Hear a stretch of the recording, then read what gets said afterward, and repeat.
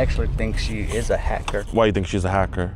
Because my other Facebook got hacked. I don't know many that are hackers. There is some. Do you not find your wife too attractive?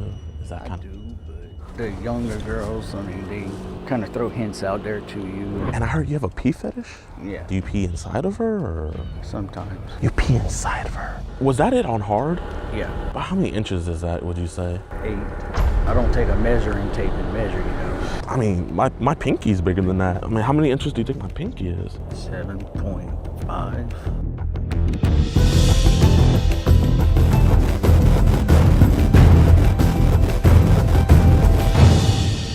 Yo, what's good, YouTube, man? Welcome back to a brand new episode of EDP Watch. I am your host, DeMarcus Cousins III, and welcome into 2026. Here's to us catching even more sick freaks. But today's guy, his name is Quentin Ortego, and he is out of Evangeline Parish, Louisiana. And this dude is absolutely disgusting. He is 39 and hit up our very, very young iOS 14 device. And the thing that's crazy about it is on his profile, he has photos and videos of him getting married. He literally just got married this year. And he didn't even care about all that. He was literally hitting her up on that same profile. And then also he was letting our decoy know how he was trying to give her the R. Kelly treatment. And if you guys don't know about what R. Kelly was up to back in the early 2000s, let's just say R. Kelly liked to stream with young girls. And I'm not talking about Twitch streaming. If you know, you know. But yeah, this dude is an absolute freak fest, absolutely vile, and words really can't describe it. So I'm gonna just let him describe it himself. So without any further ado, let's catch this freak.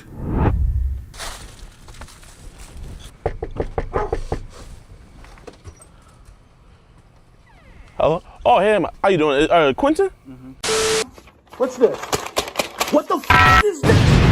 Do you want to watch EDP Watch episodes early and completely uncensored? Do you want to listen in on these disturbing one-on-one calls we have with these monsters? Do you usually like rub your or do you hear it? And do you want to support our mission to protect those who cannot protect themselves? Then why not join EDPWatch.com? It's showtime! Get extended, early, uncut, and exclusive never-before-seen episodes, full uncensored chat logs, audio calls, access to the exclusive Discord, and the chance to be thrown out and do an EDP catch with yours truly, DeMarcus Handsome. All for the low, low price of $4.45. So what are you waiting for? Pull a Marquise Brownie and speed on over to EDPWatch.com. Warning, the following content may cause extreme disgust, secondhand embarrassment. Hey, how you doing, Quentin, man? My name is DeMarcus. Hey, man, how you doing, brother? All right. Appreciate you. We had accidentally knocked on your sister's door. Yeah, man. Hey, we just wanted to have a conversation, kind of like about a girl online and everything. We're not law enforcement or nothing, but could we just talk about that? You know, I don't want your wife finding out, you know, kind of what we were talking about online. So could we just talk about that real quick? Appreciate you. Want to go talk over there, like kind of just at the front? No. Oh, you want to talk right here? Yeah. Yeah, okay. Well, I mean, before we get into all that, man, how long you been married for? Since May. Praise God, man. So it's fresh. My man. So do you kind of know who I'm talking about today? No. No? We haven't been talking to kind of like any other girls online? I mean, as friends, that's about it. Friends? Okay, so you know about, so you're good friends? Mm-hmm. Okay. And how old did tell you that she was? 18. She told you that she was 18? Well, I mean, I definitely don't doubt that, but you know, kind of like when at least messages I was looking at, she told you that she was Do you remember her telling you that she was She also said 18, so. Okay, where did she say 18? One was, I asked her earlier, and then. Was that on Facebook that you asked her? Okay. Cause like, kind of like I'm on her account right now, you know, you said you were 39 and then she said she was so kind of when, I guess, and like that was kind of when you guys first started talking. So like, when did she ever say 18? On another site, but I had deleted it and stuff. Oh, so like her profile on, oh, what other site did she? I don't remember. You don't remember? Okay. I mean, it happened.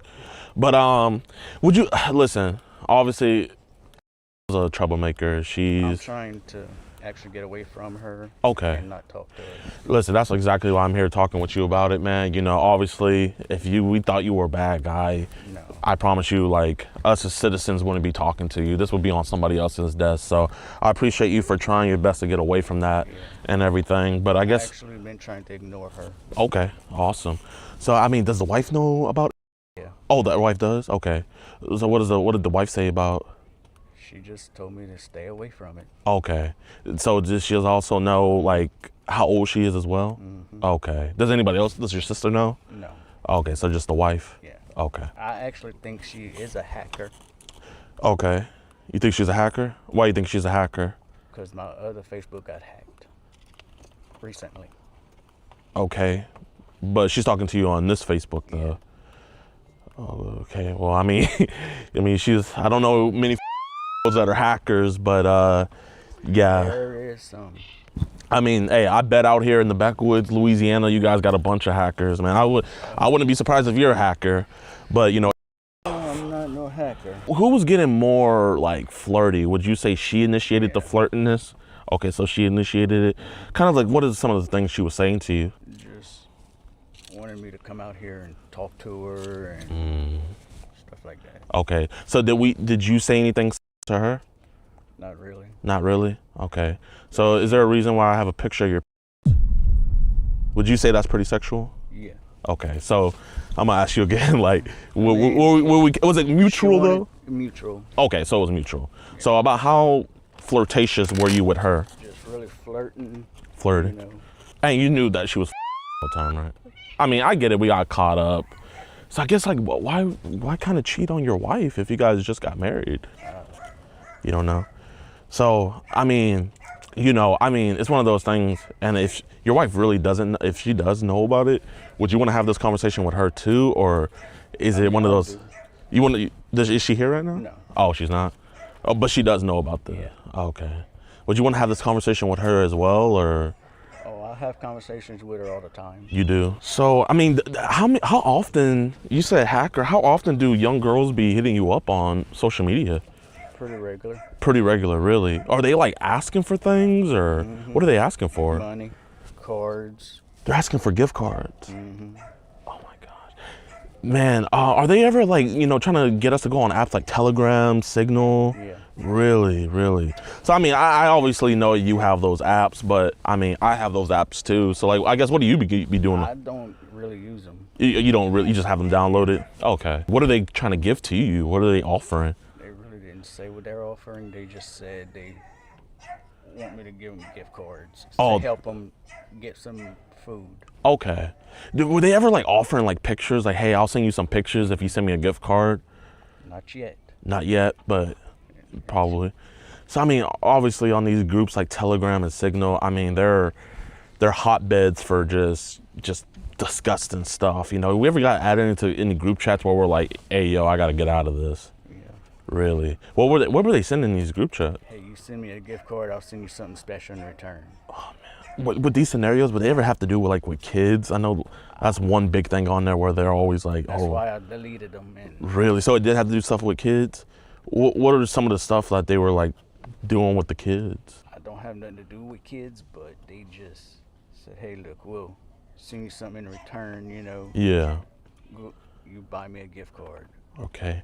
So, like, with these videos with kids, are they like, because kids, they want the big bucks. Are they ever in those photos that they were sending? Not that I remember. Not that you remember? Because like I said, I deleted those apps and I don't have them. Yeah. I try to keep apps that I know are safe. Okay, so well, hey man, Facebook's pretty safe, but I mean, I'm over here thinking like the reason why you're talking to her like this is because we probably just got caught up with some stuff that we've seen on other apps. That's my whole logic. So that's why I'm like, there's no way this dude's telling a that he wants to rub her. No. Because he's been exposed to something. So have you been exposed to some stuff that? So this is just kind of how you think though? Okay. I guess when did the wife catch you? Kind of like stepping out on her, talking to other people. Oh, she caught you the other night. Okay. Because obviously, mom was like, this is illegal. I want to get people involved. And I'm like, hey, listen, we don't need to do all that. I think he's a reasonable guy that we could talk to him and like get this sorted out, right? And I mean, obviously, I feel. Do you have any kids? No. No kids. Okay. Just the ones you hear in the hair. Oh, hey man, those are kids in my book. So I mean, like you're telling her things like I'm hard and horny, and you're telling her that you want to rub her. And you said you had a dream about her. I was your in the moves, and when we went to the bathroom, like, kind of like, tell me about that. Like, why were we saying things like that? It's just something to talk about, I guess. Just something to talk about. But we are gonna get better, though, right? Yeah. So listen, man. I'm gonna just keep it real with you. Trump's real big on child protection. Obviously, that's why he went undercover with Epstein.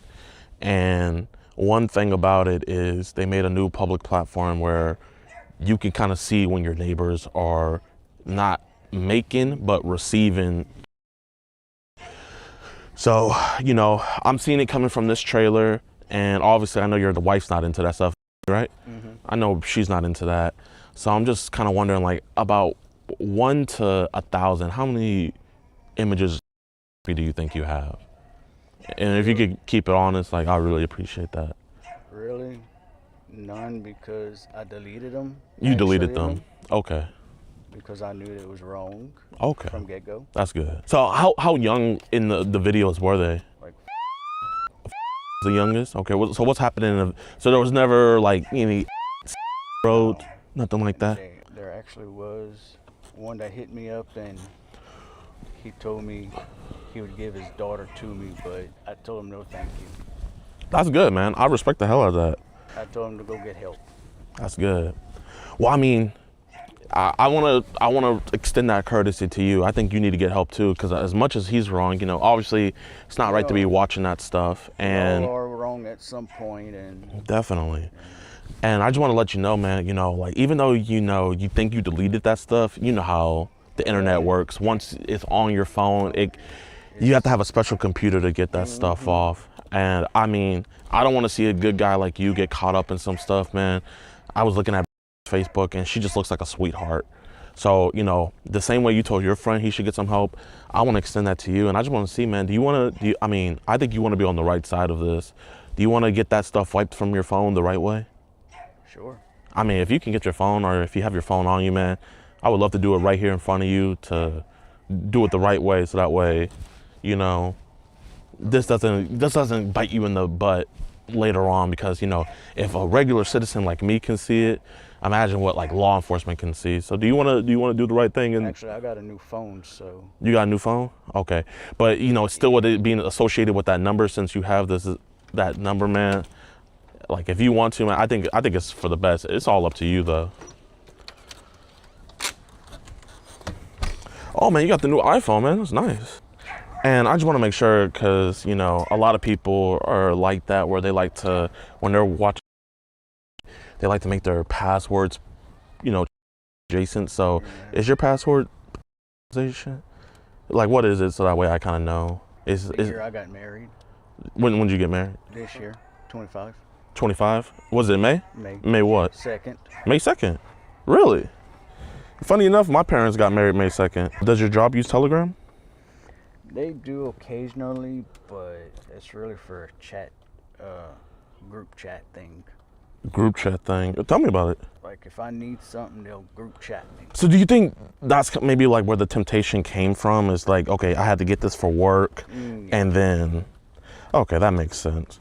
So I mean, to do this the right way, obviously we gotta, get to the source. Would anyone ever send it on Kick? No. It would just be on Telegram? Yeah. Okay, what other apps would they send it on? That would be the only one. Okay. What do you do for work? A floor tech. You're a floor tech, man. Praise God, man. I mean, that's the backbone of our society, truly. Is that your wife? Yeah. Okay. Sister. Here, just put it in. Yeah, of course. Hey, how you doing? Is there something? Oh, no, we're just having a good conversation now. Just talking. What are we talking about? Sports and stuff.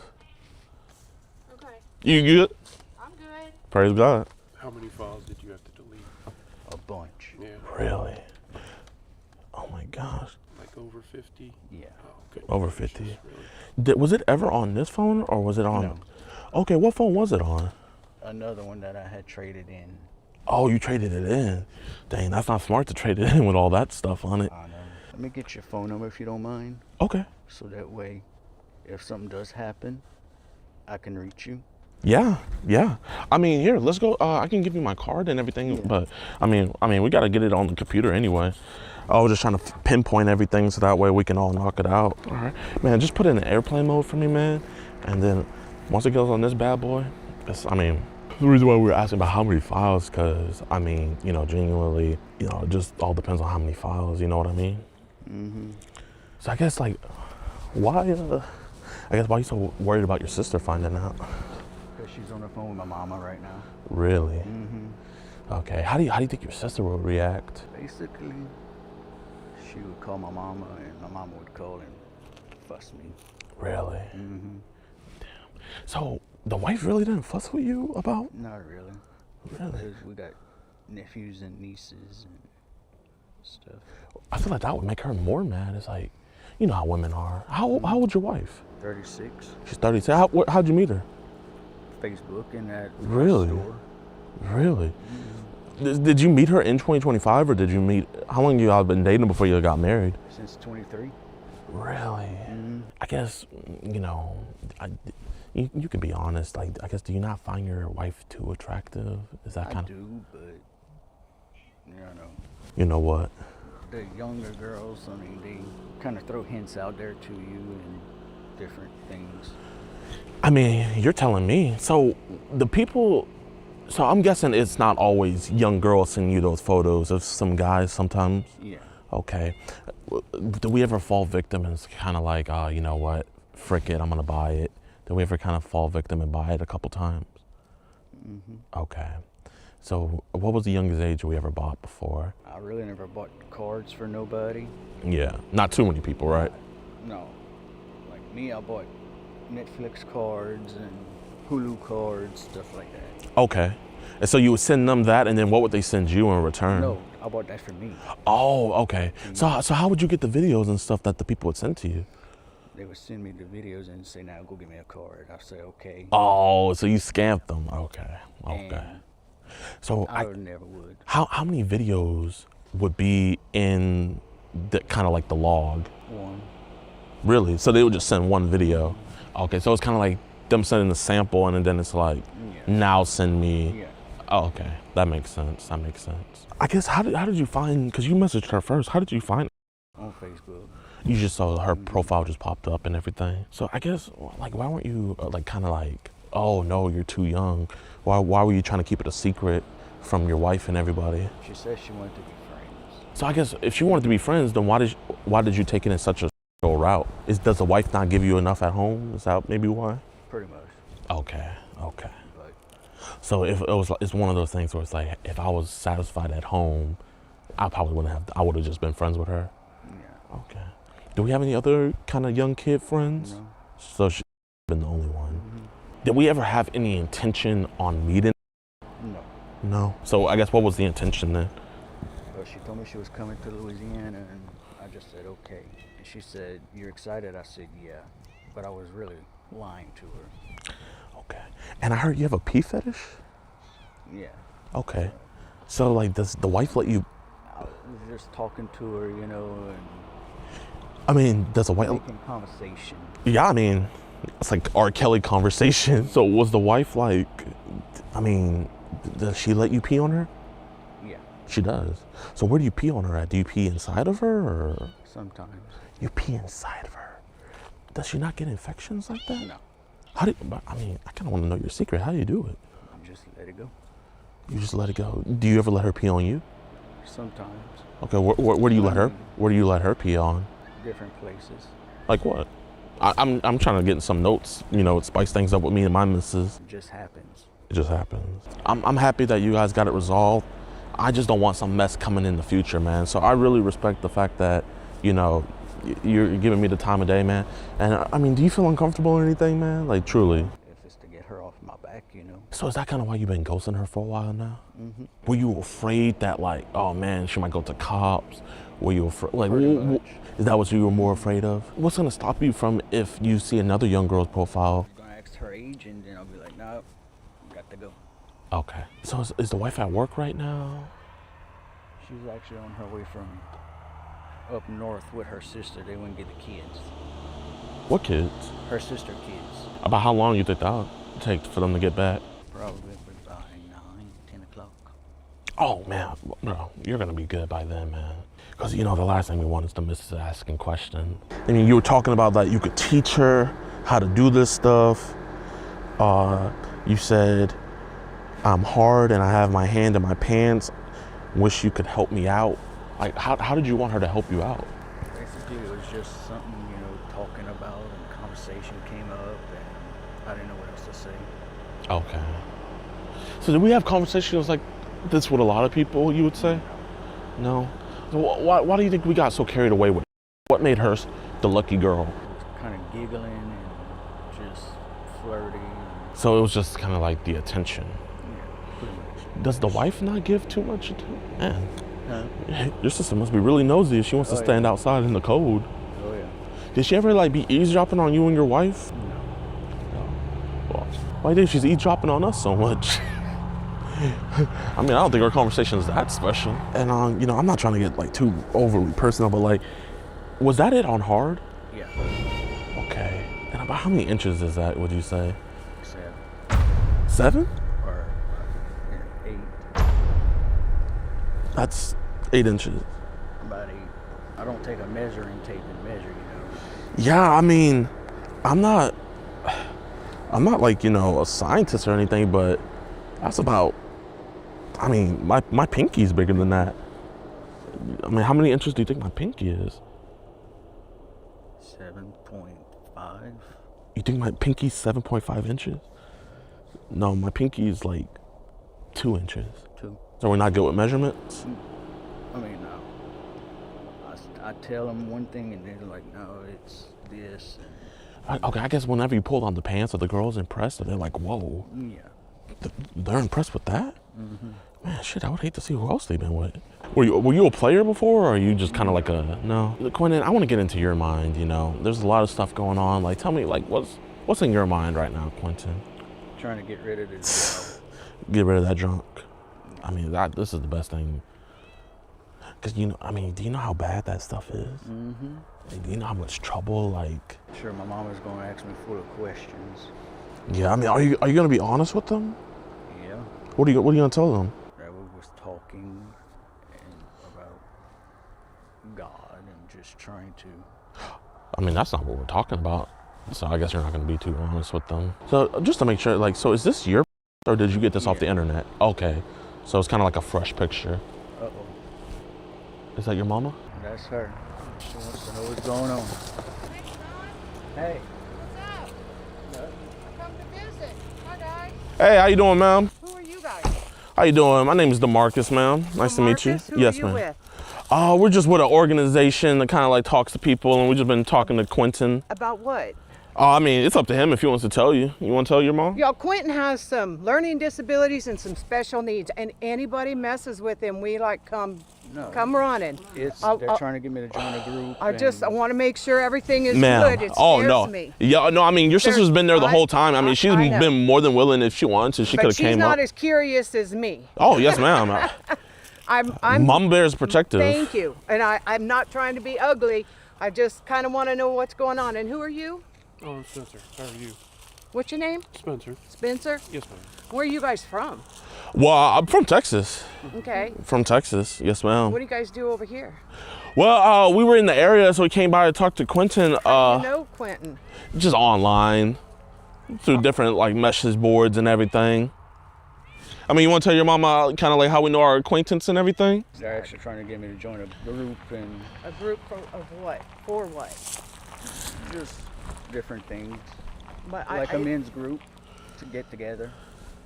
But is it a religious-based group? Is it Yeah. something through the I mean, we like to church, keep we like to keep Christ first, but it's not. I wouldn't say it's necessarily religious, but I mean, if you don't have Christ in everything you do in life, how are you No, going to for succeed? Sure. For sure. How come you guys don't come during daylight hours?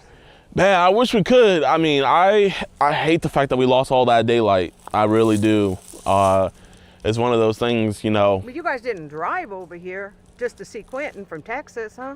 Oh, no. So That's what's- definitely not one of the only What are reasons. you- Area visiting this. How you doing, sir? We were just talking to Quentin. I mean, you don't have to have a firearm out or anything like that. No, it's okay. Yeah. Yeah. How did you beat me here? We all pack. No, I understand. I understand everybody We don't packs. play. It's just one of those things where, you know, Yeah, you can't put it away. having it out, you know.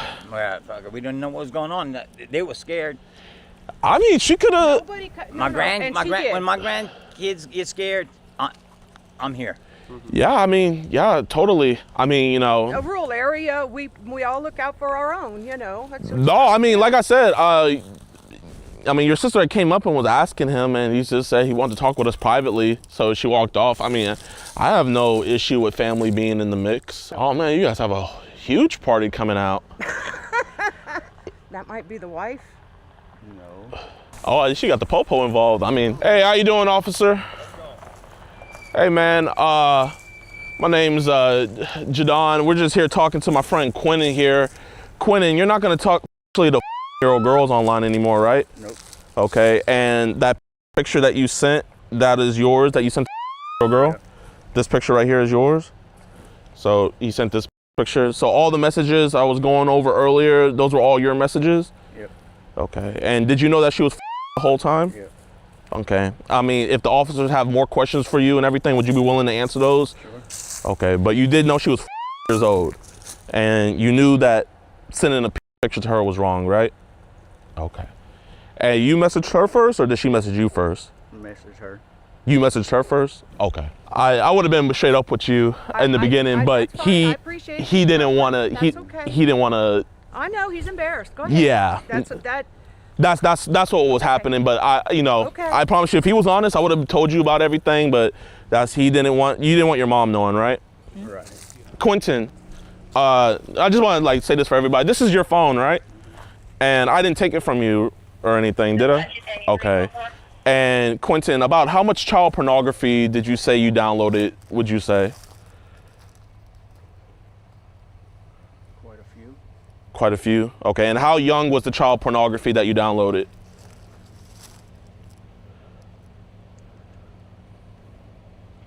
I really didn't download it. It was sent to me.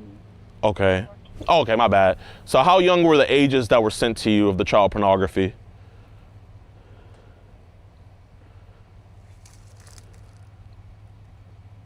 I don't remember, but I told him not to do it no more. Okay, were they underage though? Yeah. Okay, like under 13 years old? Okay. Do I have permission to give your phone to the officers? Okay, so. Okay. So, with that being said, I'm gonna ask you. You gonna let us take this phone? Yeah. Okay. So I have all the chat logs right here, but while I was talking with him, he. Before you go any further, Yes, sir. I'm just gonna read you your Miranda rights. That way, all of this is covered. All right, y'all, man. I hope you guys enjoyed this episode. This was a crazy one, but now we need to talk about Mr. Quentin's charges. So he was not arrested that night, but later I was contacted by the ICAC division over in Evangeline Parish, and they let me know that the evidence was great. It was fabulous. The detective actually let me know that he was just dying laughing watching the footage on camera. Like, the dude was just admitting to everything, because what was funny was when they arrested him, dude wanted to plead the fifth automatically, but they didn't even matter because they had all the video confession from him. So this is what they got him on. So for right now, the charges are computer aided solicitation of a minor, indecent behavior with juveniles, child grooming / indecent visual depiction of a minor, and he did in fact have cheese pizza on his phone. Now the disgusting thing is the things he likes family type of videos. So this dude is an absolutely just freak monster. So I'm hoping that he gets slapped with the book. I'll be keeping you guys updated on his conviction and everything. If you guys want to keep track of all our guys and stuff and see what they're getting convicted with and stuff, all you need to do is just type in the county where it happened in the state. So you just type in Evangeline Parish, Louisiana, and then type in court case search. And then once you find that, you just need to find whatever website it is, and then you just type in their name, boom, bada boom, and then boom, it lets you know like when court dates are coming up and all of that. So you guys can do that in the future if you guys want to see, you know, updates on these guys and everything. But yeah, this guy was really bad, especially with him living on the same property as young kids and stuff. I'm so happy that we were able to get him. All glory to my Lord and Savior Jesus Christ. Huge shout out to FM for getting us this freak, man. This dude was absolutely disgusting. But yeah, man, I really don't got much else to say. Here's to a great 2026.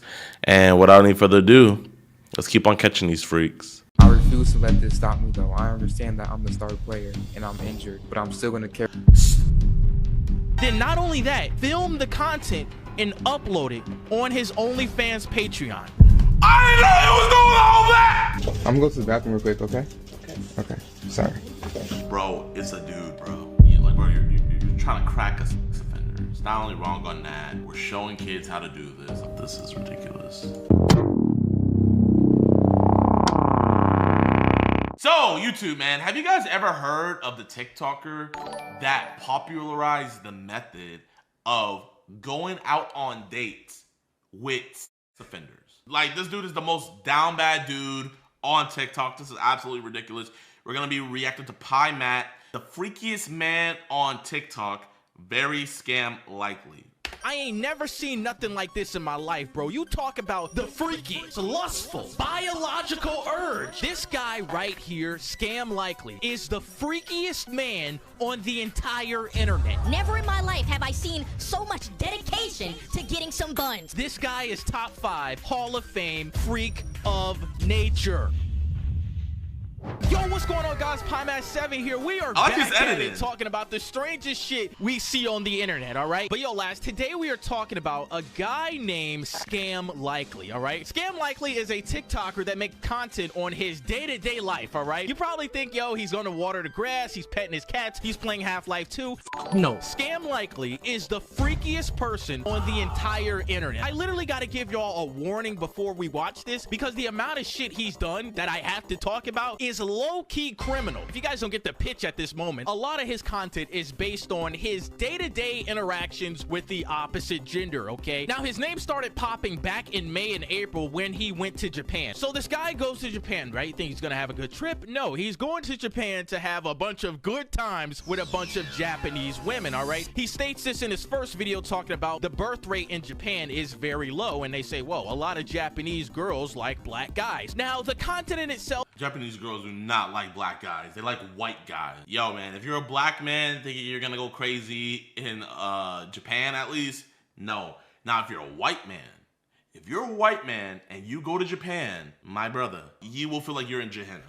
Is nothing I haven't seen before. A lot of people call this passport bros. The Philippines, Vietnam, the Dominican Republic are very popular places that a lot of passport bros go to have intercourse with a lot of women for, I guess, literally nothing. Sound like a real nigga to me. He was basically on a freak kill streak. I'm talking about every single day he was knocking something down, all right? He's knocking all these chicks down. He's having a good time. He's making content on it. But this is the part that fucking blows me right here, okay? My man.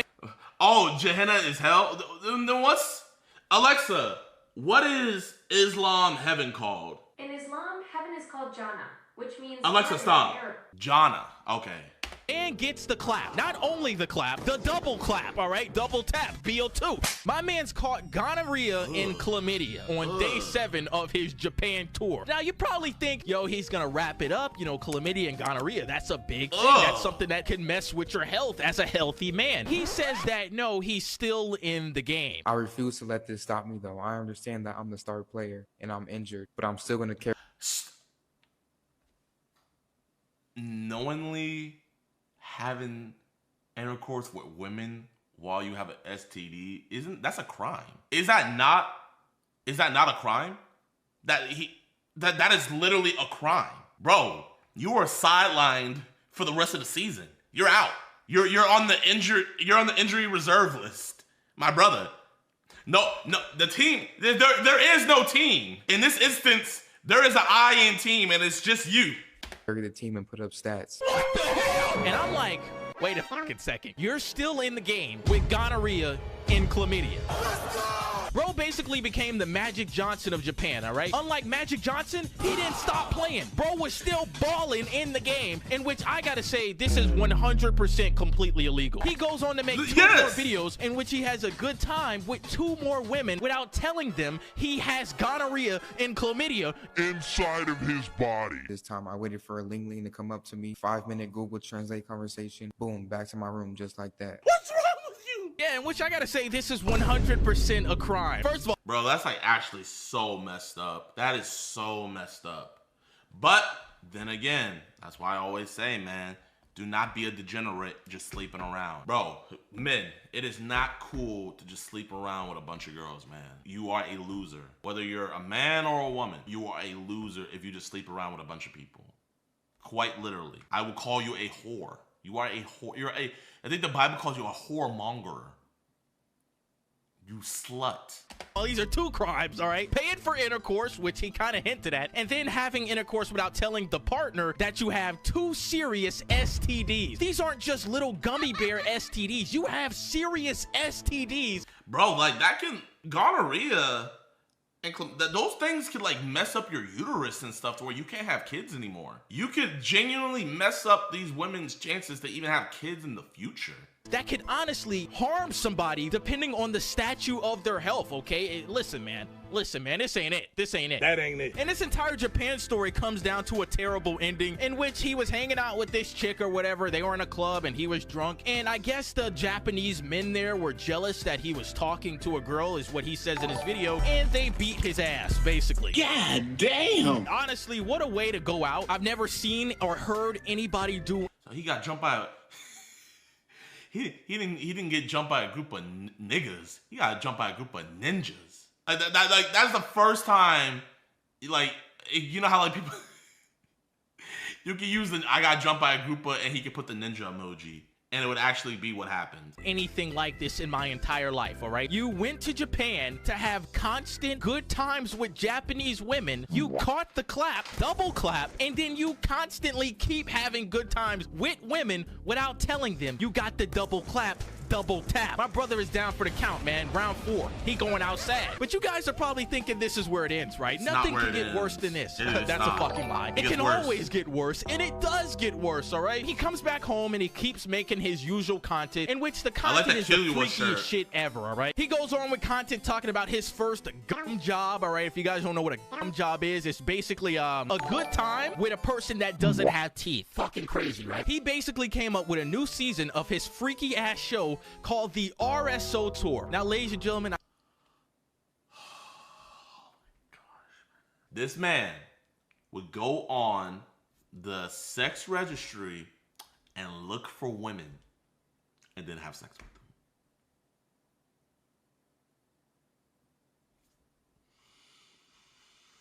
Female sexual predators.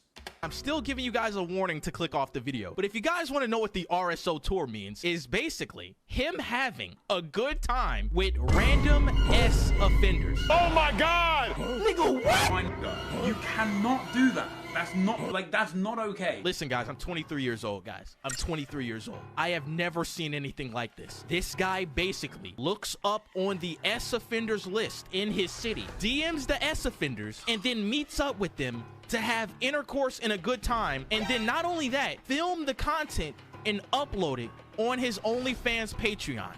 I didn't know he was doing all that!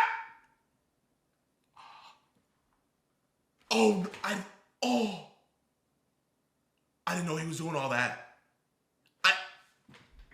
Yeah, I'm not gonna lie, man. You're a bad guy. You are a bad guy. I do not think you're a good guy. No. Oh, and who is paying for that? You know what? We have an imposter among us. There is somebody in this chat. Somebody here. Somebody. One of you are subscribed to his OF. Oh, no. Some of y'all are just, okay, y'all just being honest about it. What the fuck fuck's wrong with you? This is the first RSO tour in which he found the S offender, found their Facebook, and found their charges out, all right? Her charges are human trafficking with a minor. Jesus Christ. I've never seen anything like it. So that means she was pimping out a child. She was working with a pimp to pimp out a child. And yo, Big Z, thank you for the Prime sub, man. I appreciate it. Oh my. Bro, you guys think men are bad? Women can be just as bad, if not worse than men sometimes. There is nothing a man has done that a woman hasn't done as well. Keep that in mind. And the crazy thing about it is women can get away with it a lot easier. There's been a lot of serial killers that have gone unnoticed because the detectives working the case were like, this can't possibly be a man.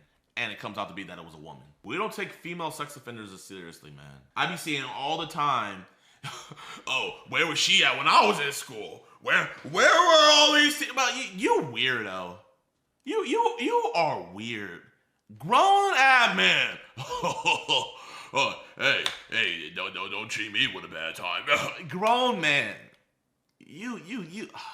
Double standard is crazy. We only care about our boys when it's a man touching our children. That's the only time we care about our boys, chat. Know what the fuck is happening, all right? And as he begins to link up with the girl, he plugs his exclusive content saying that if you guys want to see the in-game footage, you're gonna have to subscribe to go see that in-game footage content, bro. This is but bro acting like he's giving us the league pass. No, thank you. I'm good. This is insane, guys. And also, I forgot to say this. This kid is 19 years old, bro. He's 19 years old, looking up S offenders to go have intercourse with them for content. Am I tweaking? I can't co-sign that, big brother. And basically, he keeps the RSO tour going on. Oh, okay, that's the dude. Oh man, bro, I was about what? And eventually showing people how to do it, in which, hey, I'm not all for that at all, okay? A lot of the people on TikTok are very young. For you to show a younger generation of people how to get buns off of S offenders is maybe the craziest thing I've ever seen in my life, all right? Eventually, it got to a point where the people he was looking up to have good times with, they found out about his page because of how popping the content was. People are like, wait a second, I seen your videos. You're doing the RSO tour. You're basically just here to have a good time with me and film it for your content. Honestly, I don't even know what to say to this shit. Bro, it ain't even Freaktober yet, and he already freaked out of his mind. This man is on a freak killing spree. Freak ass nigga ass 69 God. What's starting to happen now is that since his content has been popping, since the Japan videos, the RSO tour, he's been getting a lot of videos made on him. He's not handling the criticism well at all right? He has multiple videos on his account and even his Instagram saying that people are leeching off of his content and basically stealing his bag. One of the OG... Bro, you got your bag when you got to sleep with the Preds, man. You got your bag. YouTubers Art of Kicks made a video talking about him, and he reacted to the video saying that he would copyright claim the video, false copyright claim the video. I should copyright this, but after I get monetized after this video, I'm definitely copyrighting this. This shit is not okay. And all I can say is this, dude. Do not false copyright claim anyone. You don't want to go down that road, all right? Because you false copyright claiming these bigger content creators, that's going to be a very asshole move of you, and that's not going to end too well in your favor, all right? And listen, man, I hate to tell you this, but what you're doing is not normal. So people are going to have a more negative view on your videos when they react to them. Bro, you literally have a playlist on your TikTok of having intercourse with random S offenders. Like, come on, bro. You literally caught gonorrhea and chlamydia in Japan and kept having intercourse with the Japanese women. So, of course, when people are going to make videos on you, they're not going to say, oh, yeah, man, that's the most normal shit I've seen all day. Oh, yeah, man, I totally agree with this guy's doing. No, bro, nobody's going to agree what you're doing because what you're doing is not normal. You're getting clout, you're having a lot of intercourse, and you're making money. He had a video showing that his Patreon got deleted, and they sent him a $22,000 check. Bro, if he's making $22,000 from his Patreon, imagine what his OF is paying. Oh my.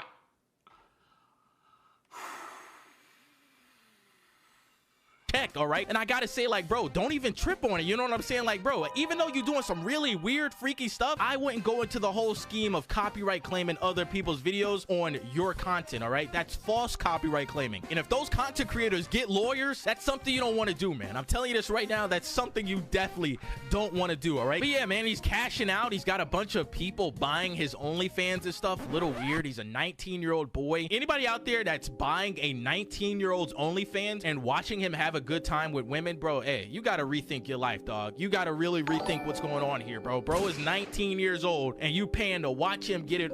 Come on, bro. Tighten up. Brother, But listen, man, I said what I said. I think he the freakiest dude on earth, all right? Now, do I respect his content?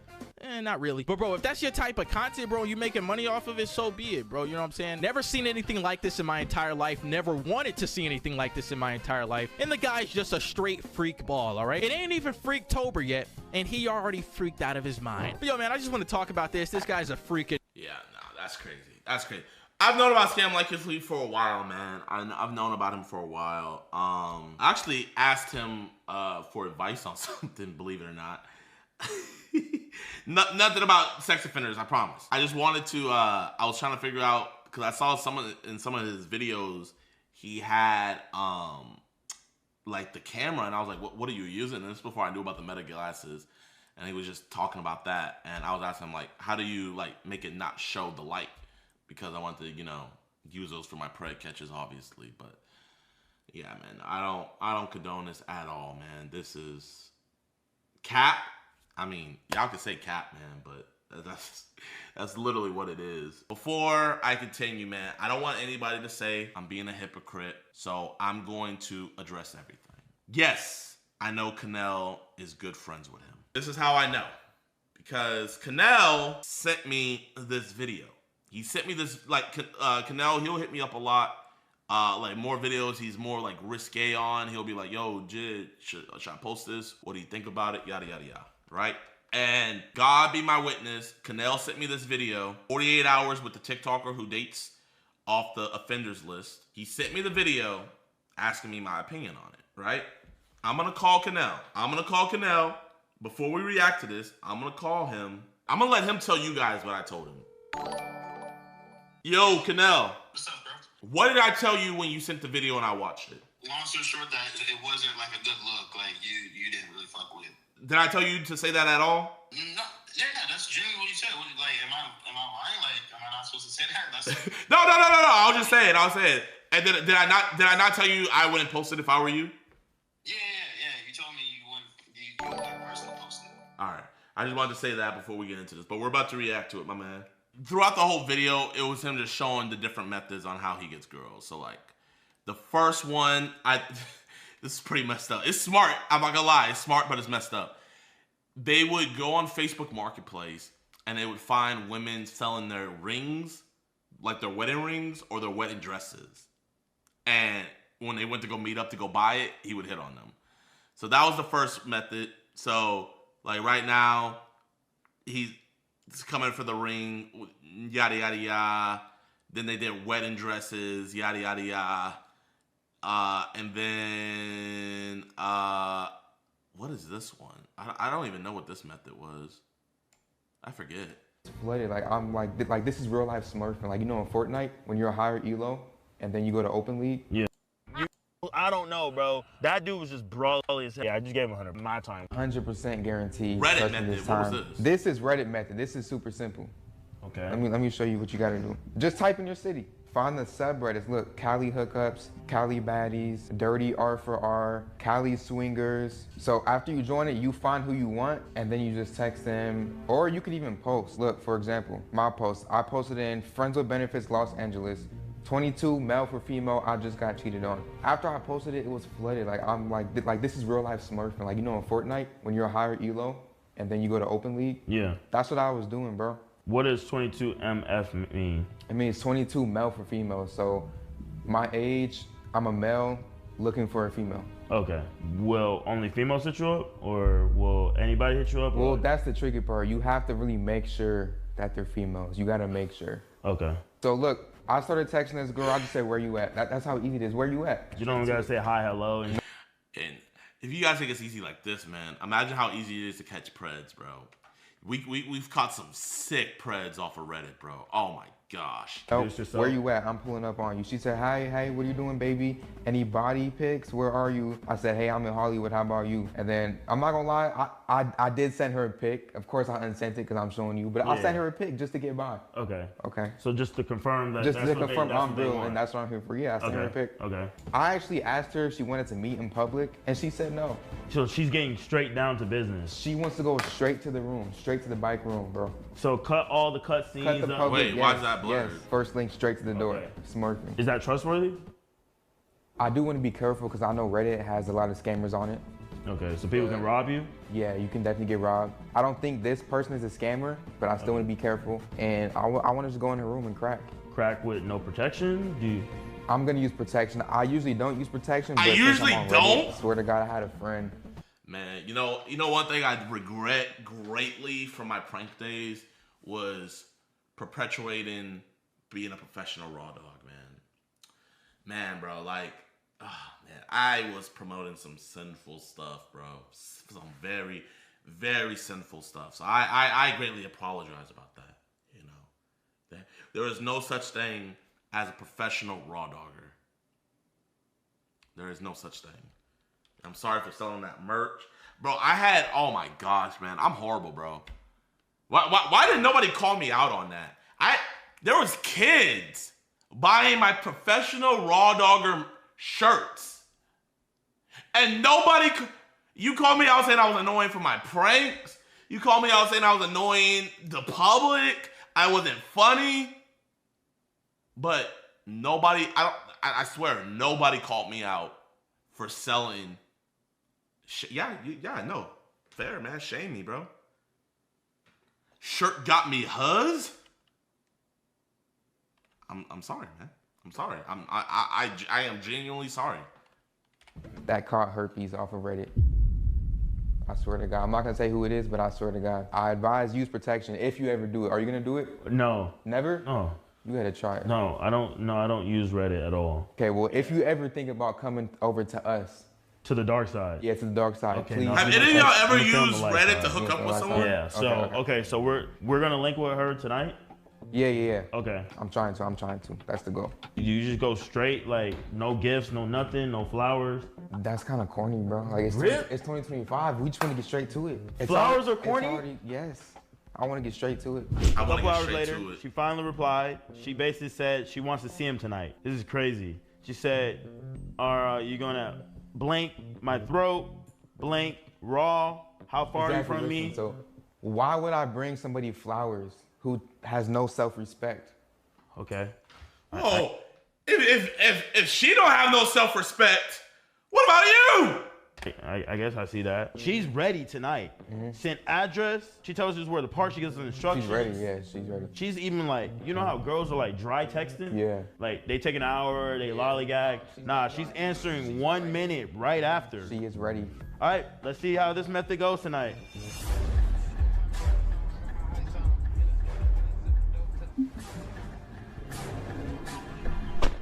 All right, so we just got out the car. We're gonna wait outside here and see how his day's going. I think Scam just walked inside. Hopefully this goes as planned and his method works.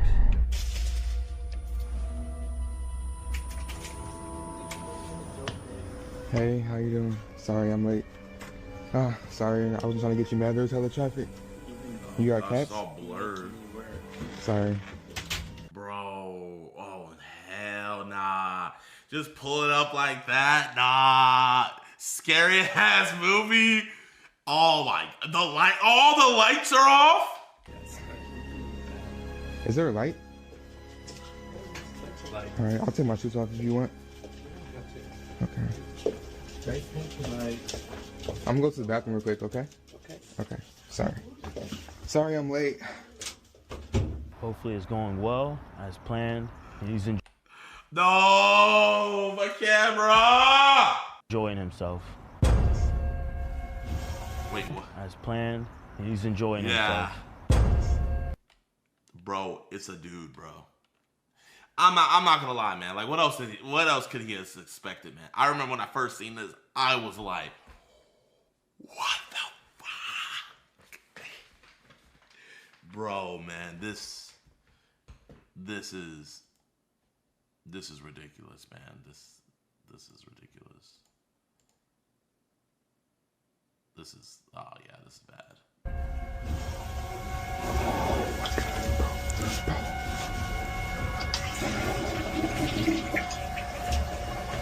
I didn't hear no tinkling. Alright. I'm gonna go get some gum real quick from my car.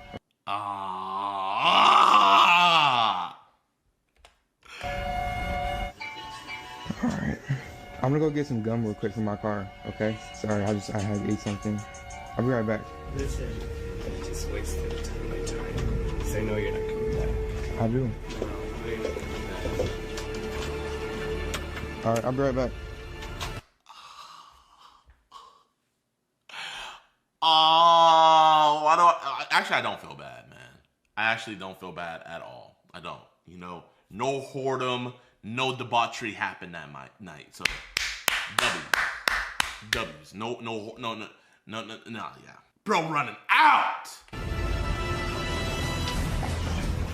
Oh, shit. Bro's running. What? Bro's running. Go. Go. Bro, why are you running? Huh? You gotta go, yes. It's a dude? It's a dude, bro, yes. Bro, go. Oh, God, that ass. Oh, God, I'm not talking on God.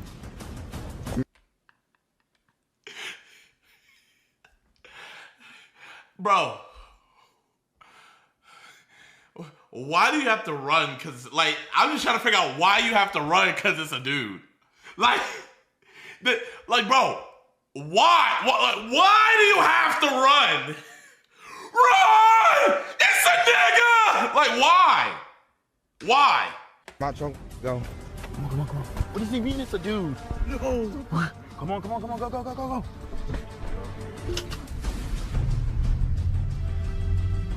He's not answering. He's not even answering.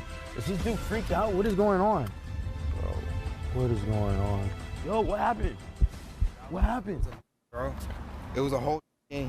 He had on a wig. It was like messed up. He locked the door from the inside when I tried to get out, and I turned the door handle. It had like oil on it. I swear on my life. It had oil in it. My hand slipped. He's like, oh, it's locked. I was like, okay, I'm just gonna grab gum from my car. And you just ran? I ran. No. Well, okay, that's not. The oil on the door, though, is weird. The oil on the door, though, is weird, but it's, bro, I mean, it's not that weird to lock the door, bro. Probably living in a rough neighborhood, but the oil on the door, though, nah. Usually happen with the... This never happened to me before. Did he message you? Oh. Thanks for wasting my time. Dang. I didn't know you were a dude. What did he say? I'm a /CD. It's in my ad. What does CD mean? What does CD mean? I guess he expects you to know. What does this CD is the first mean? time this ever happened? It's the first time I had this happen to me, bro. What is the success rate for this method to work? It still works. I'm not saying it doesn't work. You just got to be careful. You got to like double check and make sure that it's not a dude. Unless you want to do, then yeah. Bye, you wasted my time because you couldn't carefully read what you're responding to. You want to? Yeah, no. I mean, that is you have to read the fine print, bruh. So you got to go back upstairs. Man. I'm not playing. I'm joking. Go back? No, I don't want to go back. Bro, that's bigger than me. I don't want to go back. That's taller than me. He's bigger than me. That could probably beat my ass. Damn. I'm not going back, bro. But he sounds scared. You at least, bro, make out, kiss, something bro, like. No, bro, no. Stop. Pause. Stop trolling, bro. No. Okay, all right. Stop trolling. Bro, this is what I'm trying to figure out. I'm a very nuanced guy, so we're more grossed out with sleeping with a dude than we are sleeping with people that we know are on the sex offenders list. So you would rather sleep with somebody on an actual sexual predator who's on the list than a dude. Oh, I'm not using this method. Bro. It's not usually like this. Was he at least cute? Okay, all right, my fault. My fault. Yo, he said a wig. Oh my God. Okay, I don't know if we should count this method as successful, but we're just gonna say semi because, you know, people swing both ways? Smell my hand. I'm not smelling your hand. I'm not smelling your hand. Doorknob, I swear to God. No, I'm not smelling your Tell me hand. what it smells like. Dan, can you smell his hand? And his doorknob has some type of like oil on it. Smell it, just Dan, smell it. I can't smell. Like, I'm sick. I was sick the last couple of days. Yo, I swear to God. Smell it. What does it smell like? Like coconut. Or something? It's like coconut baby oil. Like he was trying to take advantage of me. Let me see. That is coconut. That is coconut flavor. That's the only thing I touched was this doorknob. You have to really make sure that they're females. You gotta make sure. All right, so this is the next day. So this is, I don't even want to say, man, this is horrible, bro. And you know somebody has tried this out, man. Why would you want to meet up with an RSO other than catching them? Why? And I'm gonna be honest, this is the most craziest method I've seen to this date. He is going to be hitting up and showing us how he finds registered offenders. I'm nervous. Are you nervous? No, I'm not nervous. I've been here before. All right, so basically the RSO method, one website I have not told anybody, it's called citydata.com. This is the #1 website I have been gatekeeping for a long time, but I think now is the perfect time to just put it out there. Go to your city, right here on top it says offenders. Go to your state, type in your city, and right here it's all the offenders in that state. But there's a problem, like most offenders are males, I'm not gonna lie. So you want to filter them out, press Control F and then type in the females so you can filter out all the females. And then you can use this arrow right here to just skip all the males. Wow, okay. This one says sexual assault of a child. So we're trying to meet up with someone who assaulted a child. So this is real. Yeah, these are real people. Yeah, and it's all public info. That's the crazy part. Like this is not wrong at all. And it says oh, okay. This is wrong, but he's saying the information is not wrong. Victim's age was 16. This is her? Yeah, this is her. Oh. 5'7", 200 pounds. You like that? I really don't like redheads, but I mean, to each his own. She got some more pictures down here. So this is multiple offenses? Yeah, yeah. Oh, cause look, 2013. 2014, 2022, and 2023. So those aren't multiple offenses. What it is that means she's probably has a lifetime register. So it's not that she's done it that many times. What they have to do is they have to come in like every few months or every once a year and take a new photo of themselves to show what they look like. Not that it's a new offense. It's just documented. But the fact that she has to take that many photos shows the severity of what she did. So they would never learn their lesson. Exactly. That's why this method is so green, bro. Cause like these people are freaks, so they're always gonna. Bro is shopping, literally. And it could be us. It should be us. I don't want any part of this. Let's show her. It should be us. I don't want any part of this. Aggravated assault of a child. Let's show her. Oh, No. is this usually what we... Look at that. Lifetime registry. I don't see how someone can have lifetime registry, but their risk level is low. I've never understood that. Never. No. Is this usually what we... No. I don't know what's going on. Somebody in the chat said, the Uncrackables. Bro, you guys are funny, man. You guys are funny, man. I'm not gonna lie, y'all should be some comedians. Yeah, I don't know if there's like any baddies on here. Most people lose faith because there is like some like chop shit on there, but you can't lose faith, bro. I'm telling you. Okay. It's like dumb Paper shit baggins. Okay. That's a little better. You can't lie. That's a little better. I don't know. Can we see another option? Just one more? Yeah. Come on. Boom. I do this. Talk to me. You can't lie. You're not that picky, are you? I'm a little picky. Out of 10, be honest. Like, even if there was a quote unquote baddie sex offender, why would you want to meet up with her? Why? What if you accidentally got her pregnant? How would you feel knowing that you got pregnant a sex offender and she's about to birth your child and she's not taking care of your child? Like, would you? She's like a 6.5 out of 10, but I would still take it down. Okay. Any day. You wouldn't? All right, now let me show you how to actually get in contact with these beautiful offenders. So you're choosing? Yeah, I'm. Hey, keep in mind, chat, when Kanell showed me the video and I told him not to post this, I seen what this woman like looked like before they blurred, bro. This woman was chopped cheese with extra side of chopped. Like, oh my gosh. A chopoloni sandwich. Not even the fact, okay, yeah, she's a sex offender. But you want to crack. She's a sex offender and you want to crack that? Look. Okay. Not bad. Out of prime, but not bad. So look, get her. Look. Okay. Not bad. And they blurred it, but I remember, because I watched this video, she got caught up with cheese pizza. So we met up with a chopoloni woman who got caught up with cheese pizza. Out of prime, but not bad. So look, get her first name and last name, copy it. So are you sure before we do this, you were going for her? Yeah, I'm going for her. I'm like gonna get her. Like I'm already manifesting it. If she responds, I'm in there. All right, so you want to paste the name in the Facebook, see if she has a profile.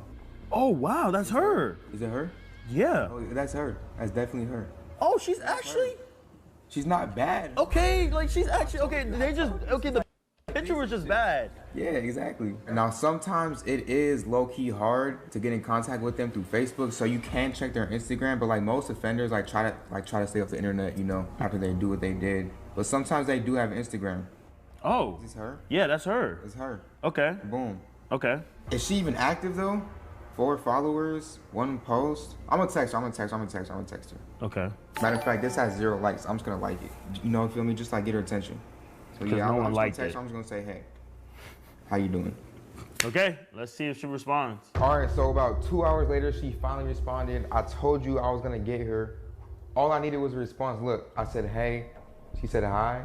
I said, may I ask what happened to your dog? Yeah, I don't mind, bro. Oh, she went down a lot. Typed a whole entire college format essay. But you don't, like, do you care about the dog? No, I don't give a about the dog. I'm trying to crack. So when she sent the picture of the dog, I said, and his owner are both super cute. So I was just like warming up. I was just teasing it, you feel me? So I said, would you be interested in a friendly date? I really don't know anything about you. So here I kind of panicked. I went back to the dog res, okay? Because she didn't really know you. So she wasn't going to like, okay. Yeah. I didn't even ask her if she wanted to go on a date anymore. I just said, I'm excited to meet you. I'm pressing the gas now, you see? Okay. I'm pressing the gas. Yeah, I asked, so you 100% down? And she said, yes, 110% actually. After she said that, my ears puckered, I got excited. So yeah, she's down. I'm gonna go on a date with her, I'm gonna see how it goes. Do you know where you're gonna take her, or does it matter? Like when with these offenders, you don't have to take them to like Nobu, or you can take them to McDonald's. You can take them to McDonald's, and they're grateful, bro. Offenders are used to eating prison food, jail food. McDonald's is an upgrade. So we're about to go link up with her right now. Mm-hmm. What is the end goal after this date? I want to have a dessert that's not from McDonald's. Okay. I want to have a dessert from her, if you know what I mean. Oh, okay. All right. So, man, you know, like this is wrong on so many levels. Not only is it wrong on like, bro, you're trying to crack a sex offender. It's not only wrong on that. We're showing kids how to do this. All this other stuff, right? This is what we're gonna do. You're gonna go pick her up. We're gonna go to a restaurant of your desire. We're gonna get there before y'all, and we're gonna act like bystanders, and we're food reviewers. We're just gonna film you guys from a distance and see how the date goes. Okay. So hopefully this goes well, and you get your dessert. So what is her charges? She was possessing child corn. Child corn. Yeah, so she's like a high level EDP.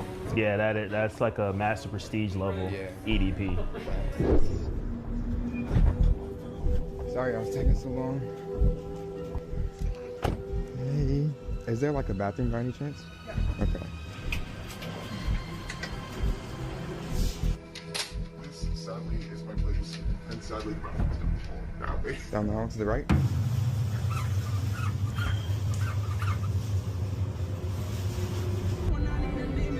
Wait.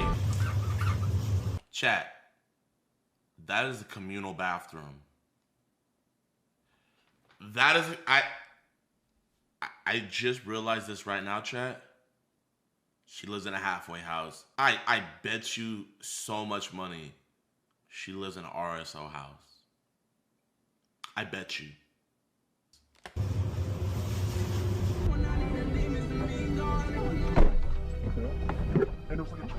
Yeah, I know that's weird. I don't know if it's like a hold or something, but I feel like that happened. Oh yeah. They're pulling in right now. I guess we're gonna see how it goes. So they just entered in. We're gonna go get some food. The date officially begins. I haven't even seen her face yet. I'm too scared to turn around. I wonder what she's getting. She's probably getting a kid's meal.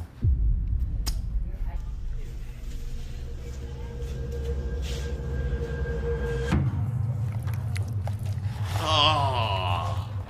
I wonder if the conversation is like a pretty normal conversation. It has to be pretty normal, right? Are you on like Tinder or Hinge or anything? I went on Tinder. I'm not gonna lie, man. Looking at that Chick-fil-A, I bro, chat. I am in the mood for Chick-fil-A right now. I can't even cap.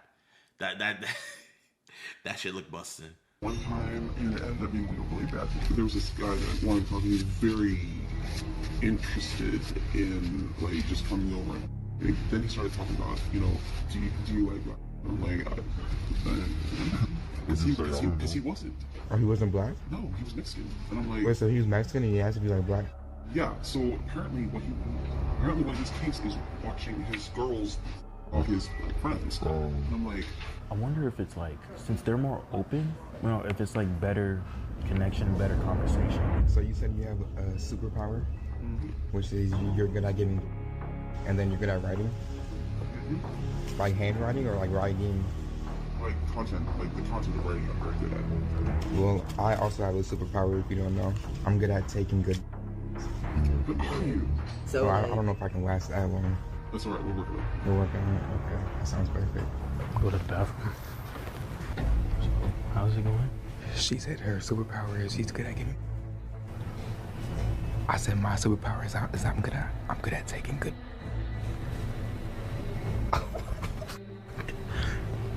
Are you gonna do it? I might.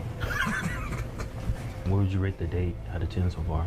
It's a 10. It's a good date. It's a good date? Yeah. Okay. She's doing all the talking, which makes it easy for me. I just gotta sit there and look handsome, you know. Okay. So y'all about to leave? In like 5 minutes, yeah. 5 minutes. Well, good luck. One of the best dates? Top 10 for sure. Top 10? Okay. I didn't think it was gonna go this good. I can't believe this date is going better than my dates. Like, my dates are awkward. Take notes. Taking notes? Take notes. What notes am I supposed to be taking from that? This is the method. I'm telling you. That is not the method. It's not the fucking method. Better than Tinder, Hinge, Bumble, Christian Mingle, BlackPeopleMeet.com, Farmers Only. He didn't have to pay for no subscriptions, no boost, no priority liking. All he did was pay for a $10.99 Chick-fil-A combo. So that food was good. First time trying Chick-fil-A. It was really great. Yo. What? Wait, have you seen me before? Are you on YouTube? Are you the Pissmaster guy? No, that's not me. I need to get a picture with you. That's not me. Probably the wrong person. You're the Pissmaster guy, right? No. He was like with the guy that was like playing with piss on YouTube. He was like, so you can take a picture. What's your name, bro? My name's Canel, but that's Canel? me, yeah. Something like that. Thank you, man. It's my first time trying Chick-fil-A. First time? Yeah. How was it your first time trying Chick-fil-A? You like it? It's cool. It's all right. Nice to meet you. Nice to meet you, man. Nice to meet you.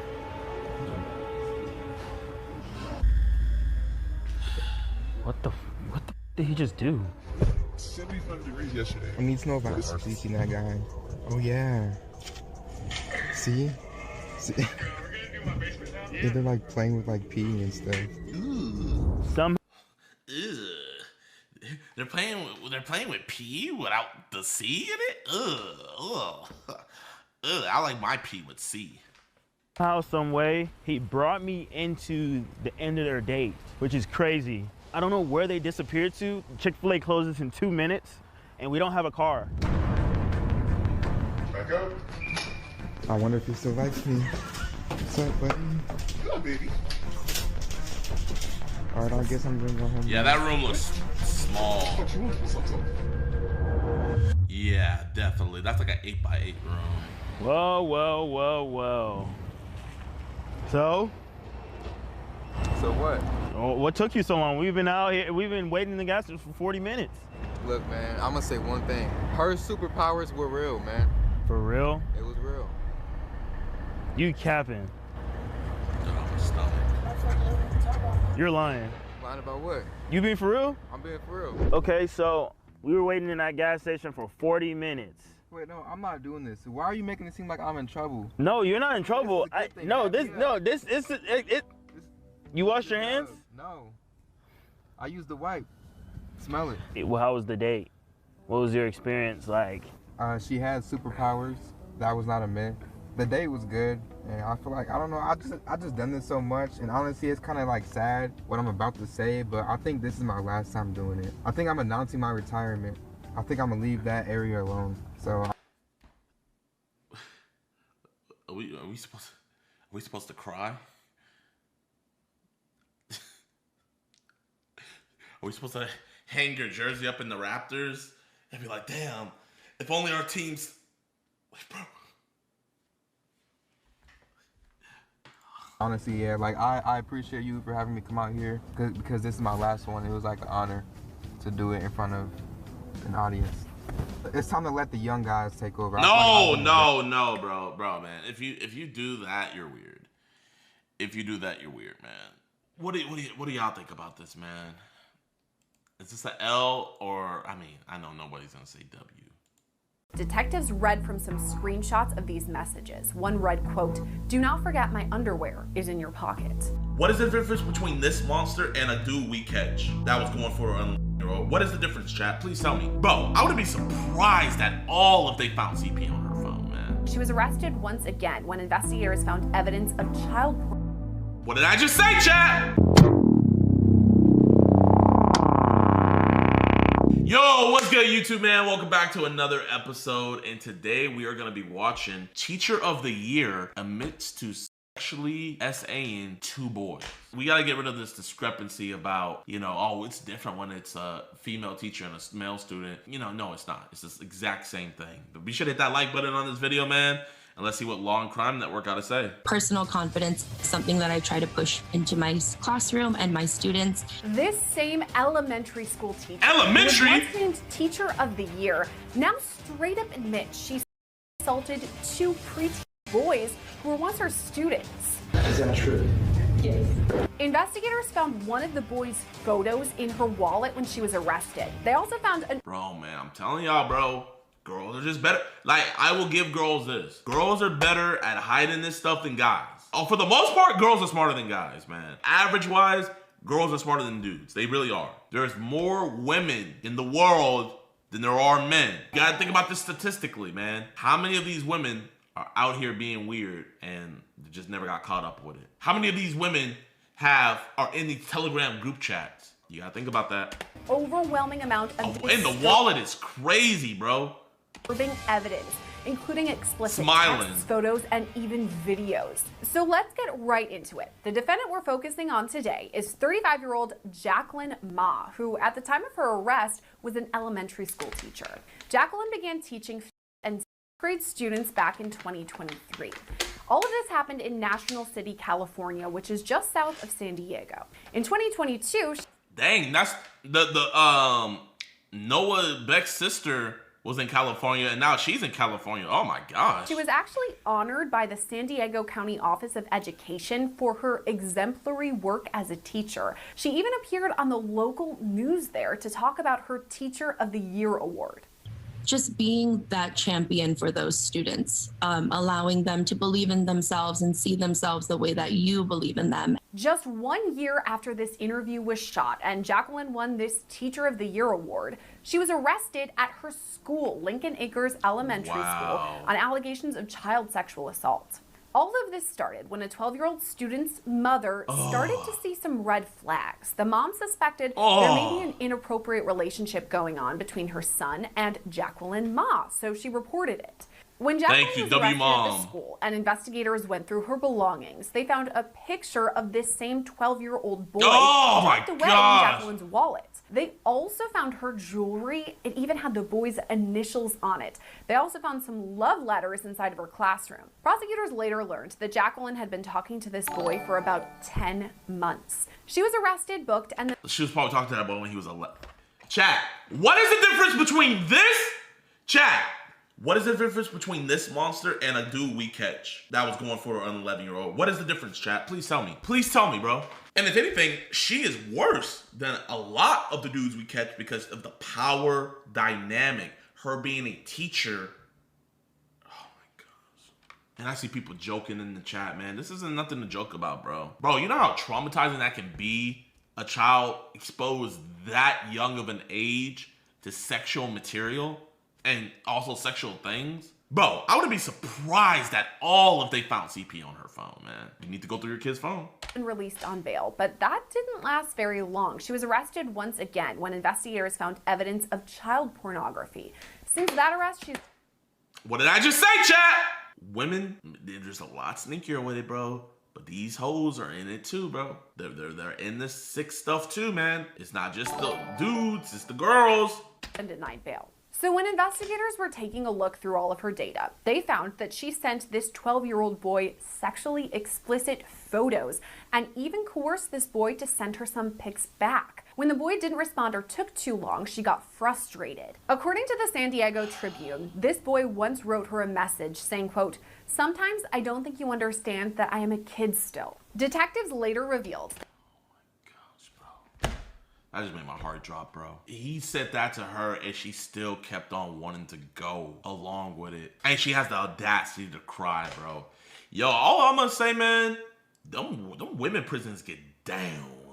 It is not gonna be a cakewalk in those prisons. I've heard a lot of COs say female prisons are actually worse than male prisons, believe it or not. That the boy's mom found messages from Jacqueline, his teacher, on the tablet. And in the messages, she asked him to delete some of them. She also asked him to turn on vanishing mode so the messages would just disappear. They also found a bunch of messages on a hidden app on her phone. Now, at a preliminary hearing back in December, detectives read from some screenshots of these messages. One read, quote, "Do not forget my underwear is in your pocket." In another message, she wrote, quote, "I love you too, like I'm actually in love with you." Months later, investigators slapped Jacqueline with even more charges when a second victim came to light. This time, the boy was only 11 years old when the abuse began. Prosecutors say Jacqueline called this student into her classroom and took off her shirt. The boy said she tried to get close to him, but he got scared, so he was able to leave. Prosecutors say she groomed both of these boys by buying them gifts, clothing, and even some gaming stuff. Initially, no teacher should have students' numbers, bro. None. Especially that young of age, man. No. If we're gonna communicate, it needs to be through an app where it's like through the school district or through school district emails, bro. I don't need your number. I don't need to be talking to you. And you know what else, man? They need to put cameras. It wouldn't be nothing to put Ring cameras. Like, you can put Ring cameras in every single classroom, bro. We need cameras in the classroom, man. This is some BS, man. This is disgusting. And I say it again. What is the difference between her and, let's say, I caught another teacher trying to meet an 11-year-old. But everybody would say he's the worst human, da-da-da-da-da. You gotta keep that same energy, bro. They're all sick. We only care about our little boys when it's a guy doing it to them. That should not be the case. Should not be the case at all. We need to care about our little boys as well. Whether it's a woman or freaking another child or a man, it doesn't matter. We need to worry about our little boys too. Jacqueline faced 19 felony charges and was expected to go to trial in April. But this month, a shocking plea deal was announced as Jacqueline owned up to all this abuse. Guilty or not guilty? Guilty. On February 5th, Jacqueline Ma pleaded guilty to 4 felony charges. 2 counts of lewd acts with a child under age 14 with duress, lewd act involving a child under age 14, and possessing material containing a minor engaged in or simulating sexual conduct. After news of her conviction broke, the National School District Superintendent released a statement. It reads in part, quote, "2 years ago, when we learned of the allegations of inappropriate physical activity between this former educator and a minor, we were stunned to our core. Although she was immediately placed on unpaid status and has been detained ever since, I want to assure our school community that with this guilty plea, we are now able to formally move to terminate her employment with the district." What's ahead now is sentencing. Jacqueline Ma originally faced 165 years to life, but with this new plea deal, she's up against 30 to life. Wow, California? Chat, you know, I'm not that type of guy to compare, but Florida gives 25 years to a 14-year-old who brutally victimized and essayed a 91-year-old woman. They gave him 25 years. This woman just groomed 2 children and possessed CP, and I don't think they said she did anything to them, but there's still that possibility, and she was facing life. Come on, bro. We like, and I'm not trying to, bro. I caught a dude who essayed 2 little girls, and he only did 10 years in Houston, so that was Texas. I caught that dude. Come on, bro, man. Life needs to always be on the table for these people, bro. I know, and I just named California, Texas, and Florida. And California is giving the best sentences. Texas and Florida. What's up? I thought we cared about kids. Now from here, I've got to bring on criminal defense attorney and law and crime legal analyst Julie Rendelman to talk about the case. And Julie, we've talked about so many. Man. What was her name? Jacqueline Ma. How long did she get, chat? Let me see. How long ago was this posted? Ooh, this is recent. She might have not been sentenced yet. Jacqueline Ma was sentenced on May 9th, 2025 to 30 years to life in state prison. She would not be eligible for parole. Wow. I rock with it. That parole board better not mess up in those 30. I rock with it, chat. She got a life sentence. I rock with it, chat.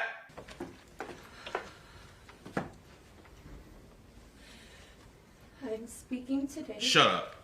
Because I am guilty of my crimes. Yeah, cry. I'm deeply ashamed of my actions and the harm that I inflicted.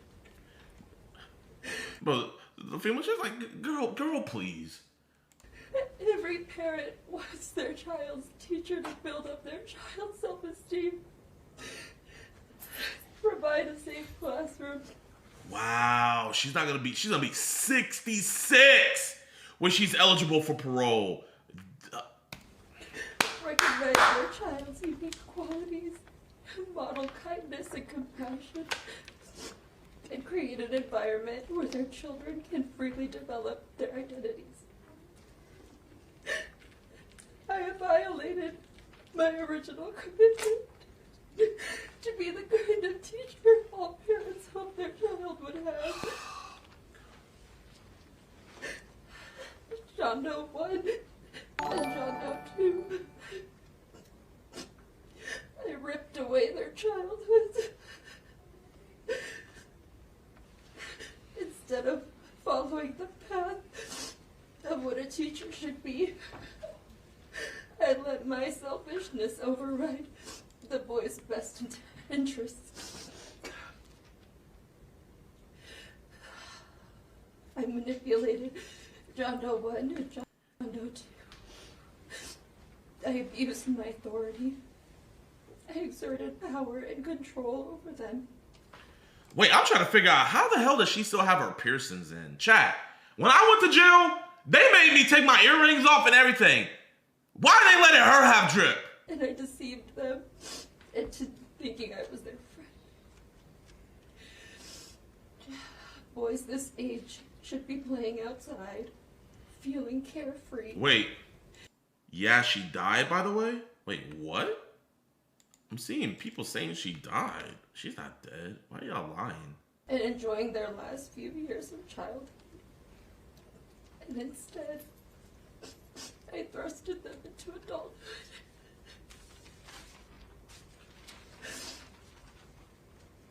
After surviving my abuse, the boys were traumatized further.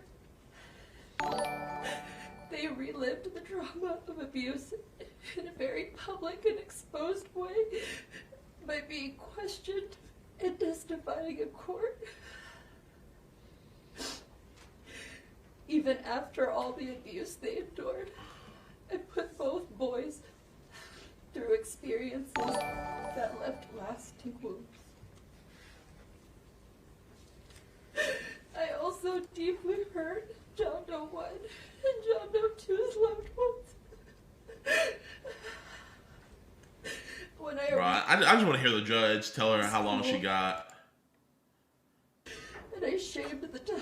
teacher.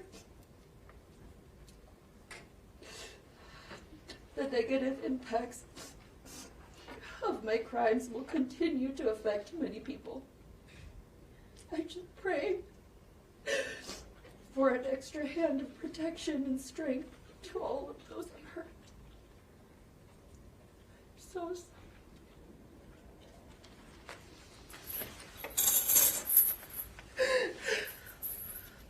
Come on, bro. Come on, bro.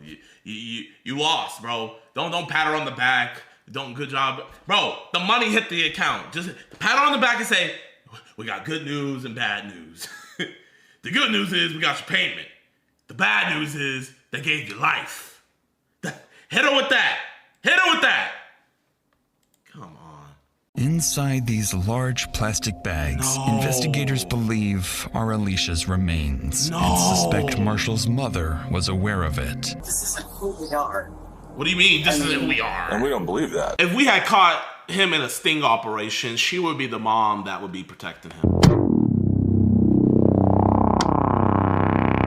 Now, chat, I want to react to this video. It says, mother catches son bringing chopped up body into her house. The reason why I want to react to this is, remember when Jayoma was debating Bruce Rivers about the David case? And Jayoma's excuse was, when do you ever see a black guy chop up a body? He was like, that's a cartel type crime. Black people don't do that. I saw this thumbnail and I'm like, hold up, that's a Negro. Jayoma, you lied to me. We gotta watch this, man. Shout out to Dr. Insanity. Make sure to go like in his original video and let's watch this. I want to see what a black mama's gonna do when her son's doing some craziness. I did it. I shouldn't have, but I did it. Don't talk to anybody. This is Marshall and his mother, Alicia. Just feet away, inside the trunk, lies the dead body of Marshall's girlfriend. He has cut her body up and plans to discard it in the remote mountains of the Sierra foothill. Wait, hold on, Dr. Insanity, you got the wrong guy. No. We had a case like this before where a chopped up body was found in a car, but David is black. Jayoma, criminal lawyer expertise said black people do not chop up bodies. So that is why David is innocent. So, Dr. Insanity, this is defamation of character. You must acquit, according to Jayoma. Marshall and his mother, Alicia. Just feet away, inside the trunk, lies the dead body of Marshall's girlfriend. He has cut her body up and plans to discard it in the remote mountains of the Sierra foothills.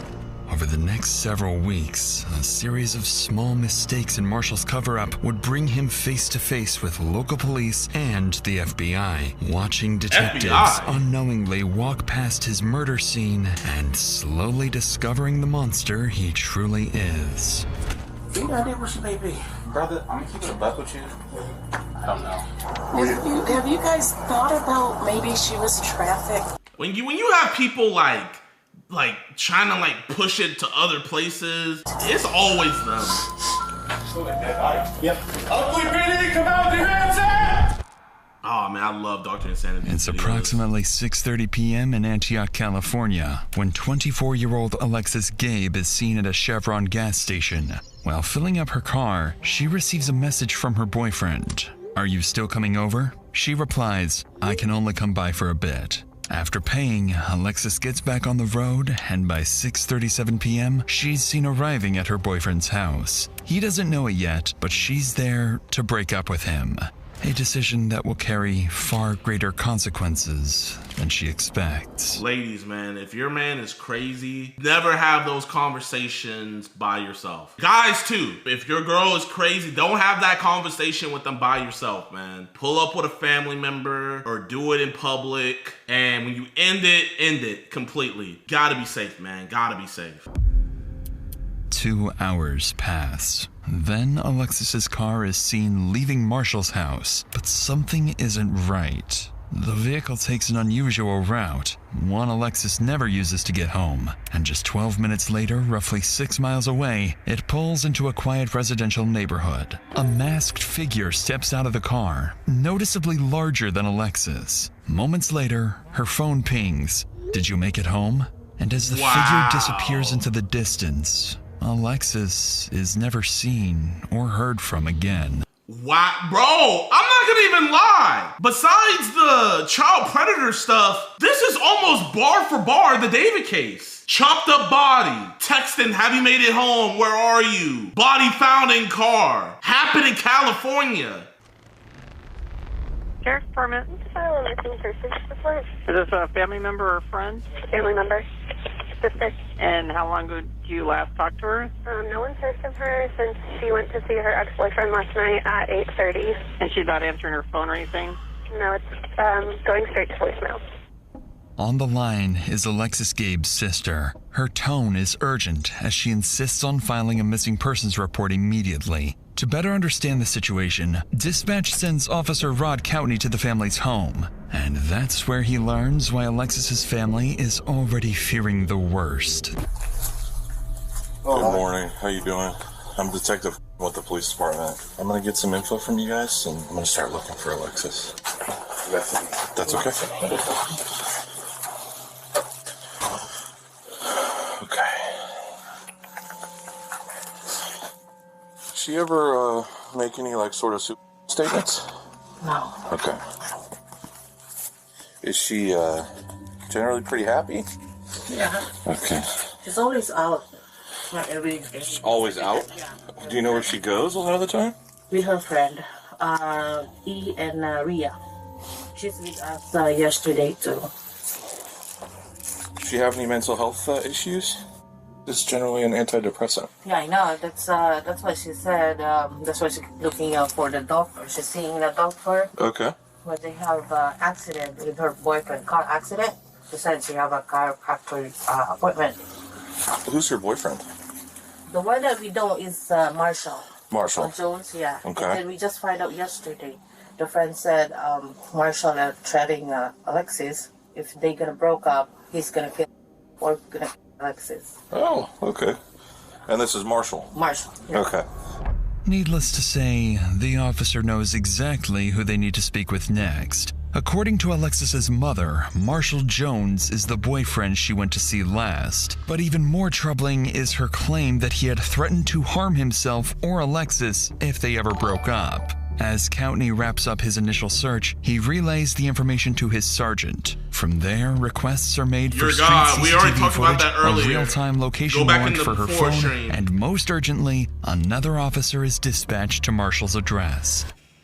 Later that afternoon, the officer arrives at the house. Knowing Marshall is one of the last people to see Alexis alive, the officer expects to gather more information about her whereabouts. But he's about to get much more than that. But before we get to that, I want to talk about something else that's important too. For almost a year, I've had this discomfort with my ear, and Oh, but hey. That's crazy. Hey, but you need to get your bag, though. You need to get your bag. How y'all doing? Hey, is Marshall home? No. I'm Skeeter's house? Yes. Yeah. Okay. How y'all doing today? Okay. Y'all be safe. Be careful now, okay?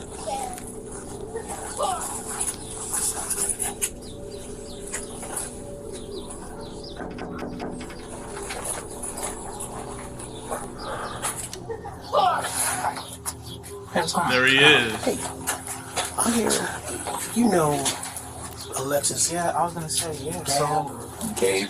I'm sorry, Gabe. Gabe. Yeah, no, her mom told me that she didn't come home.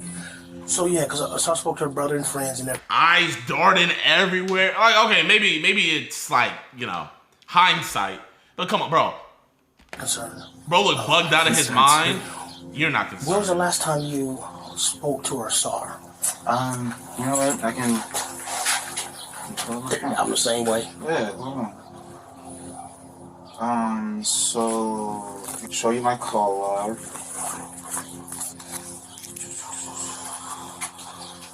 I talked to her throughout the day yesterday. I want to say 6:38 is when she told me that she was outside. She... Here? Yeah. I let her in. We hung out for a couple hours. She left around 9. Dang, for a boyfriend, you don't seem scared or sad. Yeah, I can show you text message. She said that... the more you give me, the better, man. I was about to say, I remember her saying This is from today. It's not delivering. I've been trying to call her. I just don't get how people can lie like that. You know damn well you're the reason why she is dead. You killed her, and you could just lie so effortless. It'd be like with the Preds. When I be talking to them, like, hey man, what was gonna happen today? Oh, I just was gonna talk to her. It's like, really? Come on. I was like, you still coming over? You must still be asleep. She's like, I can only come by for a bit today. I was like, okay. Because she was doing some other stuff for her job that she was doing some running around for. Okay. Any idea where she may be? You know, brother, I'm gonna keep it a buck with you. I honestly thought she went to go smoke with her friend Rhea when she left here. Maria. Oh, Maria. Yeah. Okay. I thought she went to go smoke with her because usually she won't tell me, you know, what she's doing until she's already doing it. So I thought she went there and... Someone said he got them JiDion jeans. What does that mean? I wasn't getting anything. Okay. Did she seem out of sorts when she came over yesterday? Was she her normal self? JiDion Evil, bro, he's not my... He looks nothing like me, dog. This man looks nothing like me. Bro, y'all playing me, bro. She came in, we hugged, we kissed, she watched me, you know, do my little heist on GTA, you know, playing my game and whatnot. I mean, we watched Family Guy. Okay. It was fine. When she left, did you see her? Did you see her leave? Yeah. And I say yeah because I mean I opened the garage door and she left. So I mean. Okay. Also, she opened the garage door. Yeah. All right. At first glance, Marshall appears far more willing to help than Alexis's family hinted towards. But as he recounts his last encounter with Alexis, his demeanor is oddly detached, at times even attempting to make light of the situation. It's the kind of behavior that doesn't go unnoticed. But before wrapping up the interview, thank you for the love from Australia. Would ask one of the strangest questions possible at a moment like this. Do you have a car? Because I want to be able to follow up with you. And... How long you two been? You guys two, you dating? Yeah. How long y'all been together? Like 3 going on 4 years. Okay. All right. And I showed you my call log, text message. You ain't got a strap down in the house like a slave or nothing? No, I don't. No, I know you have to ask. Yeah, because it's a serious situation. Yeah, exactly. And I appreciate you trying to make light of it, but no. Okay. I do not. All right. All right. On that strange note, the interview wraps, and the officer calls his sergeant, only to learn that, while this conversation was taking place, a major discovery had just been made a few miles away. They found a car.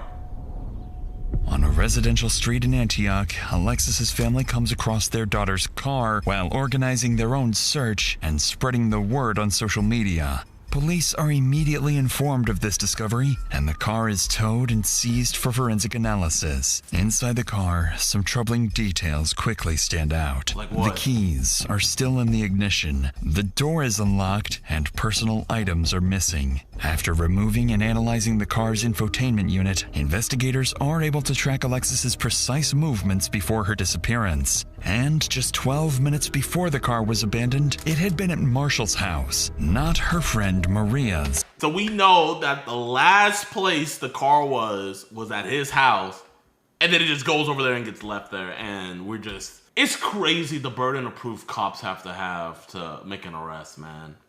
I mean, I get it, it's good for us, but then it's also bad for us in cases like this, because, shit, I see that. I'm detective, case closed for me. As he had previously implied, these findings, along with the alleged death threat, prompt investigators to move Marshall from a person of interest to the primary suspect in Alexis's disappearance.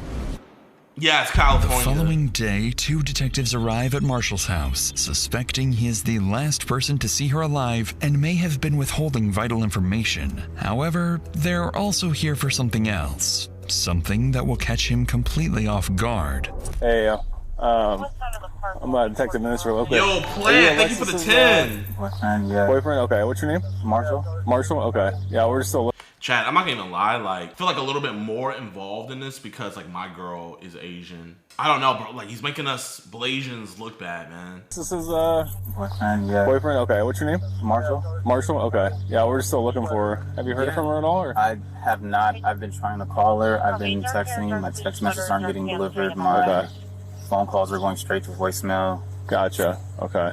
I am not his twin! At this point, like, I think this is the last place that we know that she was at. Right, and so we're just obviously that's why we're kind of keying in on this area, you know. I understand, and like I was telling her mom, like, hey, I saw her. This is the last time. Yeah. You know, and I'm worried. Right. You know, and sure, yeah. She's missing, and that just means that she's missing. It doesn't necessarily mean something happened to her. So I'm really trying not to let my mind wander. Her friends I'm not gonna say they've been putting me under scrutiny, but they're making me feel like I did something and I didn't. Okay. Yeah, I mean, anytime and boyfriend, right? And that's what I'm saying. You know, everybody It's always the boyfriend. You know, yeah. And so we just want to rule everything out, anything weird to happen here. So you know what I mean. Then we can move on to hey, let's go look another area and see where she. Evil JiDion has a Blasian lover. His girl looks Filipino, first off. And I am not a murderer. He is not my evil twin. Gang, they Hispanic. She is not Hispanic. Am I tripping? What race? Filipino, bro! Y'all over here playing me, bro. Like, you date an Asian person. I know Asians now. I'm not racist like y'all no more, man. You guys, if you see a Chinese man and be like, oh, he's Chinese. I look deeper. I'll really look at him and be like, oh, konnichiwa. Or I'll look at him and go, ah, ni hao. Or I'll look at him and go, sin chao. Like, I hit them with I know, bro. And that's what I'm saying. You know, everybody handles stress different, you know, and so we just want to rule everything out, anything weird to happen here. So you know what I mean. Then we can move on to hey, let's go look another area and see where she's at. You know. I understand. Are you cool if we go inside and look around real quick? It's not my house. It's my stepdad's. Bro, stop saying I look like him, bro. You're pissing me off. Yeah, I mean, I could call him really fast and see. Yeah, that's fine. Go ahead. Clearly uncomfortable with the request, Marshall agrees to call his stepfather the homeowner of the house. And as they wait for his approval, detectives would slowly begin to suspect there's something inside the house neither Marshall nor his stepfather wants them to find. Hey, Dad. Alexis went missing, and the police just want to go through the house really fast just to make sure that... No, put that call on speaker. I want to make sure you really call somebody. He said that one of you could go in, but he would like the other one to stay out here. No problem. Sure. You got a flashlight or anything? I don't. Yeah, me neither. You want to go in? Bro, you got a phone. Right. Just use your phone. Hold that phone. All right. What's your dad's name? Leslie. Leslie? Okay, and that's the one you were talking to on the phone? Yes. All right, you said one of us would come in? Cool. Thanks, man. Do you want me to leave the door open? Yeah, that'd be great. Sure. I'll come around.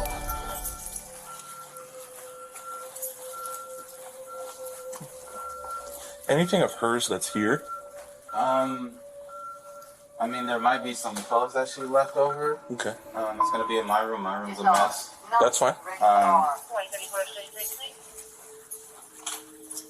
I'm trying to really listen to the way he verbalizes things about her. My room in here. Like I said, it's a mess. It happens, bro. Yeah. You guys drink together, I'm assuming? Yeah, at the house. As the officer moves through the house, Marshall's room quickly stands out, left in complete disarray. And as he inspects the room further, little does he know, this very place holds subtle clues and will soon become a crime scene. Like, what clues? Is there upstairs? It's just one story. Just one story. Thank you. Appreciate it. I'm sorry. You're good. And then this is other people's rooms? Yeah. Chad, I think when I turn 30, I'm gonna become a cop. I want to become a cop, bro. Did you want to go in the backyard? Or? Probably not. All right, I'm gonna close this door. I'm become like the first YouTuber to do YouTube first, then become a cop. Nothing out of the ordinary. His room is an absolute mess. He does. Focusing on the mess, the officer overlooks the attic. You ain't 30? Wait, how? You ain't 30? What do you mean? How old do you guys think I am? I'm 25. That's a rough... If any of you guys are in my jurisdiction, I'm gonna be sure to give you guys my absolute best when I pull you over. Being a terrifying secret. And it's no accident. Marshall has been guiding him through certain areas, carefully steering him away from others. But despite the search turning up nothing, officers aren't done with him just yet. there's something else they want to ask. So no contact from her? None whatsoever. Okay. Phone's been off. You tried to call her, I'm assuming? Indeed. Okay. Do you mind hanging up with him real quick so we can... I'm going to ask you something. Would you be willing to give us your cell phone for a forensic download? Oh, yeah. Okay. So I'm able to do all that stuff. What's the forensic download again? It just shows me all the information on your phone for a certain period of time. Oh, okay. It shows like, hey, was this phone here the whole time? Oh, yeah, for Stuff sure. like that. Okay, yeah, Okay. for sure. And then I would just have you sign like a consent form. Okay. And then you can bring it down. He's being super sign the consent form down at the PD. And then I'd take your passport. He must think he's and then smart. I would do it that way. Okay. They want to do a forensic download just to make sure that, you know, my phone is where I said it was, i.e. where I said I was. Yeah. But she was still here when he got home? Interestingly, detectives not only gain access to Marshall's phone, but also learn that his stepfather was allegedly at the house at the same time Alexis was there. So they make a note to speak with the homeowner as soon as possible to see if his account aligns with Marshall's. Shortly afterwards, Marshall gets into his stepfather's car and follows the officers to the station. As he drives, officers ahead notice something strange. He appears anxious, swerving slightly with something large in the back of his car obstructing his view. In reality, Marshall isn't just nervous. He's just realized he's driving straight to the police station with a car full of incriminating evidence.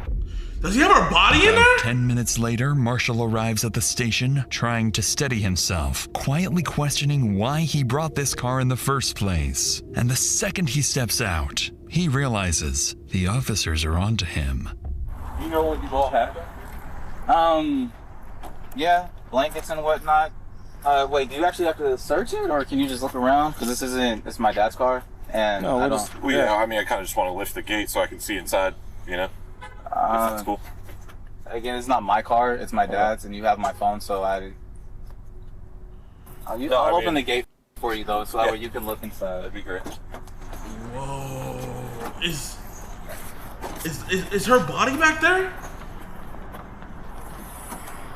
He's being so cooperative. Went to the drive-in, so tried to get Rumi some water. I mean, you can look in the bag. That's our Philly cheesesteak.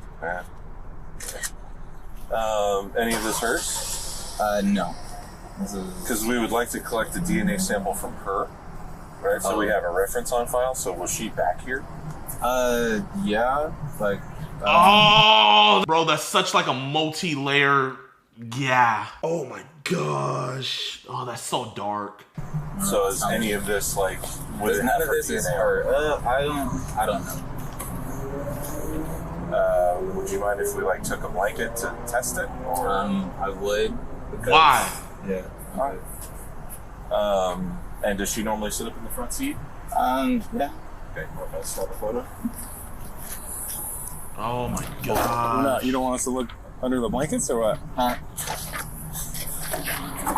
She would like to look under the blankets. I don't want you to think I have a dead body or anything. No, I was just because you were being all. Oh my god. Your stepdad or your real dad?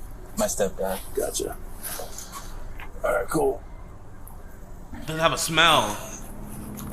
No. Naturally, Marshall's unwillingness to show what's in the trunk immediately raises red flags for the officers. Once it's opened, they find multiple blankets, pillows, and food waste, with Marshall insisting that he and Alexis used the car as a bed at the drive-in. With suspicion mounting, they get Marshall to sign a consent form, download the data from his phone, and then return it to him. And as they let him go, detectives believe the contents of Marshall's phone may finally reveal what he's been hiding, unaware that this entire investigation is about to start going downhill. To be fair, I did think you was in your late 20s or early 30s. Xavier with the $20 to diss me.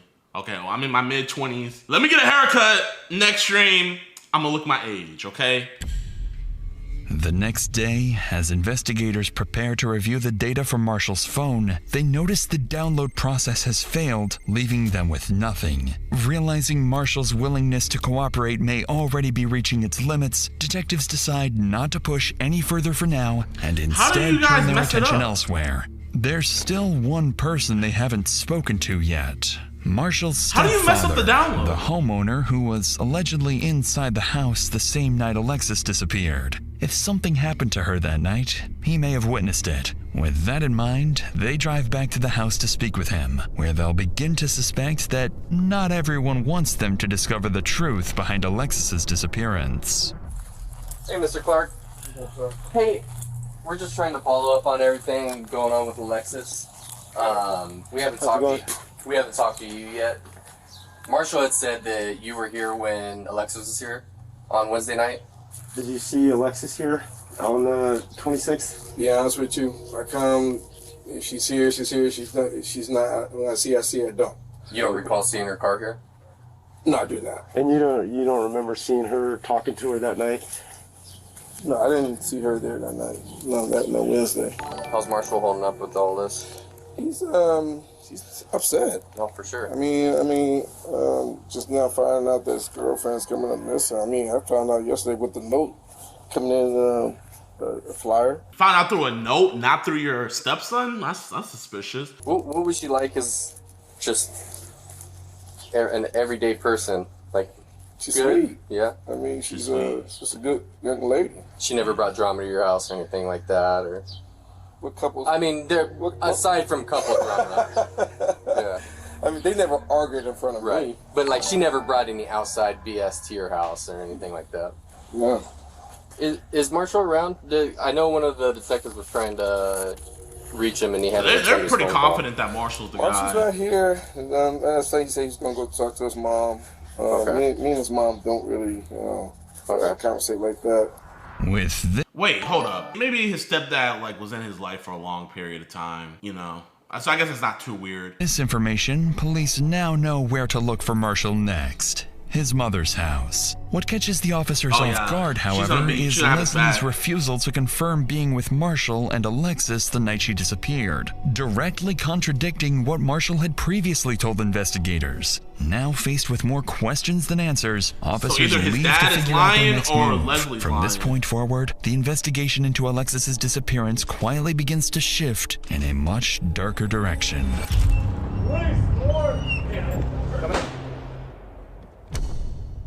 7 days after Alexis disappeared. During the next several days, police visit Marshall's mother, Alicia Clark, looking for her son. But suspiciously, she claims she hasn't seen him since the night his girlfriend Alexis vanished. By now, investigators begin to consider a troubling possibility. Marshall may be on the run, and his family may even be covering for him. But their biggest piece of evidence is still to come. Just as the investigation seems to stall, CCTV footage is recovered from the route Alicia's car took the night she vanished.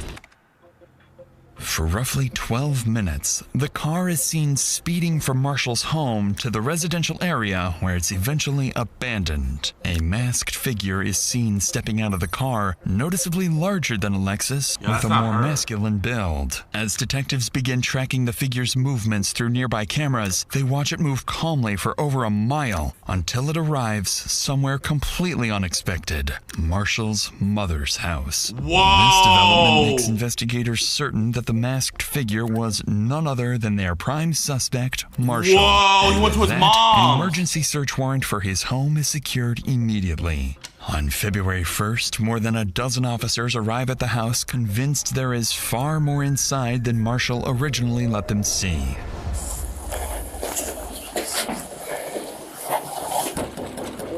Oakley PD search warrant, open up! Press the door with your foot. Yeah, hold it till it's down and press the cord.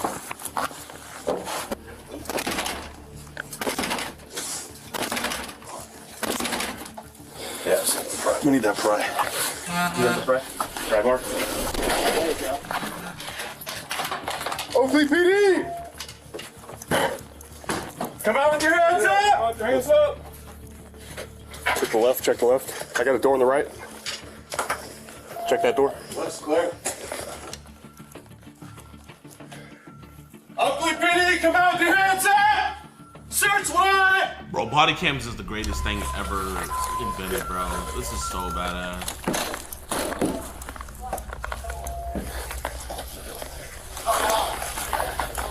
Check that. Clear. As officers move through the house, neither Marshall nor his stepfather are anywhere to be found. But then, as they prepare to enter the garage, it doesn't take long for a vile discovery to emerge. Good. Smell it? Smell like dead body. Yep. In the laundry room. His dad was living with the body? Okay.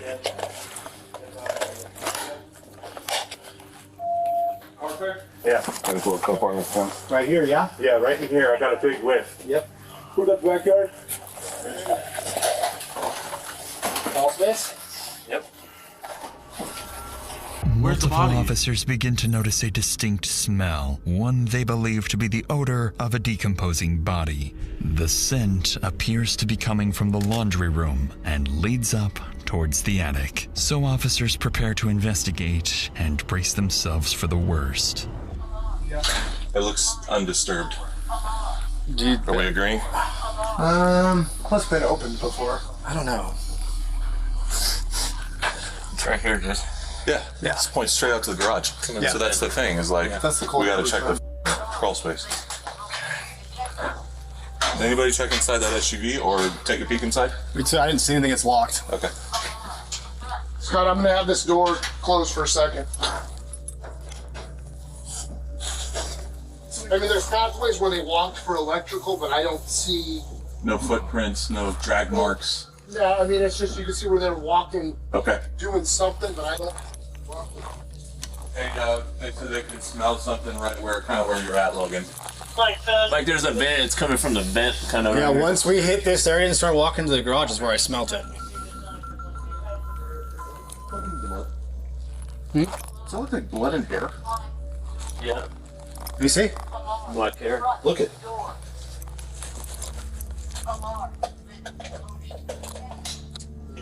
That paint? Could be blood, could Looks be like mold. brown paint, but that could also be black blood. All right, let's This flops. let's clear out. After following the scent, officers come up empty-handed, but they do uncover what appears to be dried blood. After clearing the entire house, officers are still unable to locate the source of the smell, so a canine unit is called in. If human remains are hidden somewhere on the property, this dog may be their best bet on finding them. I don't know. I got a big whiff right in the laundry room. Oh. It smelled like. How do you? The dog just took a shit. took a shit before he goes to work. How do you train a dog to find dead bodies?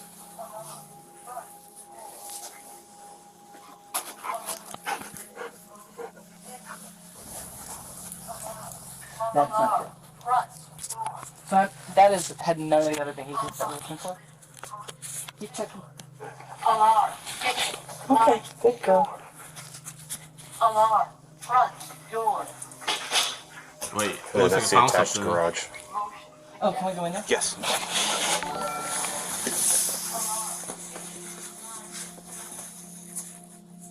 Okay, good girl. Did you guys leave that or did?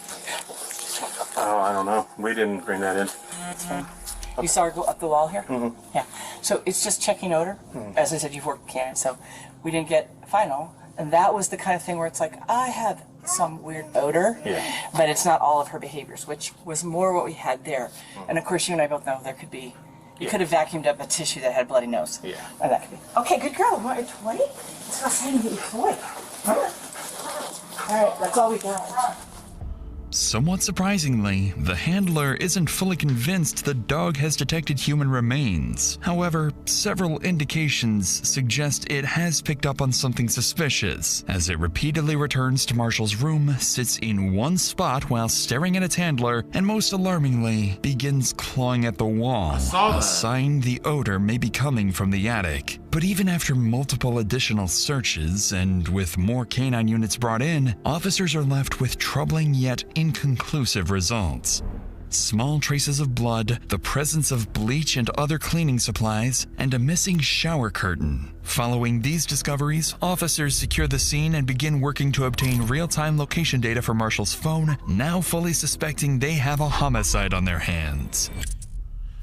Oh my God, several weeks. Over the next several weeks, officers are seemingly no closer to finding Marshall. Neither his mother nor his stepfather appear willing to cooperate any further. But But every time the investigation seems like it's losing momentum, Alexis Gabe's family keeps pushing forward, pressuring police to find their daughter and bring her justice. That pressure soon begins to pay off when investigators finally obtain a real-time location warrant for Marshall's phone and discover he's moved to Vacaville, California, roughly an hour and a half from his home. After a quick check, they find out exactly where that location leads. Oh my gosh, his sister's house. So officers quickly head to her address, hoping to find Marshall there.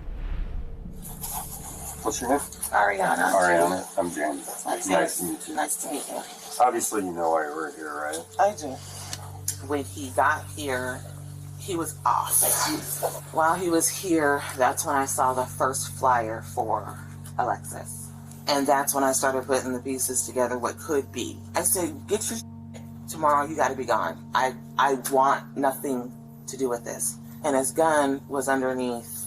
I lost my What was their relationship like between Alexis and Marshall? So it got toxic over the last year and a half. He was a lot more torn up about them breaking up than about her being missing. I will say that, irrefutably. Looking back on it, my brother does have sociopath and narcissistic tendencies about himself. Your mom and Marshall are close, right? Yes. Do you think that she's helped him out in any way? Will she get in trouble? I hope not. I mean, I hope in the end of all this, she'll be as cooperative as you are. Because ultimately, your brother made the choice that he made, yes. Right? So do you think he went to Vegas? No. I believe this is the number that he's using. If you guys want to take it, that's fine. Most worryingly for officers, Ariana seems to suspect someone else may be helping Marshall evade police. However, Ariana also gives them something significant, Marshall's new phone number. So after wrapping up the interview, investigators move quickly to track his location. This is when they discover that Marshall's phone is pinging all the way back to his mother, Alicia Clark's house. Up to this point, Alicia has been telling police she doesn't know where Marshall is. Now, detectives begin to suspect she's lying and may even be actively hiding from police. Get her life too. She deserves Over life. the next few hours, police secure an emergency search warrant for Alicia's house. Officers rush to the location knowing full well Marshall could disappear again at any moment. But little do they know, the lead they're following is actually a setup. A setup? Ugly police search warrant, come to the door! Hello? That's okay. Let's open the door for me. Thank you. What do you mean setup? All right, ma'am. Step out, please. Autistic daughter that sleep upstairs. I understand. Is she okay up there? She's okay. Are you able to wake her up and bring her out here for a minute while we service this warrant? I'm not. Let me see what I can do. Anybody else inside? After escorting Alicia and her daughter outside, officers move in to search the house, but they find no one else inside. Where is They he? do, however, spot a working camera outside the home, one they immediately begin trying to obtain a warrant for. Despite Marshall's absence, the forensics team insists that his phone is still actively pinging inside the house. By now, investigators know something isn't adding up. So they prepare to question Alicia, starting with the very reason they're here in the first place. Where's the best place? Got a nice backyard. Talk to me. What's going on? So, we're obviously here for a reason, and there's a couple of reasons. We're here for Marshall's phone. So, we know it's here, but we don't want to tear your house apart too much. So, if you could direct us to it so we don't have to, like, mess anything up. Like, where's the phone? It's upstairs in my closet in the green Hawaiian shirt. Oh, wow. She I have a hid question. it. What do you guys need it for? You guys cloned it. So the cell phone thing, they went and did the download, but some of the files got screwed up, so we don't have everything. So we need that, and plus we know that he's had the phone after that. So that's the evidence that we're looking for. Strangely, Alicia appears unusually cordial with the detectives, despite having her house breached. She's even admitted to holding a wanted suspect's phone, yet treats it as if it's nothing serious. By now, investigators are more than suspicious of her involvement. They're convinced she not only knows where Marshall is, but more importantly, what he did to Alexis. So, he's obviously not here, so you know where Marshall is? He has to go. I do not know. He had to go. I do not know. I've intentionally told him, do not tell me where you are. It's just the situation. I don't want to know. Wow. Oh my so God. You're distancing yourself. Horrible. Oh God, no, not at all. Not at all. I just know this isn't who we are. What do you mean? This isn't who we are. And we don't believe that. Yeah. We just. Oh my God. Better not. Give her a life. We just. You guys are just doing your job. Right. We have to try our best to get answers right. So that's why we do this. I'm definitely not distancing my son. I'm not. Okay. That's not the reason. What do you know? I know that the two of them had a solid relationship. I mean, for Valentine's Day, he wanted to get her an edible arrangement. I couldn't afford it. And so he went and got the chocolate. Oh my God! Just talking about the positive. Tell us about the negative. Always feel bad for the moms. That's their baby. Guy he is. I don't care, bro, man. If my son does something, I'm going to be the biggest snitch in the world. Even if my son did something or my daughter did something for self-defense. Hey, we're still going to the cops. If I don't if you're being honest with me and you didn't do anything wrong, we're getting this situated. If we had caught him in a sting operation, she would be the mom that would be protecting him. Since he was younger, when you're dating, you want to make sure that you are so good to her that she's going to be comparing every other guy to you. Right. How's she going to be able to compare other guys to him if he kills her? Way, this description of Marshall doesn't quite align with what investigators believe about their suspect, especially given his sister's earlier claims that he's a narcissist and a sociopath. If Alicia is fully aware of her son's alleged crime, then defending his character like this is not only disturbing, it's something most people would find nearly impossible to do. Sensing this may be more difficult for her than she's letting on, detectives decide to shift their approach, appealing to her emotions, hoping that if this is all an act, it's about to break. Because, I mean, obviously, we're still looking. She's still out there somewhere. And things don't look good. Yeah, it's hard to look that family in the face and tell them, hey, look, we don't really have anything to tell you. Have you guys thought about maybe she was human? So, have you guys found that angle? I've heard that some people posting stuff on the internet and stuff, but a lot of people they don't have a good grasp on how human works. Right. You can't just snatch up a 24-year-old, 170-pound female. I mean, I'm just going to be straight up with you. Do you think Marshall had anything to do with this? God, no. No. Even if there's evidence that would suggest that he has something to do with it? You guys would have to prove it beyond a reason. Obviously. Oh my gosh. I don't want to leave you thinking that, for the lack of a better term, just... I know. Oh, God, no. No, not at all. There's a reason. I mean, I can only leave you with that. I can't like... That's even saying too much. You tell me... I don't want you to, like... everywhere. And the worst part is that her dismissive attitude seems to work. Although officers inside manage to locate Marshall's phone, they find it's been wiped completely clean. And with nothing concrete tying Alicia to the disappearance, investigators are once again forced to leave empty-handed. With no body, no confession, and no idea where Marshall may have gone, Alexis's case slowly starts going cold. 3 months? Go by, with no new leads on Marshall's whereabouts. But then, investigators finally secure a warrant and obtain the CCTV footage from his mother's house. And as detectives start analyzing the footage, they begin to understand how Marshall managed to stay one step ahead of investigators for so long. Inside these large plastic bags, investigators believe are Alicia's remains and suspect Marshall's mother was aware of it. Following these developments, investigators reach out to Marshall's sister and learn he has a friend at an apartment complex in Kent and may be hiding there. Using travel records, CCTV footage, and anonymous tips, they zero in on a specific location, the Skyview 3322 apartments. On June 1st, more than 4 months after Alexis Gabe disappeared, the task force moves in to serve a murder warrant and finally arrest Marshall. But as they arrive and prepare to breach, nothing about this operation is about to go as planned. He's gonna kill himself. What a pussy. He's gonna kill himself. He's gonna kill himself, bro. I can't stand it. He's gonna do it. He's gonna kill himself. I got that window.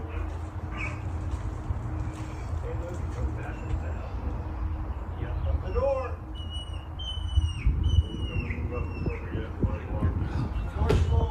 Open the door and do it now.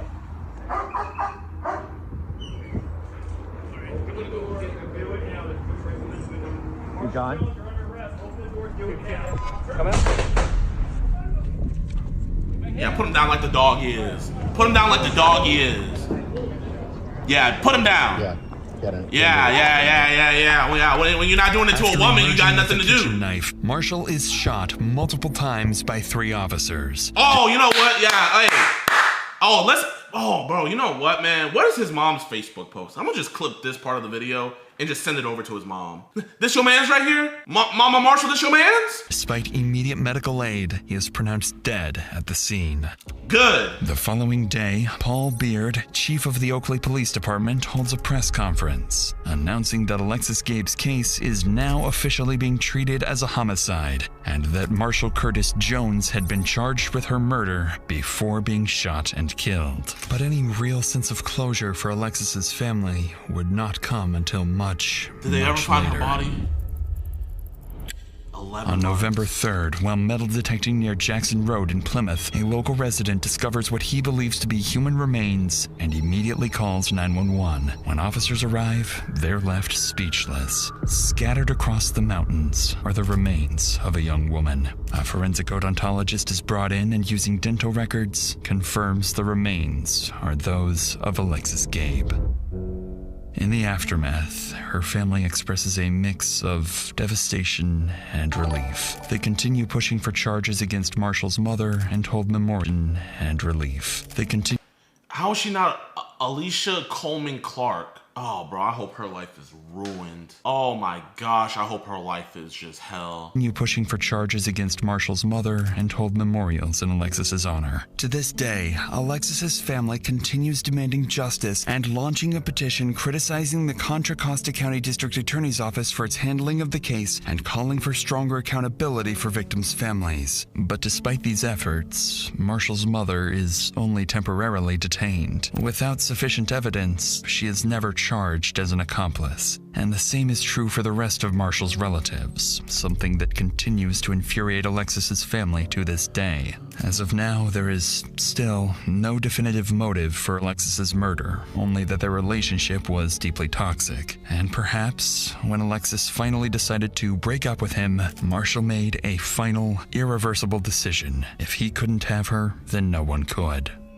Amazing video. Exposing Marshall's mother corruption case. The story was excluded from the documentary Where's Alexis. It focuses on Marshall's mother, Alicia Coleman Clark, the individual who attempted to pursue an accessory after the fact case against District Attorney Diana Beckton and Deputy DA Simon O'Connell declined to proceed with charges against them. We encourage everyone to watch this completely and share your thoughts on how you believe Alicia managed to evade justice despite the numerous pieces of evidence stacked against her.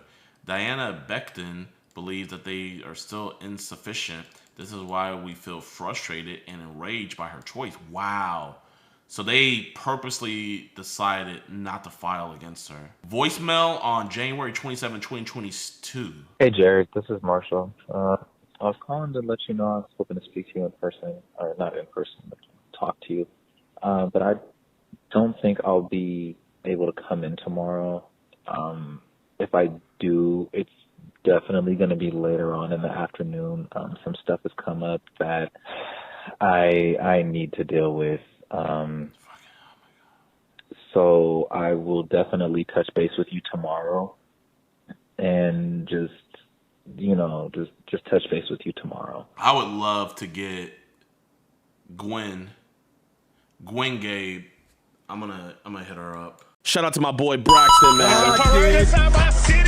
Sorry to ask, but can you get the EDP video? Still happy for you. Guys, I got great news about the EDP video, man. You guys ready? It's so funny because this is the main thing that everybody's freaking out about. So here, Skeeter Gene is going to be posting the video. Bro, it don't get better than that. Skeet is going to be posting the video. So you guys are going to be able to see it. Now, am I going to drop it on my channel? No, I'm not dropping it. But you guys will see what I did on his channel. So yeah, so you guys kind of get the video. Not that it matters, but if you ever posted that EDP, it would have got 20 mil views. No, literally facts, bro. Like, I left 20 mil views on the table. Not even on no bragging stuff, but let's see how much 20 mil views would have been. So, you know what? I'm going to show you guys. It is what it is. I really don't care. Damn! Oh, my bad. My bad, chat. My bad. Chat. It just caught me off guard. It caught me off guard. Okay. $179,000.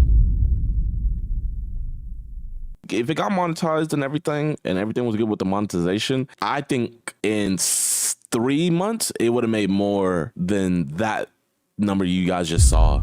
That's not even counting. I was thinking about getting a sponsor for it, and that was going to be another 6 figs. And then I was also thinking about dropping merch with the video.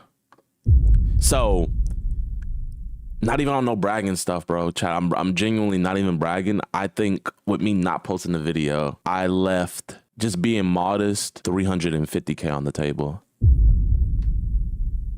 And that's being modest. I really think it would have been more. It's all good, man. Like, I was thinking about it. I was like, am I going to post this video? It's already with the authorities. The cops have him dead to right. He's going to go to jail. I was like, bro, I don't care. You can't buy heaven. No, facts. Facts. It's so funny because like I see people in the chat be like, you tripping, bro, chat, man. That actually is what I wanted to talk about. The title of today's stream is how the world reacted to me giving my life to Christ, right? I haven't even really seen nothing. Like, I deleted Twitter, I deleted Instagram. I really didn't see the trending stuff going on, so I really didn't know how people reacted. The only reason I knew it was kind of out there was because I just had like a bunch of creators like that already have my number texting me and stuff, give me their best wishes and everything. But I did see one thing, and I went on my friend's TikTok and I seen like threads of TikToks, and I'm not gonna lie, man, your boy cried, bro. I can't even cap. Like, it's like you don't know what you have until you lose it. Just seeing how many people were actually genuinely sad that I wasn't gonna be like posting, like, you know, especially the content that they came to love and love me for. I was like, dang, like I was really crying. But then I thought of this verse. This is Matthew 10:39. He who has found his life will lose it, and he who lost his life for my sake will find it. And when I thought of that, and then I went back to read it, like I literally wiped my tears away, and I prayed to God, and I said, I know you're going to take care of me. I know you're going to bring me on the right path. I know you're not going to do me wrong. And I know I'm making the right choice. And I'm going to leave everything in your hands. That's just how I have to look at it. You know what I mean? Like, at the end of the day, man, none of you guys could die for me. None of you guys are going to be at judgment for me. None of you guys can rock with me all the way to that level. Not even my mother or my father could do that for me. And those are the people that love me most on this earth. And, you know, it's not a shot on you guys or nothing like that. But it's just like, you know, I have to live my life. You know, I can't blame and be like, yo, God, I had 10 million people I had to entertain, bro. I had to do, bro, like, you know, like, that's not an excuse. That happened. And then I saw my Reddit. I don't know why, but like, I keep on getting like notifications from my Reddit to my email. They're pissed. They're like, genuinely, people are pissed. I just wanted to react to that today. And so that's what we're going to do. So let's do it. So we're going to see how the world has reacted to JiDion turning his life to Christ. For the most part, I would say it's been, then again, I haven't seen the whole sample size, but for the most part, I would say 80% positive. You feel me? You know what? I'll even go further. I'll say 85% positive, bro. 85% positive. You can read this yourself. I'm not reading it again. But what I did say was this verse right here. Like a maniac shooting flaming arrows of death is one who deceives their neighbor and says, I was only joking. I didn't know about that one, so I said, shout out to Brody. Yeah, in all honesty, I feel like most of my pranks really aren't that harmful, you know? Like, it's just messing up people's days or just being a little trolly and stuff. Like, it was really nothing bad. This is the thing that you guys don't see. You feel me? You guys just see the final product. You know what I mean? And obviously, I'm going to show you guys the best of the best. I'm not going to show you guys when I'm down, when I'm sad, when I'm agitated, when things aren't going right. And so, like, you guys just see it being perfect. Oh, that's not that bad. But, bro, you got to realize for every good take of a prank we have, like maybe there's a bad one where it's just like, ugh, man, I don't want anybody to see that, so we just don't upload that. Or more in depth of like, you know, what I'm thinking in my private time to get views. You feel me? Like, it's crazy. Like, I don't want to go too in depth, but like if you guys kind of like seen the process or know sometimes what happens, it's like I could be doing so much better if I would do this, but is this part of the Bible that doesn't do it? You know what? Okay, forget it. I'm gonna go do it. And it's like things like that, inner conflict and everything. And it's also like, bro, I know I want to be able to chase God. I wouldn't be able to chase his word fully if I was still doing pranks. And that's just me being honest, because bro, being a YouTuber, like, bro, that's like being a rapper right now, bro. It's the lit thing, man. It gets you the girls, you know, the notoriety, pretty much wherever you go, at least somebody recognizes you, man. It's a very infectious thing. And once you're like living in that, like God's word gets further and further and further away. You feel me? So like the reason I had to make this jump is because I've been dipping and dabbling too much, where like one moment, like, you know, okay, I'm gonna do better. And then, oh, this video comes up and I have to do this. And then like I fall back in. And it's like, that's why it says you can't serve two masters. I feel what you mean, that you think it's going too far, but trust me, Brody, I weighed out my options before doing this. This wasn't just something where I just heard about the gospel and I was like, okay, I got to stop doing pranks. Like, no, like I really thought this through, and I promise you guys, trust me, like if there was another way, I would do it. I would do it. But there isn't another way for me. I'm not going to say for you guys. I can't speak for y'all. I'm talking about for me only. JiDion, you can still favor God and his way. Being religious doesn't mean you stop doing the things you love. It means you're invested in God daily. No, facts. But the things I love aren't invested in God daily. You feel me? So it's like I said, like there's YouTubers like Corey Kenshin. You feel me? Like Corey, he built his foundation on a good thing where it's like he never did anything bad, but it's like my foundation is very shaky on like the fine line of things. W Switch Bro, L fake fans, bro. They're not fake fans. Like, imagine you went into a Marvel movie. You've been watching Marvel for 10 plus years, right? Oh, I love Marvel. And they just come out and it's like, oh, you guys are going to love this next phase that we come out with. And you're like, yes, I can't wait. And then the next phase that they come out with is they're posting about DC stuff. They're posting about Superman, Batman, blah, blah, blah. Are you a fake fan for not wanting to support them posting about DC stuff instead of Marvel? No, you're not a fake fan. You came for one thing, then they switched up the product. So you have every right to be upset and you have every right to leave. So that's why I don't get mad when people get mad at me. It's like, bro, I switched up the product on them. I bamboozled them. I hoodwinked them. You feel me? They thought I was gonna be their troll for life. They thought, you know, oh man, I know JiDion's got me this week with a banger. Like, and I said, yo, man, you're gonna love this product. Jesus Christ. And they were like, huh? Bro, I totally get it. Like, I'm not gonna be, bro. If anything, I would be delusional if I was like, bro, you guys ain't rocking with Jesus. Like, I would be delusional. I don't even smoke weed, but I feel high when I'm next to you, babe. Used to be my girl, used to be my boo thing. Now I'm telling everybody you my boo thing, you my boo thing.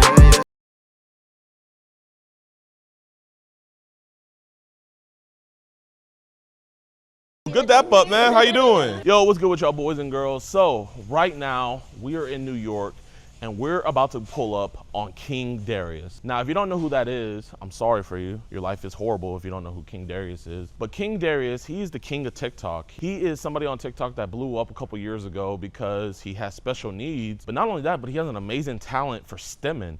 And his stems actually make amazing beats like this. Darius! Darius! Darius! Why are you in my closet? And I actually find myself stemming like him all the time, like. You see, even he had to turn back around. Like, it goes hard. His mom had posted that he's graduating from the 15th grade. And I was like, bro, can I please pull up? And she happily obliged. But I don't want to show up empty-handed. So I want to be the black MrBeast. I want to get him a gift. Now, I got to figure out, what does someone with autism like? Like, I really don't know. So I'm thinking something musically. Ma'am, do you know where like your music stuff is? Yeah, do you guys like have a DJ Khaled soundboard or something like that? Or more like Metro Beats? There's going to be somebody over in electronics that could. Somebody over in electronics? There's never anybody in electronics. It doesn't matter what Walmart you go to, you'll never find someone in electronics. Let me ask this robot. Alexa, what would King Darius like for his 15th graduation? Computer in. What is that? Oh, it's a dildo. Jesus Christ. I know. Just in the middle of the store, huh? Do you guys have like a beat maker or something? I'm trying to make the next Metro boomin'. Check on that wall. That wall right here? Oh, perfect. Can I get that? You gotta wait for the girl. She's in the back. The only one who can open up these cages. I told you guys, there's never anybody in electronics. So she said girl in the back, so that means her name is Rosa Parks. Mrs. Rosa Parks, can you open the gate for me? Let's just walk back here. Do you work electronics? Guys, you need to get it out. You guys don't work. Get out. Oh. Okay, that way. This way. Yeah. He wants a pic. What's good, my man? Yeah. I mean, I'm more wondering why you guys are back here. It says customers only. No, yeah. We need to like open the thing. That brought you guys in, she works in electronics. The girl who brought us over here? Yes. She literally told us that. No, she works in electronics. So why'd she lie to us? She's in the. Let's go. Hiya. No, get it? Like I was saying, hiya, but that's your name also. Double entendre. We just need to open that right there. Went from almost getting kicked out to taking pictures. We want that right there. If you don't mind me asking, where are you from? Pakistan. Pakistan. I will give my life for Pakistan. You saw that video? Yeah. Anything else? No, that's all. So, do you want the warranty for 2 years? 2 years. Chat, should I get the warranty? Do you guys think Darius would break this gift that I'm getting him? Nah, he wouldn't do that. No, thank you. Thank you so much, Haya. Audio stream sound mixer. Chat, you guys think this is a W gift? I think it's a W gift. Oh crap, we gotta hurry. His graduation starts in like 10 minutes. All right, chat. Time to go to Darius's graduation. So who's this guy he's going after for though? I'm not going after nobody. This is believe it or not, like this is actually just gonna be a wholesome shame. Like, you guys think we're gonna go catch somebody? Come on, chat. Darius is a cool dude. Same clothes from last video. What's going on, my boy? What are you talking about? I had a completely different, I had my trunk shirt on. Different shirt, same underwear for sure. I could just tell. How can you tell I'm wearing the same underwear? Literally, how could you possibly tell? Let me actually practice some stems. Let me see. Darius, why are you in my closet? Man. Dang, that's hard. That's a hard one. Bro, like, not even lying, that is genuinely talent. You know what, now that I think about it, going to a graduation with an Epstein shirt probably isn't the best idea, but it was my last shirt, and I really like this shirt. One of the worst things that's happening to me right now, you know when your boxers ride up and they like go into your booty crack like you're a sumo wrestler? That's currently happening to me right now. Here, this is the maneuver I hit. You just gotta go like this. You just pull down. Oh yeah, it's riding up on that side. Yeah, you never want that to marinate, chat. Oh my gosh, like look how nice they look. And then look how nice I look. I'm not gonna lie, chat. They kind of underdressed. This is a big event and you're not dressed properly. That's kind of disturbing. Here, let me beat her in line. Cameras are not allowed in the building for the confidentiality of the students. What about the graduation? Same thing with graduation. Hey, guys. Let me talk this out. How you doing, buddy? I'm Bob. What's up, Bob? How you doing, guys? couple things, absolutely no weapons at all in the building at all. Okay? I know we're black, man, but we don't carry like that. We don't carry like that, man. I promise. Kids may touch you. There are special needs. Just so you know. Yes, sir. Yes, sir. No, we're just here to support Darius. Photos, I'll check with the principal. As long as it's Darius, yeah, we should be fine. Yes, sir. As long as there's no other kids in the background because of confidentiality rules. We're just here for Darius. No, we got him a gift. And I talked to the mom already. Yes, sir. She's cool with it. So. Yes, sir. We're good. As long as you guys are good, we're good. You guys need anything from me, just let me know. Bet, my man. All right, man. You got it. We both here for Darius, right? Absolutely. Let's go. Absolutely. The shirt not giving school vibes. What about now? Is that good? Oh my gosh. Dang. Everyone type shit here. Hey, excuse me? Do you think I could buy like one balloon off of you? No, you take it. Oh, really? Oh, thank you so much. Thank you. Thank you so much. They'll be family. Who's graduating? Your son? No, my friend. Oh, yeah. Darius. You might have seen him. He's famous on TikTok. Oh, really? Yeah. Oh. That's very nice of you. 15th grade. Big accomplishment. Congratulations. Thank you. Who are you here for? I have a son. You have a son? Congratulations. Thank you. And thank you so much for the balloon. Really appreciate it. Thank you guys so much. There we go. Awesome. Thank you so much. Woo!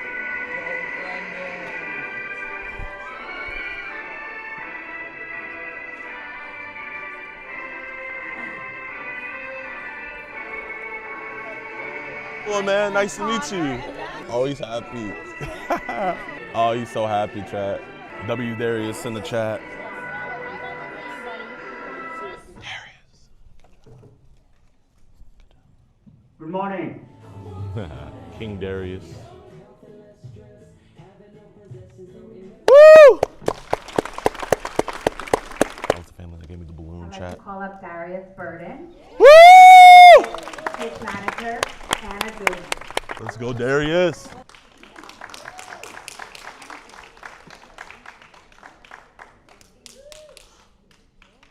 Let's go, Darius. King Darius. Oh, it's so weird meeting him in person. Like, oh, he said pizza party. I'm ready for the pizza party too, Darius. So nice meeting you. You too. Thank you so much for inviting us. No problem. Thanks for coming. What's up, Darius? Oh, good dap up, man. How you doing? Nice to meet you, man. You ready for the pizza party? Yeah. You ready? Yeah. Ready for the pizza So nice party. meeting you. Oh, is it cool if I show him his gift? Yeah, Darius, look what I got you. We were trying to open it during the graduation. It's a soundboard. Thank you. Thank you. So all you gotta do is hit that and you can make your own beats. Make your own beats. He said, yeah. You ready? My man, congratulations, graduating, bro. So proud of you, Darius. Oh, you wanna put it back up? Here, I'll put it back up for you. So nice meeting you, man. Oh, you don't want a hug? Okay, my bad. Can I do a hug? All right, bet. We'll do a soft one. Oh, don't look at the cupcakes, Darius. No cupcakes. He's looking at the cupcakes. No cupcakes, Darius. We don't do cupcakes. Cupcakes. We don't do cupcakes. Okay, Darius is a special exception. None of y'all can be cupcakes. Darius, can I get a picture with you? Is that cool with you? Let's take a picture in front of your sign, Darius.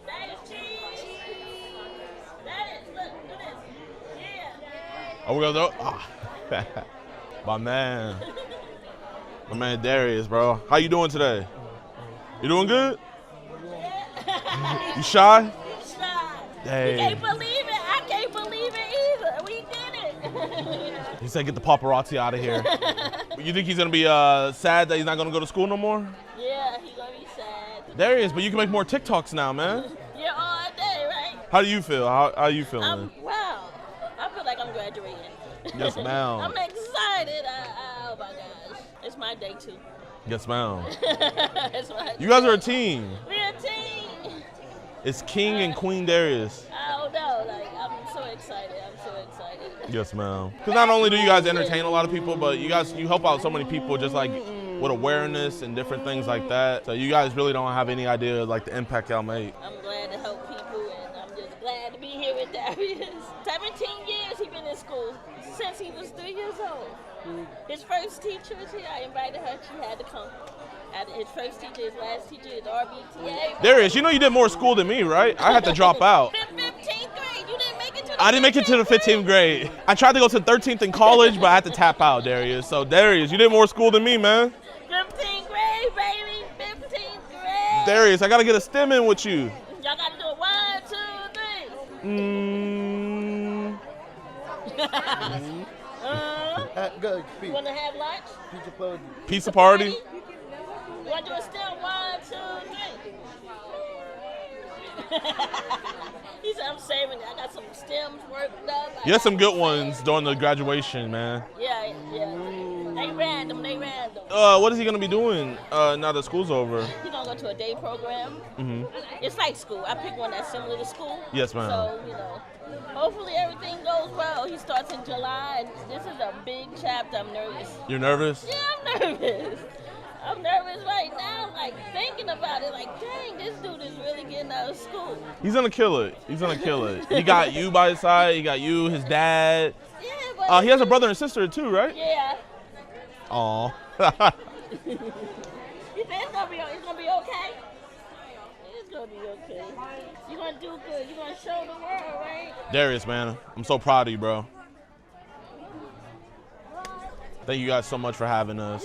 Yeah, what y'all got planned for the rest of the day? You flew all the way here, fly all the way back. Yeah. I mean, catch some predators. Right, we already caught all the bad guys. Yeah, I ain't catch all the ones. Y'all keep on going. My man Darius. Bro, Darius, you're getting so much love in the chat. Everybody's saying W Darius. They're so happy for you, man. You got people crying. Make sure you guys. Subscribe to our YouTube. What's your YouTube? Arissa_Darius. We almost at 100K. Make it happen tonight. Arissa_Darius. Darius the king of stimming.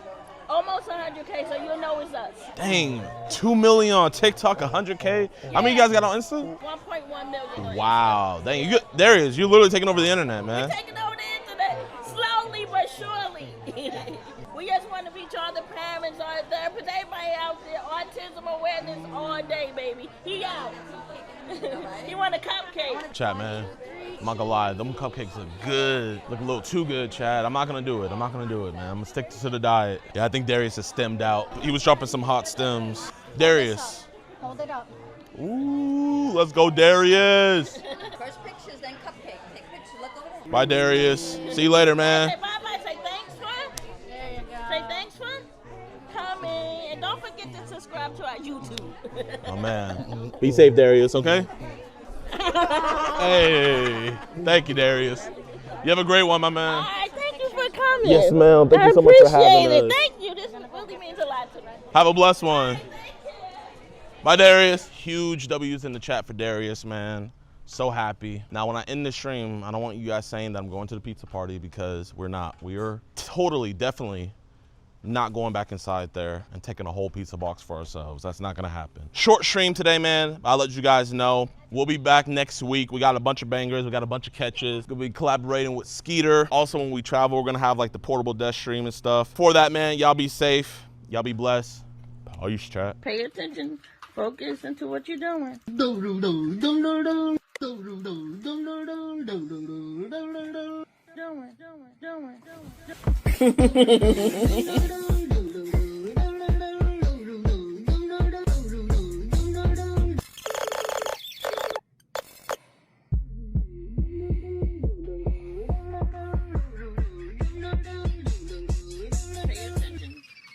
Into what you doing.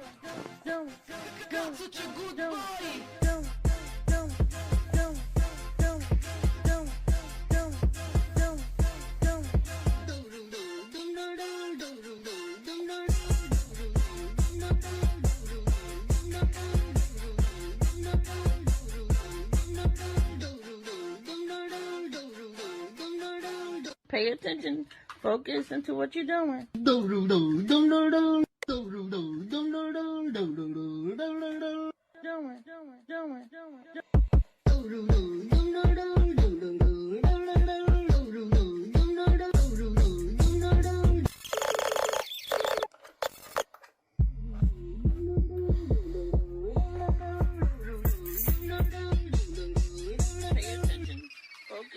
What you doing? Doing.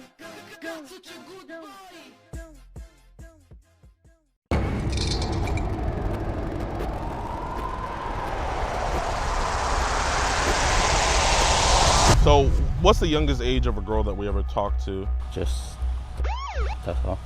What happened, babe? Why you let me on red? What you doing? You want me to do doggy style on you? You can't bring him and ask him for apology, give us apology. If we take a report and the detectives feel like it needs to be handled, possibly he may be getting arrested right now. So don't come and talk about apology for something like that. We don't accept apologies for that like that.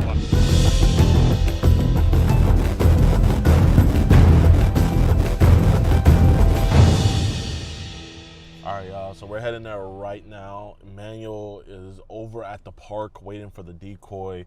He has a very short window between now, which is 12 and 2 p.m. before his parents come back. So his plan is to pick her up at the park, take her back to his parents' house. They have fun, and then, you know, nobody's none the wiser. I mean, this dude's absolutely disgusting. He's 26 doing stuff like this. I mean, like, come on, bro. We gotta do better with our lives. But yeah, so what the plan is we're gonna go there. We're gonna confront him at the park. We're gonna just try to keep him at the park and everything. Get him to admit to this, and we'll see. Hey, Manuel. What's this? What the f is this? We know you hate child predators and love what we do, but sadly, the same can't be said for others. Join today on EDPWatch.com, and for only $4.45, you can help support us locking these monsters away. You'll get access to uncensored chat logs, cool disgusting audio calls, and never before seen and early access to new videos. You'll be entered into monthly giveaways, get 50% off all merchandise, and get a chance to do an IRL catch with yours truly, DeMarcus Handsome.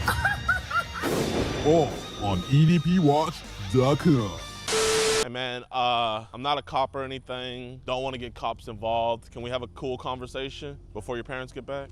Is it cool if my friend just like pat you down, just make sure you don't got no knives or nothing on you? You don't have anything? Poke me, stick me, stab me? I just have my key and my phone. Appreciate you, man. Appreciate you. Here, let's just have a conversation, man. I want to have the conversation here because I know you live close by. Obviously, like, I don't want your parents finding out about this. You know, you're a young kid. How old are you? I'm 26.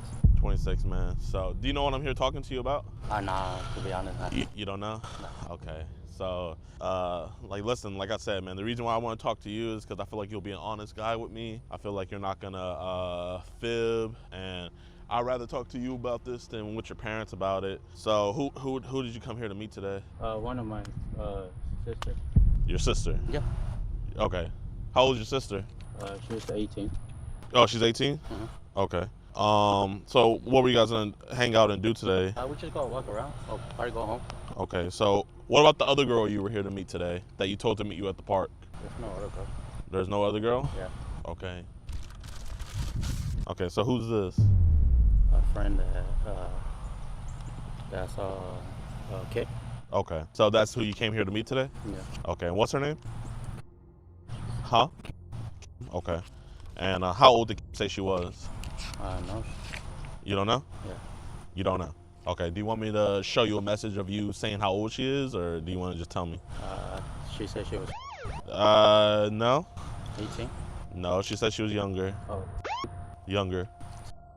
Not the... Yeah. Here, let's just walk over this way, my man. Listen, man, this is going to go a lot easier, and this is going to be a lot better, because the reason why I'm here talking to you about it is I want to make sure you know what you are doing is wrong. Yeah.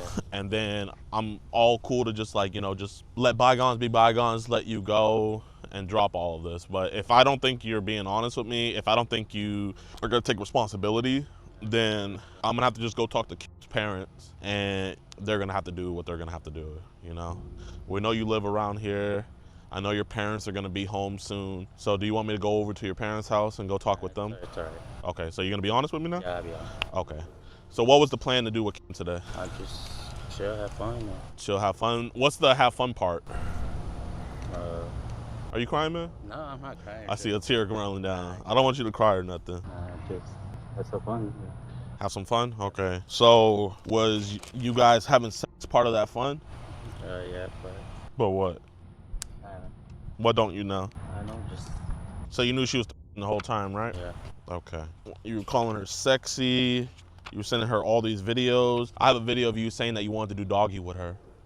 Yeah, I know. I have a lot of videos of you saying a lot of bad things. So did you know this whole time that this was illegal? Yeah, I know. So why'd you do it? You can hop out of there. I'm just, my friend, he's just filming for our safety, man. So I don't, you know, I mean, now that I know you don't have no weapons, I feel a lot safer, but this is just to let you know that, like, hey, I'm not gonna put my hands on you, and you can't say, and I can't say that you put your hands on me, okay? All right. I guess where do we go from here, Emmanuel? Just don't do it again. Just don't do it again? So have a lot of young girls been hitting us up online? They have? What apps do they usually hit us up on? I don't know what kind of app. You don't know what kind of apps? Do you have your phone on you right now? Yeah, I have one. Is it okay if I see? I just have Kick and...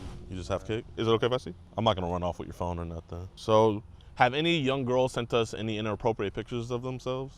No, not really. Not really? It's just people who like do meets and stuff like that. So, so have they sent stuff on, It's just people who do sell and stuff like that. People that sell Yeah. Any young girls selling nudes? No. So, what's the youngest age of a girl that we ever talked to? Just that's all. 13? So that's the youngest? So why were we asking her for inappropriate pictures and everything? I don't know. I wasn't thinking. You weren't thinking? I'm gonna just cover that so I can see better. You nervous? No. Just on my picture, my games, and... I mean, there's one specific, if you don't mind me seeing, is that okay with you? I mean, nothing much to see. There's one thing, because I want to see, because one thing is I want to figure out why these young girls are sending you young photos of themselves, and I'm trying to figure out what app that's from, because I want to get you removed from that. Just Kick, that's all. So just Kick? Yeah, just Kick.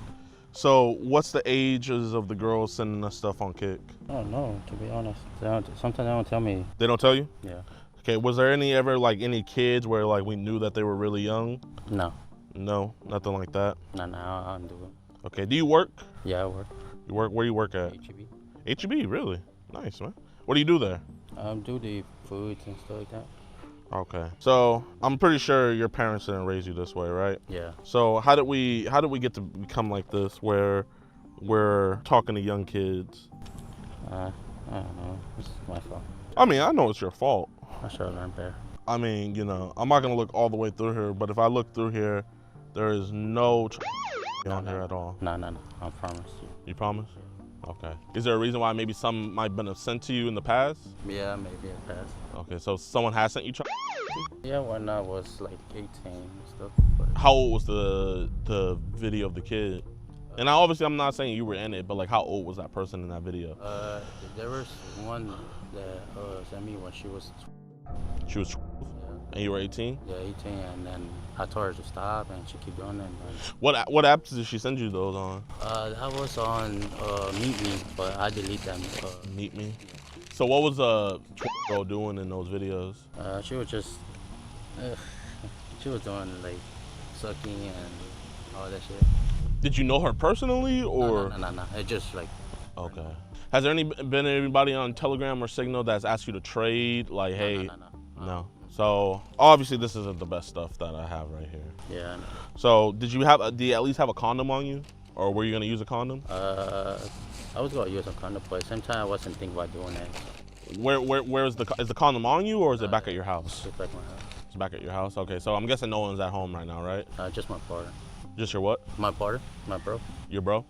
How old's your bro? He's 28.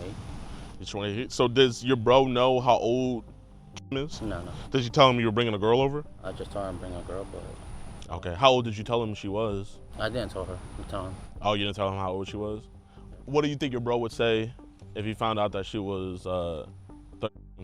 He probably would get mad. He'd be like, you crazy, bro, don't do it. You crazy? Man, I mean, you're 26 years old, you know? I feel like that's a valid response type shit. That's all. So, do I need to embarrass you and play these videos of you saying all this stuff? No, I haven't. I see them. Okay. So, we said some pretty embarrassing things to her. We said some pretty gross things, like... Yeah, I know. I mean, you know, you say you know, but my whole thing is like, I mean, do we really know? Because I just don't know anybody that would say some stuff like this. What happened, babe? Why you let me on red? What you doing? You still playing with yourself? Yeah, I know. You want me to do doggy style on you? Alright, babe. Damn. Nah, you gonna do good. I promise you, you gonna do good. It will be your first time. So why would we say that stuff to a 13-year-old? Like I said, I wasn't thinking. Have we ever had these urges before? Do we have urges for younger girls? No. Okay, so why do we act on these urges now? No. I think it's obvious. I think we can both agree that if her parents didn't find out, that you guys would have had sex, right? So I just want to know, would you have actually done doggy style, or would it have just been regular sex? I wasn't even thinking about doing that. Yeah. You can't say that because you're here, so. No, for real, I wasn't thinking about doing it. Just because y'all here, that doesn't mean. Even though right before we got here, you were texting her saying you can't wait to do stuff to her? Yeah, no, but I wasn't thinking, like I said. That's not the question I asked. I'm asking, would it have just been regular sex, or would you have done that doggy stuff? Probably just regular. Just regular? Okay. So I know that this isn't the only young girl you've had sex with, so how old are the other girls? That's all I had. Just with my age, 25. When was the last time you had sex? Last 2024. Okay, was that a girlfriend? Okay, how old is she? She's 25. She's 25. What happened with y'all? Why'd y'all break up? She left me because she supposedly got engaged with her ex and stuff. Got engaged with her ex? Yeah. Do you have a lot of friends around the area? Yeah, I do. Okay. So listen, man, this is a really nice neighborhood. What do your parents do for work? My dad worked at Fiesta and my mom worked at cleaning school. She cleans schools? Okay. So is it your parents' house, or do you guys live with somebody? My parents' house. It's your parents' house? Okay. And how many siblings do you have? Just two, one stepsister, one older boy. Okay, how old is your stepsister? She's 29. Okay. Oh, so you're the youngest? Yeah. So how long did you know that this was wrong? I don't know. Since the beginning, I was like thinking about it, but I was like, no. And then later on, started like getting worse, and I keep saying don't do it, and then keep doing it. So I didn't personally see it, but I'm gonna be honest, I know that there is some stuff on your phone, and I don't want you to get caught up with anything, because if I found out about this, imagine if somebody else found out about this, right? And you know, it's one thing to go meet up with a child and everything, but having a bunch of videos of little kids on our phone. No, I won't have that. I promise you I won't have that. I mean, I'm just asking, like, is there anything that you want us to get rid of? No, just everything cool. So you don't have anything at all? No. So do we make sure we delete that stuff whenever people send it? Yeah. Okay. So what is it that people are sending? And just, you know, people touching themselves. And so how old are the people that are touching themselves? Like 45 or 25. Okay. What about the younger people? What's the youngest? Just 18. That's all. That's the youngest, 18. The youngest is 8. So the youngest is the age of consent. Yeah. Just coincidentally, the youngest person is 18 years old. Yeah. Do you believe in coincidences? Yeah. Oh, you do? Do you think this is a coincidence that we ran into each other? Mm-hmm. Oh, okay. Do your parents speak English? A little bit. A little bit? Your brother does, right? Yeah, yeah. Okay. So if I go talk to your brother and have him go tell your parents, and then they go through your phone, what are they gonna find? So I'm gonna ask you this. Do you rather me find it and then me get rid of it and make sure you don't do it again? What want me to read? That's just my girl. Are you dating somebody right now? No, just this one with like my old exes and stuff like that. Is it okay, one thing I see? Like this one you talk about? Let me see. Well, how old's the person in that? She's 25. She's 25? A lot of things, man. I mean... Yeah, but it's just like Twitter and stuff. And yeah, some...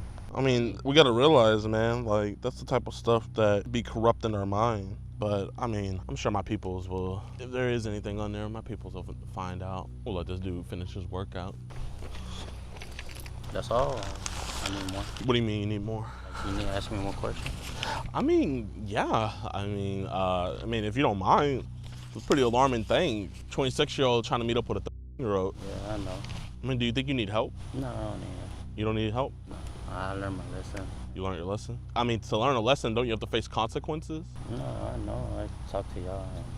I mean, I didn't do anything to you, so what consequences have you faced? I just, You haven't faced any consequence, right? Yeah, but I learned my lesson. I know what I'm not going to do again.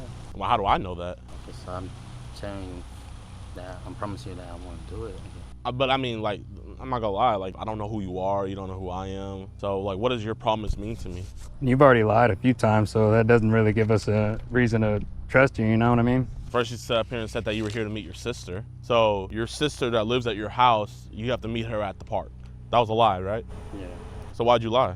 I didn't know who are y'all, and then. Were you afraid that we were cops? Yeah, so. Yeah. I mean, lucky for you, we're not cops, but also unlucky for you is we know a lot of cops. And also unlucky for you is parents. If they want, they could take this to the authorities. You mind me asking what the appeal is? Huh? What's the appeal? Like, you know, there's plenty of women out there. You know, why at the?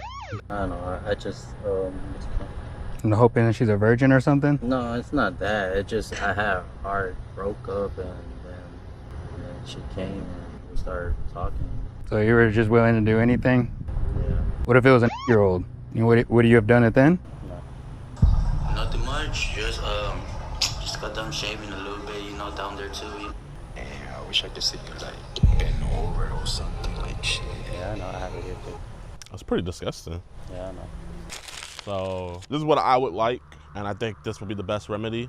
I think the parents would like it. I think it'll be the best thing for you. I think you should go down to the police station. I think you should apologize. Let them know that you're not gonna do it again. So that way they know that you actually mean it. We don't accept apologies for them like that. Or, you know, you can just pretend like nothing happened, and then her parents can go to the police station, and then if they tell the police, then they're gonna come after you. So do you wanna go to the police station and apologize and let them know what you did was wrong? Yeah.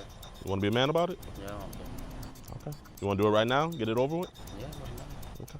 Put your head out. Yeah. Yeah. You're more than free to. We got space.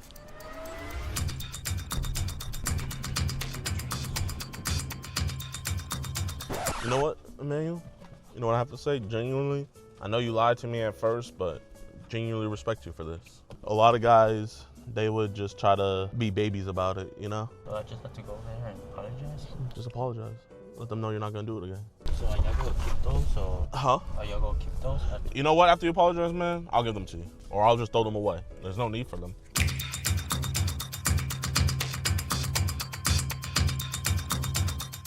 Let's go on and get this over. Excuse me, sir, do you know where the sheriff's office is? The sheriff office? Right through there? In the right. Excuse me, Sheriff. How you guys doing? Is it cool we report something to y'all real quick? What you got?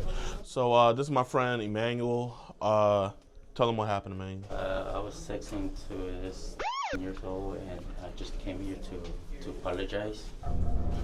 Apologize? How old are you? I'm 26. What are you gonna apologize to? Us? Yeah, so he was talking sexually to a 13-year-old, and he had came up to meet with her. Yeah. Why you recording video? He has everything documented. But what is he recorded this conversation? Yeah. We're gonna give it to y'all. No, we don't want to record it. Okay. Yeah, what is he recording all that for? It's evidence. Hold on, I'm gonna get something on my truck. He work for you? Yeah. What kind of business you got? Parents, they let us know whenever individuals are talking to their children, and so that's what happened. What kind of place is it? It's a private organization that we have, but we report everything to you guys first. But like he said, he's 26 years old. He invited what he thought to be a 13-year-old girl over to the park to have sex. Were you gonna use a condom? Yeah. Okay. And you knew she was the whole No question him. Okay. Who made our cry? Huh? He is. You making? Yeah, we're reporting it to y'all. But do you know the y'all? Yeah, we have all the evidence and everything right here. We're gonna give you guys everything. Like I said, I'm a private citizen, and I know you don't want me questioning him, but since I'm not an officer, you know. But listen. Yes, sir. You're trying. This is one of your workers. No, he's not. Did her parents or anybody make our cry? You making our cry? Yeah, You can't be a complaining. You can't bring him and ask him for apology, give us apology. If we take a report and the detectives feel like it needs to be handled, possibly he may be getting arrested right now. So don't come and talk about apology for something like that. We don't accept apologies for that like that. Exactly. That's why I have him here. So you bring him here with the possibility of getting arrested? Yeah. Like I said, he wants to take responsibility. He knows he broke the law by talking to a 13-year-old girl, asking her for sex. You sent her multiple videos of you saying you want to do doggy style with her, right? Yeah. Where's this young lady at? We have all her information we'll give you guys, so whenever you guys are ready to take the report and everything, or if you guys get a supervisor, would you want to see the evidence? Wait, so I'm going to jail? It's gonna be up to them. This is all the evidence, all the screenshots and everything. That's the evidence? Yes, sir. We have it all on a flash drive as well. You investigated him? No, sir. Yeah, he works for an organization called ICAC. No. I do not work for ICAC. It's like I said, it's like ICAC. Here, I'm gonna show you on my phone because it's a lot clearer and in order. Then I said I could just apologize. Yeah. Hmm? I thought I could just apologize and then leave. It'll be up to them. Sometimes they don't arrest some people on site. Who are you? I am extra support. I'm a driver, extra support, stuff like that. Personal assistant. So for him? Yes. What kind of work he do? A catch child on people who are trying to meet up and have sex with So child why he predators. didn't say that? He told me. He did? Mm-hmm. How did y'all meet him? Huh? How did y'all meet him? So you had wanted to meet her at the park, right? Yeah. So he had one. How did y'all find out about all this here? The parents gave us everything. Who was the parents? It's his parents. For the 30-year-old kid? Yes, sir. Is it cool if I talk to you over here?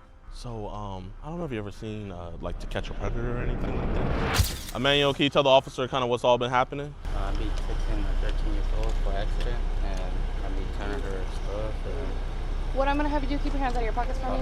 Do you have anything in your pockets? No, just my key and my phone. My bad, my bad.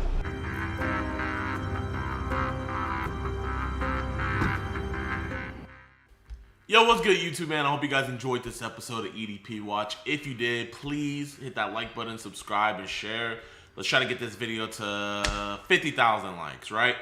So, huge update on Emmanuel. Going into this case, I did not think it was gonna go well. You know, Harris County is notorious for not taking these cases seriously, not wanting to work with us. So, I was going into it fully thinking that the cops were just gonna tell us to screw off.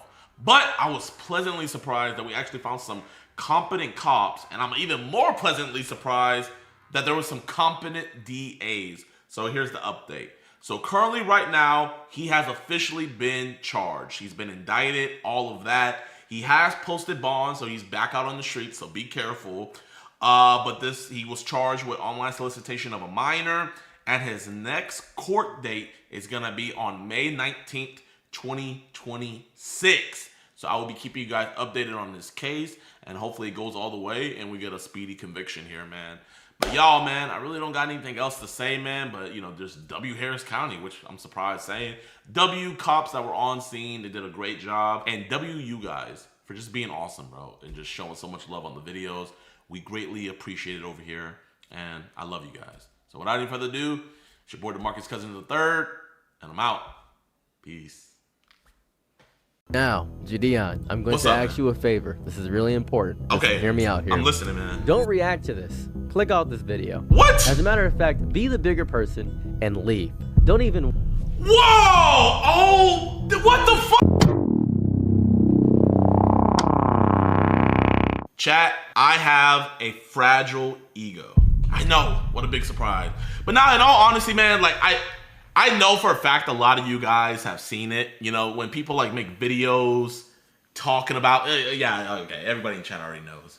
Like, I don't know why, but like whenever people talk about me, especially when they're like saying things about the pred catching or when I did pranks or anything, I just have a very fragile ego, and I want to be open and admit it, right? And the reason why is because this YouTuber made a video. He titled it Ciros TV. He said JiDion's arrogance is ruining everything, and I haven't even seen the video yet, right? I promise you guys, I have not seen a single second, but I had already dropped a comment saying I gotta get the ego in check W video. The reason why I say that, bro, is like I don't have an ego in the sense of like I think I'm better than anybody or anything like that, because I don't. I have a sense of, it's just like if someone says something about me, no matter how big or small they are, it's like I can't help but not say anything. And I think the prime example of my ego getting in the way of my success is quite literally the Pokimane situation. Because after I sent the hate raid, right, and I think she like ended her stream because everybody was saying L+ ratio, her fans came over to my stream after she ended her stream, and you know, they were like mad and stuff at me, right? Like, I'm like, rightfully so. Like, I just made their favorite streamer just end her stream.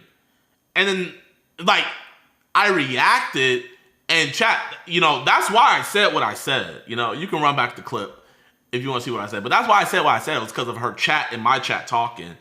And it's like, you know, looking back on it, man, you know, just being real honest with myself and everything. Like, even my girl, like, sometimes, like, people DM me stuff, right? And it's like, if I think you're wrong about something about me or whatever, and sometimes it doesn't even have to be about me. If I just think there's something wrong about some situation, I get so fixated on it, right? And that's why, like, you guys remember the FDH thing. It's like, if I think you're wrong, and especially if I think you're wrong talking about me, like you guys are saying, just drop it, just drop it, just drop it. It's like, bro, I wish I could, but I couldn't. And that's not a good thing. And it's like something I actually got to get in check. And I want to be honest about it, man. Like, I want to be transparent. And yeah, man, like, I have a fragile ego. And it's like this isn't on no big bro stuff or anything like that. But it's like, I'm too big of a content creator to be showing you guys any emotion, if that makes sense. And what I mean by emotion is, like, I can't be showing people when something gets to me, especially on the internet. I shouldn't be like that, bro. You know, you never know if if something got to Jay-Z. You never know if something gets to The Rock. You know, it's like, I shouldn't be showing that to y'all. But that's just me. That's just my raw emotion. It's something I gotta fix. But I want to react to this video. I just want to have that, I just wanted to say what I was going to say in the beginning, man. You know, transparency, man. I have a fragile ego. And let me know in the chat if you guys have a fragile ego as well. If you guys are like me. I want to know if I'm alone or any of y'all the same way. But let's watch this video, man. Hypothetical for one moment, if we could, as a family. Let's say you had, for the sake of argument, 5 million subscribers. You have a big presence online, and you're known as basically a good... Okay, well, technically, I have, 8 million plus 5, so 13 million subscribers.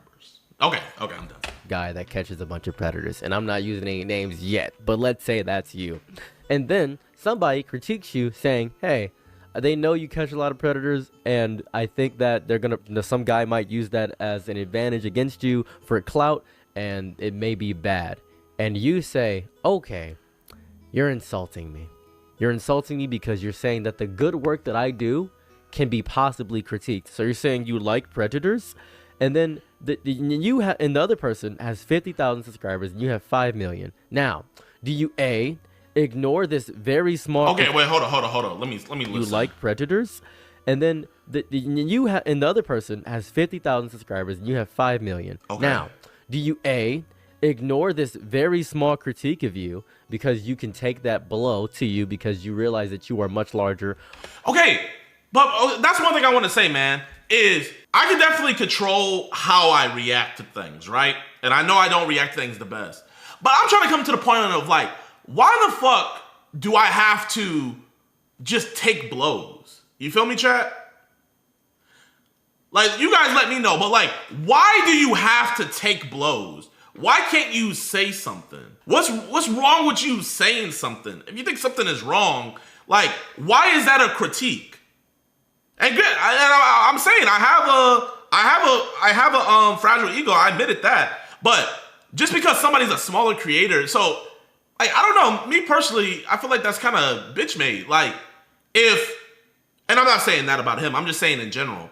What I'm saying is, like, what if I was the guy who only responded if somebody was bigger than me? Because chat, you guys know, bro. I mean, I respond to everybody. You can have 500 subscribers, or if somebody with 10 million subscribers. You guys can check my track record. When H3H3 talked about me, like, whoever talked about me, no matter how big they were, I said something. I did not just go after small creators. I did not just go after people I could subscriber mog. I went after people who were bigger than me. I would punch low or I would punch high. Now, granted, you know, you don't have to always punch. I can see that.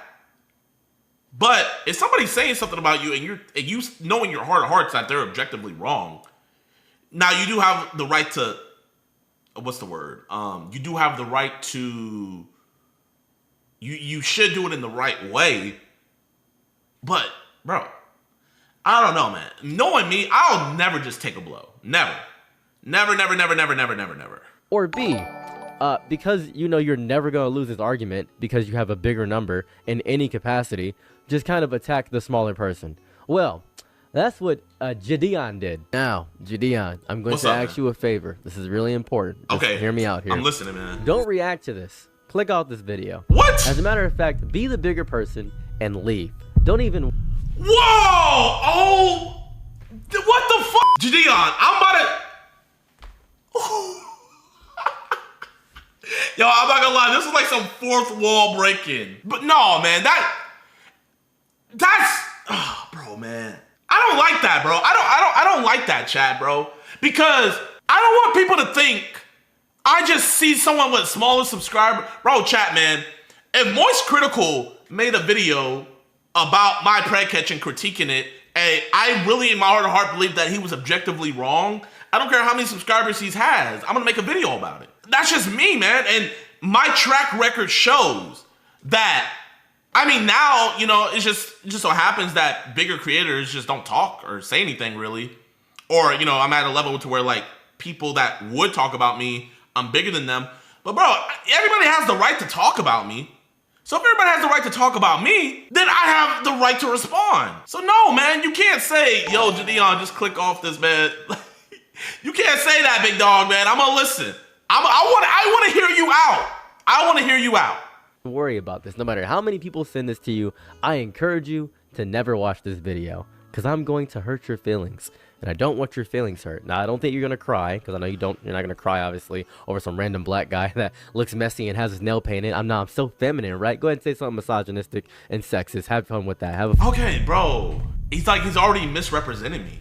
You feel me, chat? Believe it or not, man, I don't care when dudes paint their nails. When you go look at ancient time, ancient warriors used to paint their nails.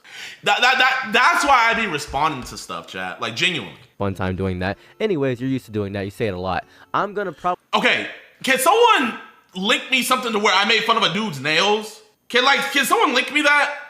That's why I made my videos about DH, and that's why I made my video. It's like, bro, I can take criticism. I genuinely can. But, bro, it's like when you're objectively wrong about me, how can I not say something? You hurt your feelings. So I don't want you to get your feelings hurt. I'm saving you from getting your feelings hurt. So please click off the video, be a bigger person, and don't worry about somebody who doesn't even have 1/10 of the size that you do. But bro, like you're looking at size and stuff like that, man. Bro, F the size. It's like, bro, why are you so worried about the size? Like, I mean, here, I'm gonna preface this. Nobody go send him hate, you know? Size does matter. But bro, no one go send him hate or anything like that. Like, I genuinely want to hear him out. But man, it's like, this is what I hear. JiDion, let me punch you. But since you're a fat ass and you can absorb that punch, don't beat on me because I'm smaller. Or don't raise your, like, just take it, bro. You're a fat ass, JiDion. Just take that punch. That is what I'm hearing in my ears.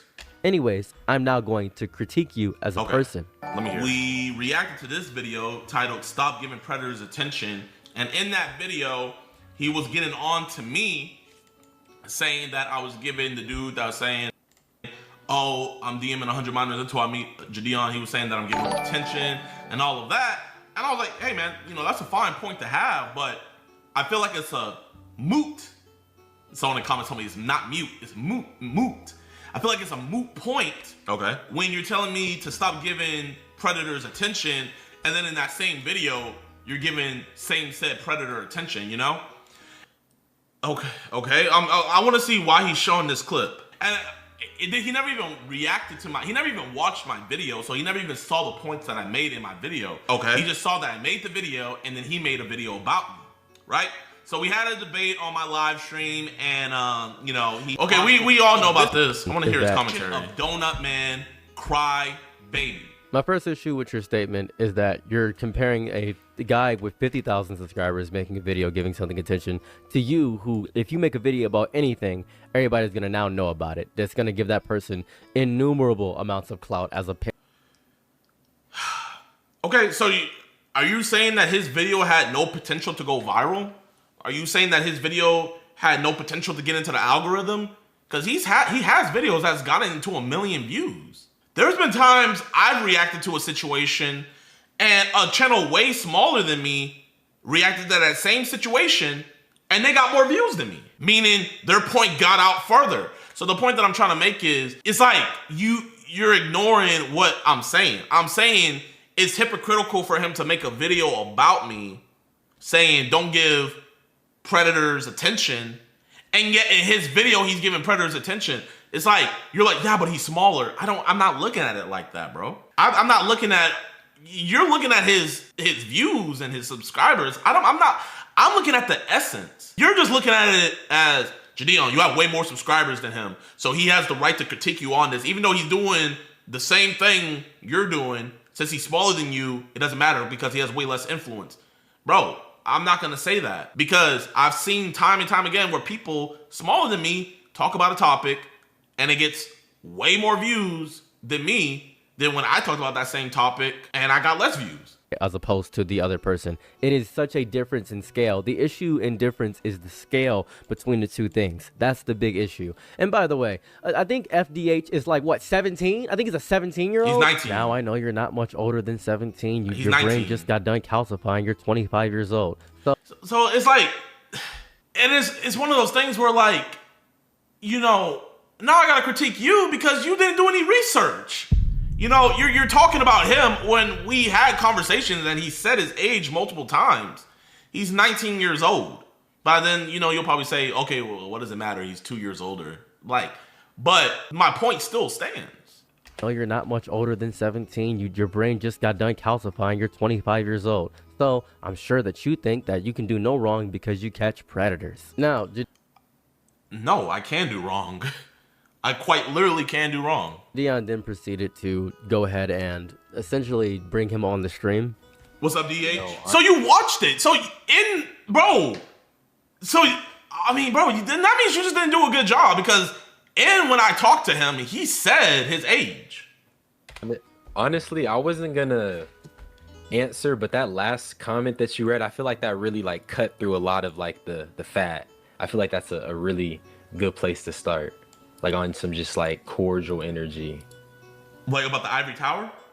Yeah, where it was like he was trying to hold both of us accountable. Like that was the best comment you read, because I feel like that just kind of set the tone. You see, man, not everybody that watches me is brain dead, man. Like, you can't just look at the chat. I always tell people, I tell them, I have this mindset. No, they were definitely calling me a pedophile though. Like there's definitely. But that was the chat. But when you read the comment section, when people have the chance to put up their people in the chat too. It was people in the. I know that's not on you, but I'm saying it does exist though. I'm not bullshitting. That does exist. Let me hear that. Where's the commentary? I'm not. YouTube. JiDion, I think you don't want to hear my advice, man. You don't care what I have to say, and that's fine. And that's the thing. JiDion, I think you gave very good advice to this very young kid. You are 25 talking to a 17-year-old. He obviously is doing this to get ahead on YouTube, because nobody wants to watch positive content on YouTube. Obviously, people enjoy drama. Hell, people might click on this video because I'm calling you out at this exact moment. But and then I kind of didn't watch any of your content, JiDion. So as opposed to just like ignoring everything you did, I wanted to see exactly how you are as a person. The more I discovered you following Christ and doing all this stuff religiously, I think that's very powerful. I think that's very beautiful, because you used to be very big with prank content. I never watched any of that stuff because I don't watch prank content on YouTube. I really just watch cooking videos. So now I know how you are as a person. And now I just don't like how you are as a person, actually. Now I just kind of don't like how you are as a person, which is very interesting to discover. I mean, a lot of people don't like how I am as a person, you know? Like, that's... I mean, join the choir, man. Like, a shit ton of people don't like me. Freaking, you know what? I'm not going to even use that because people are going to misconstrue it. A lot of people don't like me. What really stuck with me about this entire thing is when you tried to go band for band with him, which didn't make any sense to me. Why did you try to money ego a 17-year-old? That was... He's 19. He's 19. Was insane. Let me show you what I'm talking about, because this is really weird. Your boy made... Okay. So, I don't know if you're gonna... So maybe you... I don't know how much research you did into the topic. It looks like you kind of just saw one video. So I'll give you the whole... what led up to it. So he made a video talking about how I was wrong for reacting to a video of a dude saying that he's going to be DMing 100 minors, right? So he said I was weird. He said that I did it all for money, da-da-da-da-da-da-da, right? Now, I was like, you know what? Yeah, I don't want you to keep on putting this allegation out there that like, I just do this for all for money. So I was like, you know what? That's fine. Here, I'll do this. I'll donate all the money from that stream, plus what I was also going to donate from if C-Bot had won the boxing match. So I was going to combine that, plus whatever the stream made. I just made a point of, since none of us can say we profited from this situation because he made a video about same said dude, I proposed the idea of, hey, why don't you donate the revenue you made from that video that you made about the dude? But he didn't want to do that. I was not going band for him, telling him to match my donation. He's a YouTuber with 50,000 subscribers. Why would I try to go band for band with him? That makes no sense. I was just saying, since you called me out saying I'm profiting off of this situation, all I said was, hey, how about you also not profit from this situation and we use all this money to go to a better cause? It's two things. It's two things, Ceros. And I look at it as either you didn't do good research. I mean, you didn't do good research on this because you keep on getting his name wrong. You know, you saying that he's 17 makes it look like, oh my gosh, this grown man is bullying this minor and stuff like that. He's 19. And then second off, you know, I don't know. Let's continue. Because this is really weird. Your boy made $6,300.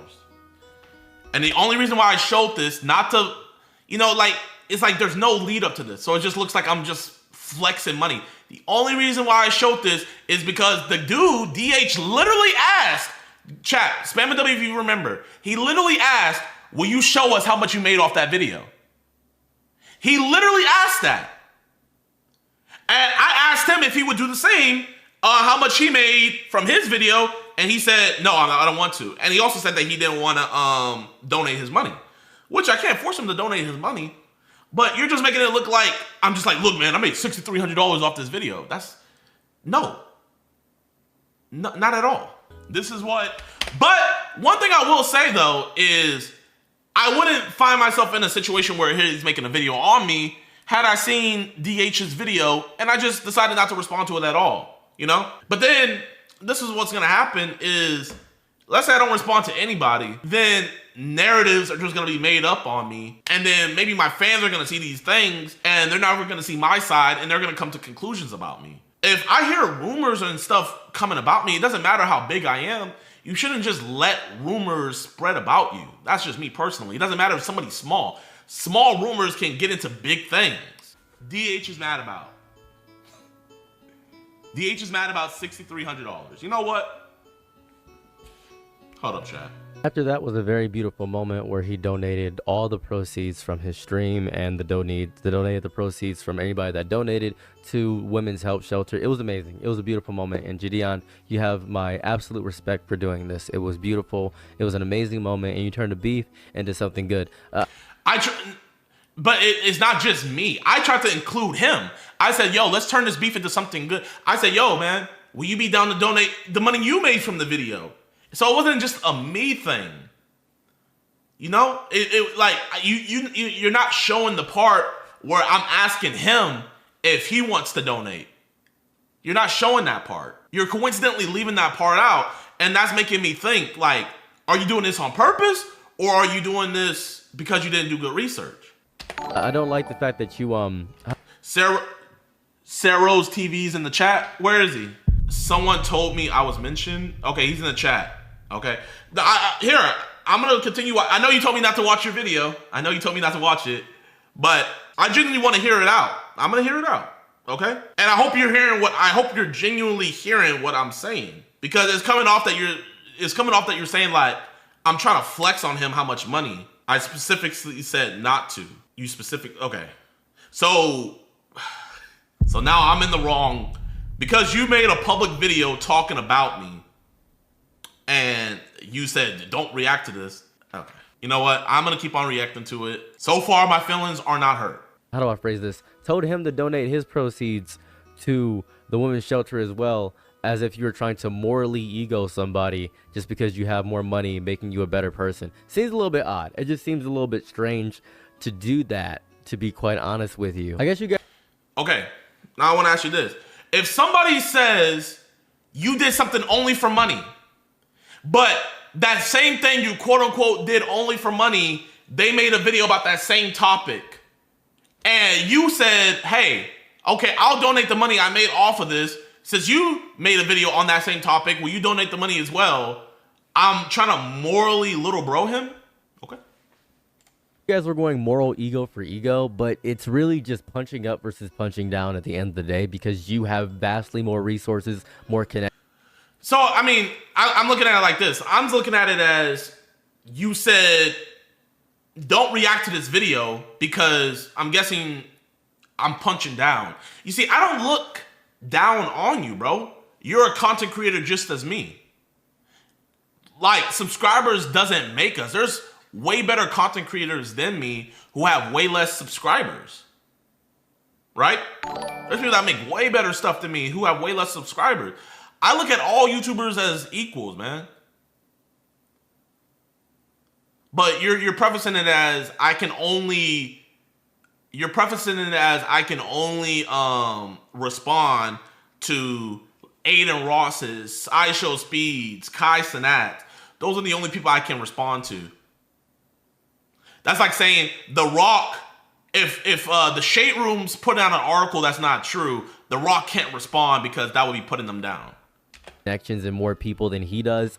And even at a certain point during the stream, you called I'm Dante and said, you know about this guy FDH, which was really weird. Was that not weird? Yo, I don't even mean to get you in. So it's weird. So it's weird when I bring up other people that he's made videos about talking bad on them. Like, you see how he's prefacing it? I brought up another YouTuber that he made a video about. Right? But I'm weird for bringing that up. I'm weird. He made a video talking bad about another YouTuber, and I bring that up, and I'm weird. Not him making the videos, but we'll continue. Over the type in FDH, go on his channel real quick and look at the last 3 videos. I could go over the misogynistic comments you make constantly about people acting zesty and all this other stuff. I could do that. I'm not gonna do that because I don't care about that. That's, you see, you'll call out the misogynistic comments I make, but are you gonna call out the comments I make about MAGA? You know, would you ever call out that? You see, you can always cherry pick what you want to call out. I make fun of everybody. That's one thing about me. I will literally make fun of everybody. But because I offended you on one thing you specifically like, it makes you upset. My chat has seen me make fun of Trump. My chat has seen me make fun of gay people. My chat has seen me make fun of straight people. My chat has seen me make fun of Jews. My chat has made me make fun of Mexicans, black people, everybody under the sun.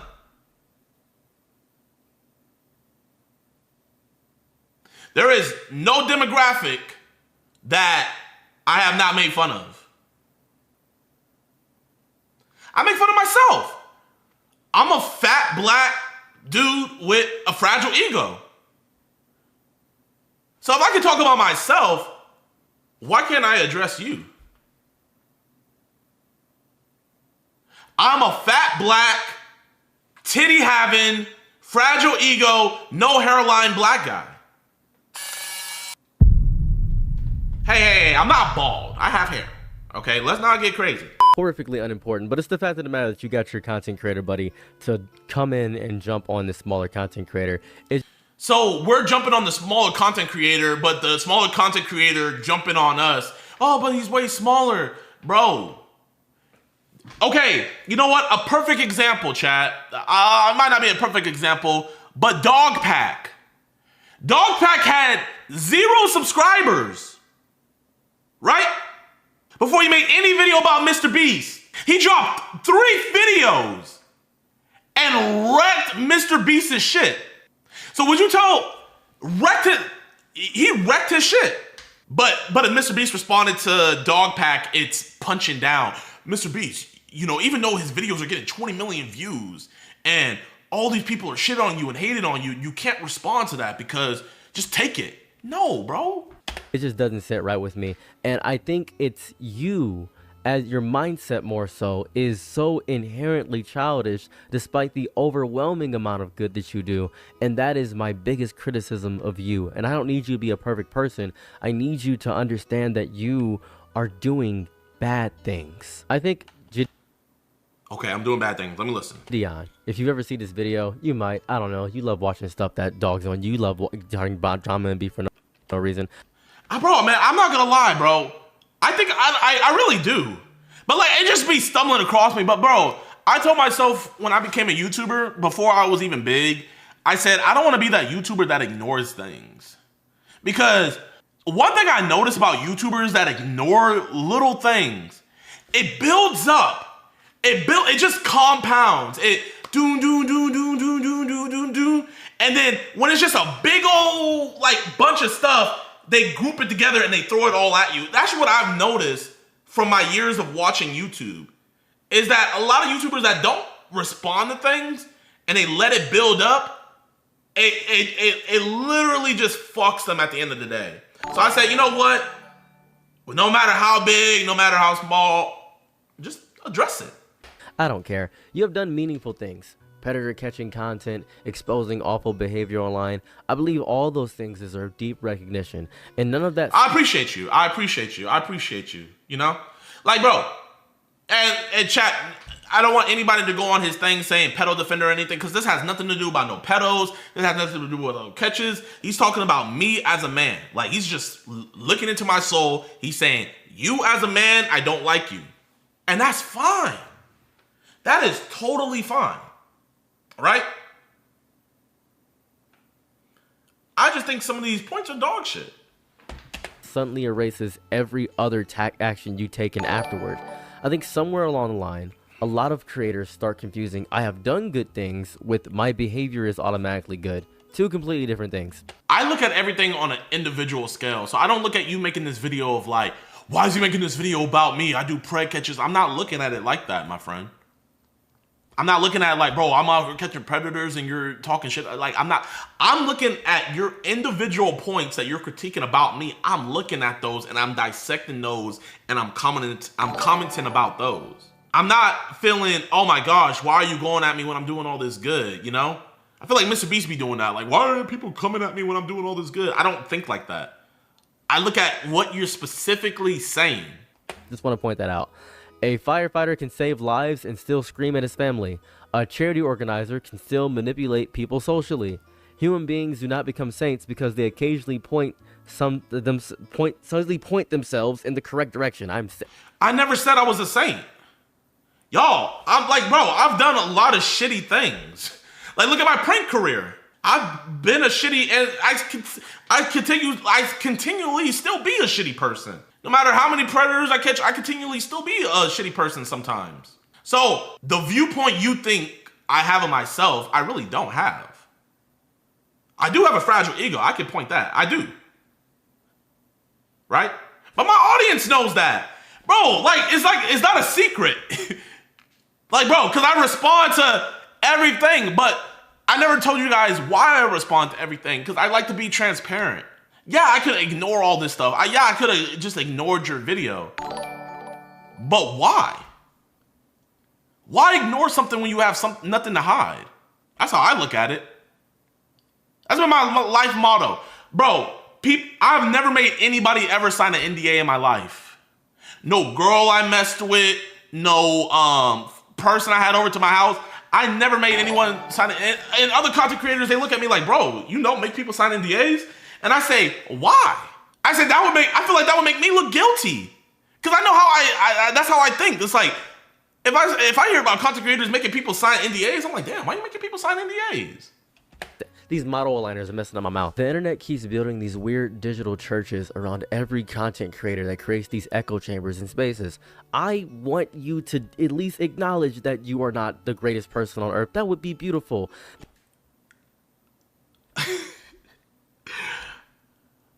I acknowledge I am not the greatest person on earth. I am a shitty human being, and I have to apologize for a lot of things. But that's one thing nobody can say about me, is that I don't apologize. Chat. I do take, if I really reflect on a situation and I think I'm wrong, I apologize. That's why I apologized about the Poki situation. And I think my audience gets me, you know? They see me bitch and complain and react to videos and stuff like that, but they know where my heart is, you know? I might not respond to something in the best way, you know, or in the most constructive way or the most sound way, but they know where my heart is. And I feel like that's why I have an audience that has followed me this long and this far through so many different mediums, from pranks to Christian content to preg catching to streaming.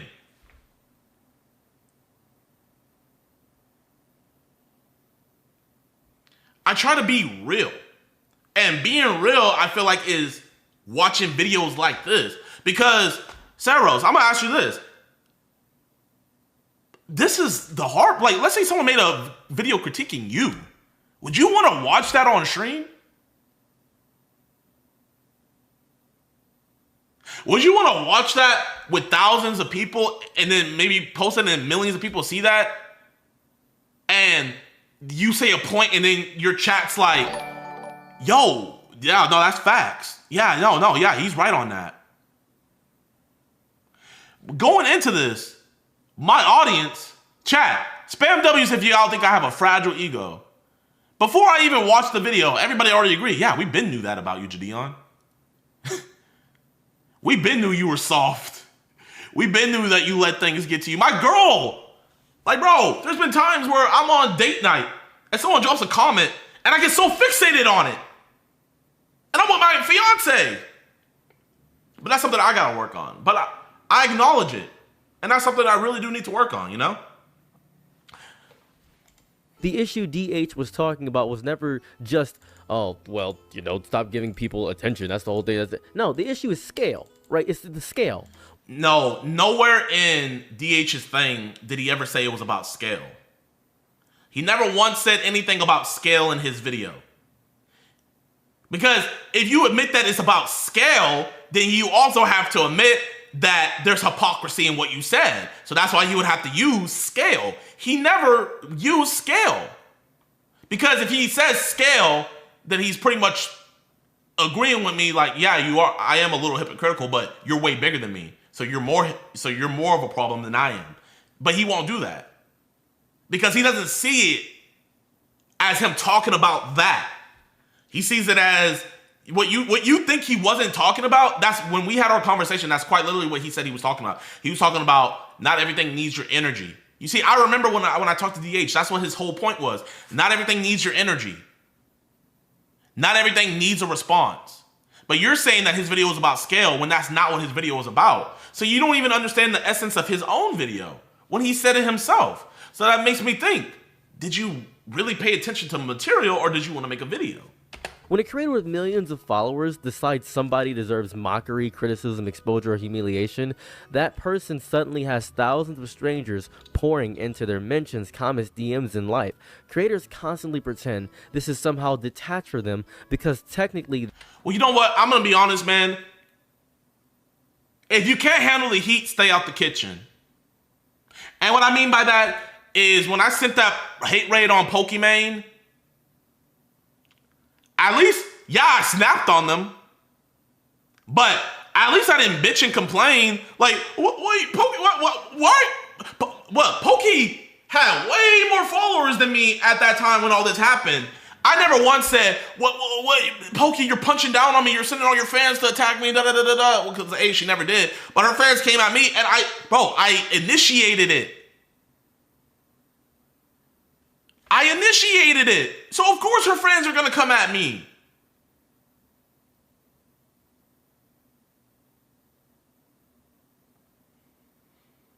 And that's a perfect example of someone being bigger than me, and I initiated something, but I just took it. So you're saying you shouldn't respond. I say you gotta be strong. If you're gonna, I look at it like this. If you make a critique, let's say you make a scathing article about a company doing something bad, right? You gotta be ready for that company to come at you.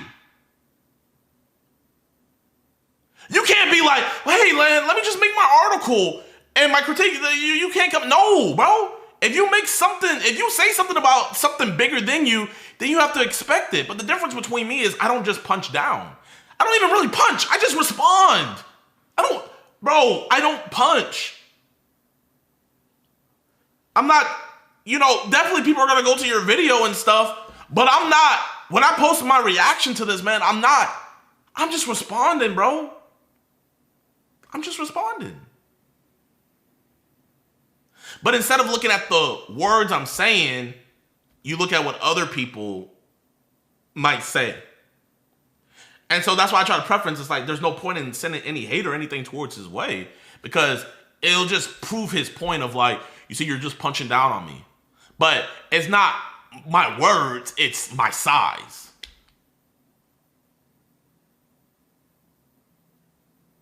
See, he's not going to say my words are punching down on him. He's not going to say my response is punching down on him. He's going to say, it's my size. You're bigger than me. You have too much girth. You're hurting me. Stop. But bro, when you mess with something big, you have to expect it to hurt.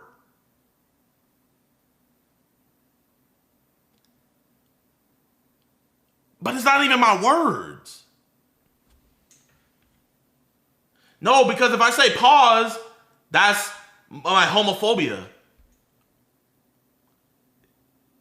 If I say ayo, that's my sexism showing. They didn't tell anyone to harass. Come on. You know how audiences work. You know how fans operate. So I know how audiences work. I know how fans operate. But it's okay because you're smaller and I can take the people you send to me. Now, let's say this video, instead of 15,000 views, it got, I don't know, let's say it got 10 million views, right? Is it still, but I'm still smaller than you though. Like, who cares if the video got 10 million? You know what happens when you quote tweet somebody or make a video about somebody? You know what happens. You understand that. That avalanche starts instantly. So why is it okay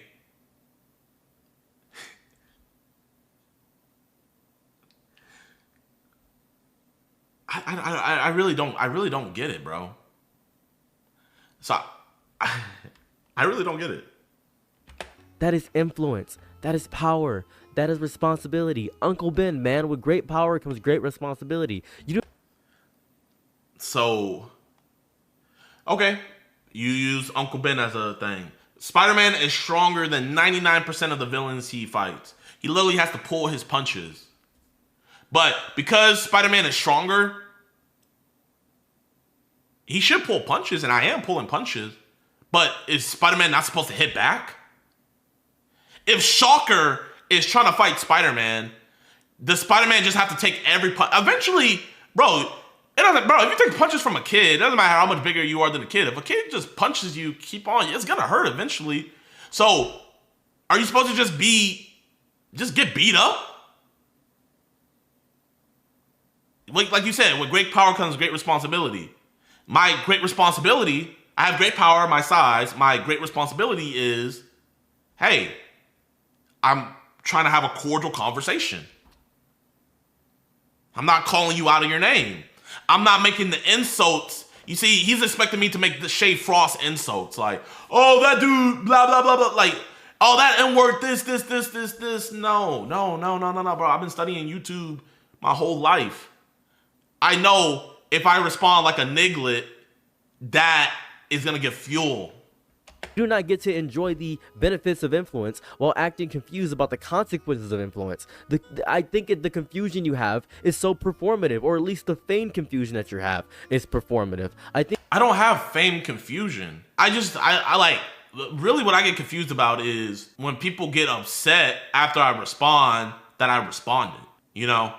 Bro, this is a prime example. You guys remember Tommy Innit?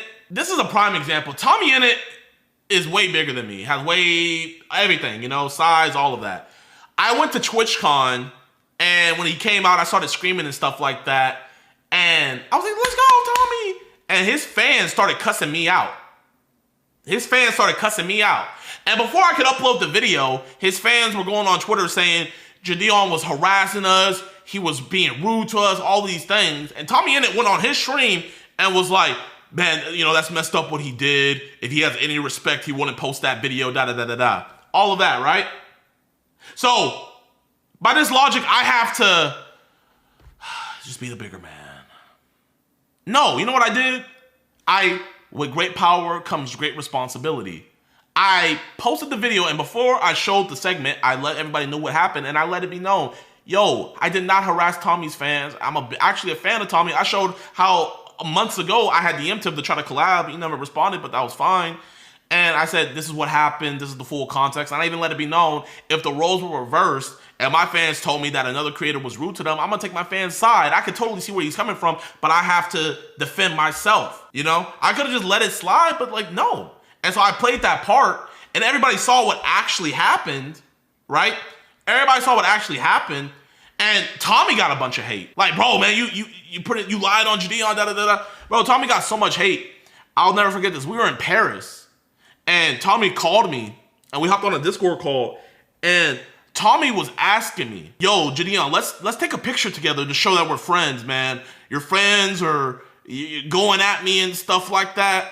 But you weren't calling me to get my side. You weren't calling me to, hey, let's get to the bottom of this. And I told him, I said, yo, he apologized, and I said, yo, man, I forgive you. But I was like, the picture stuff, nah, man, I can't do it. I just left it at that. You see, if this video actually did hurt my feelings, you wouldn't give a fuck if this hurt my feelings. You wouldn't give a fuck if this video affected my mental health.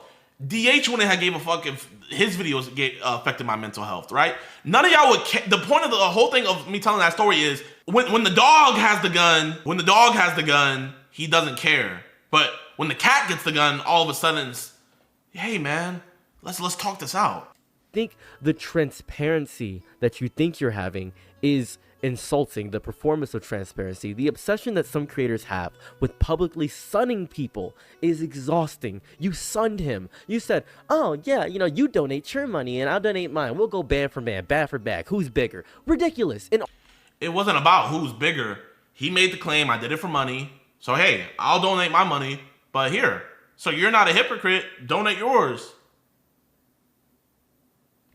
Everybody's going to agree with you because you're doing something inherently good. And that is inherently good. And I'm not saying that's a bad thing, but it's not about growth, conversation, accountability, or understanding. It's just theater. It's domination. You're dominating somebody.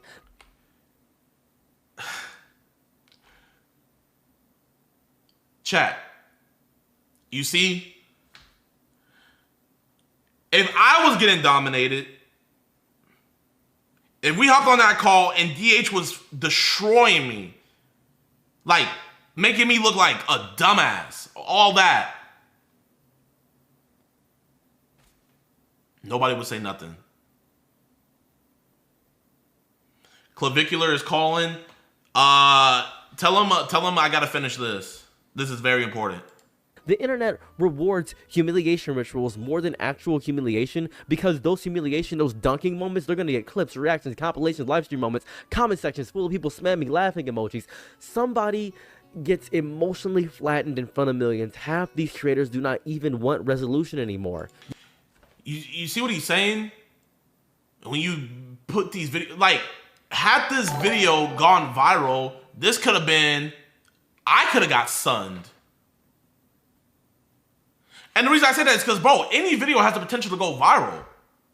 You catch the algorithm on a good day, this video can have 10 million views, 500,000 likes, everybody agrees with him, and then I'm the one. You know what I mean, chat? You want your victory pose, and you won. Congratulations, DH is a clout-chasing mutant, and I'm a clout-chasing mutant. I'm making a video about JiDion. This is amazing. Oh my goodness, I got this screenshot, bro. He looks weak, emotional. I never once said this was anything about clout chase. I mean, bro, you have every right to make a video, bro. We're not gonna post videos that we want to do bad. Every video we make, we want them to do good. Stupid, confused, and cornered. Oh, this is great. And the audience cheers like Roman citizens watching somebody get fed to lions while Subway Surfer gameplay loops underneath it. The lions are well fed. They're so well fed. The feeding is the point. I genuinely do think you, JiDion, if you ever see this video, I think you, JiDion, you're probably a good person at your core. Okay. I think your religious backing and all this stuff and wanting to do good in general is a great thing. But I think your protagonist syndrome of forcing others to have the same mindset as you is so damning and damaging. I'm not trying to make others have the same mindset of me. It's just, if you're going to talk about me, you see, I think, well, who was it? Deion Sanders said it. I think Deion Sanders said it best. Your perception of me is not the perception I think of myself every time I wake up. And if you put out your perception of me publicly, I have every God-given right, and I feel a responsibility to address that. You secretly are some monster. That's what I think. I think kindness and goodness are not identical traits. I think you are not kind at all. I don't think you're a kind person at all. I think you're nice. I think you're good. I don't think you're kind at all. You want everybody to know you're doing great, and because people know you're doing great, you get a lot of attention for it, and it's amazing. It's very MrBeast effect, and I think that is great because the more good you show you're doing, guess what, guys?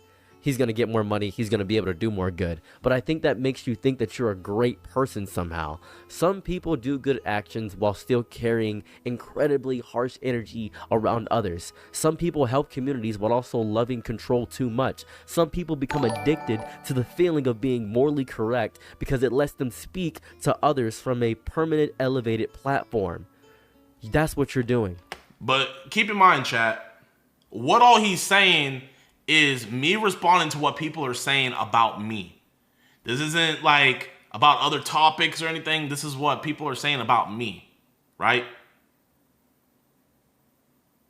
Me responding to what people say about me. This is what he's talking about. That is what you're doing. You are only the teacher and only the judge, only the enlightened one handing down lessons from the mountaintop, because so many smaller creators reach out to you and they ask you for advice because I'm the big content creator. This is the great. And that mountaintop probably is loneliness. But that loneliness does not make you holier than everyone. It's toxic positivity. I'm not better. You see, it's like you kind of have the same mindset as DH. It's like, you guys, this is what you guys want. Let me talk shit about you and you just live your life. Damn, JiDion, you too big, bro. It's like reporters in sports. If a reporter writes a scathing article about an athlete and that athlete calls that reporter out during the questioning time, that athlete gets called difficult and egotistical. Bro, why is that athlete calling him out? So the reporter can make the story. He can put it out to the public. He do all that. But the athlete can't respond. No. That's not how this works, bro. So, in this sense, if you think me responding is arrogance, then shit. I don't know what to tell you, man. I'm the most arrogant motherfucker in the world.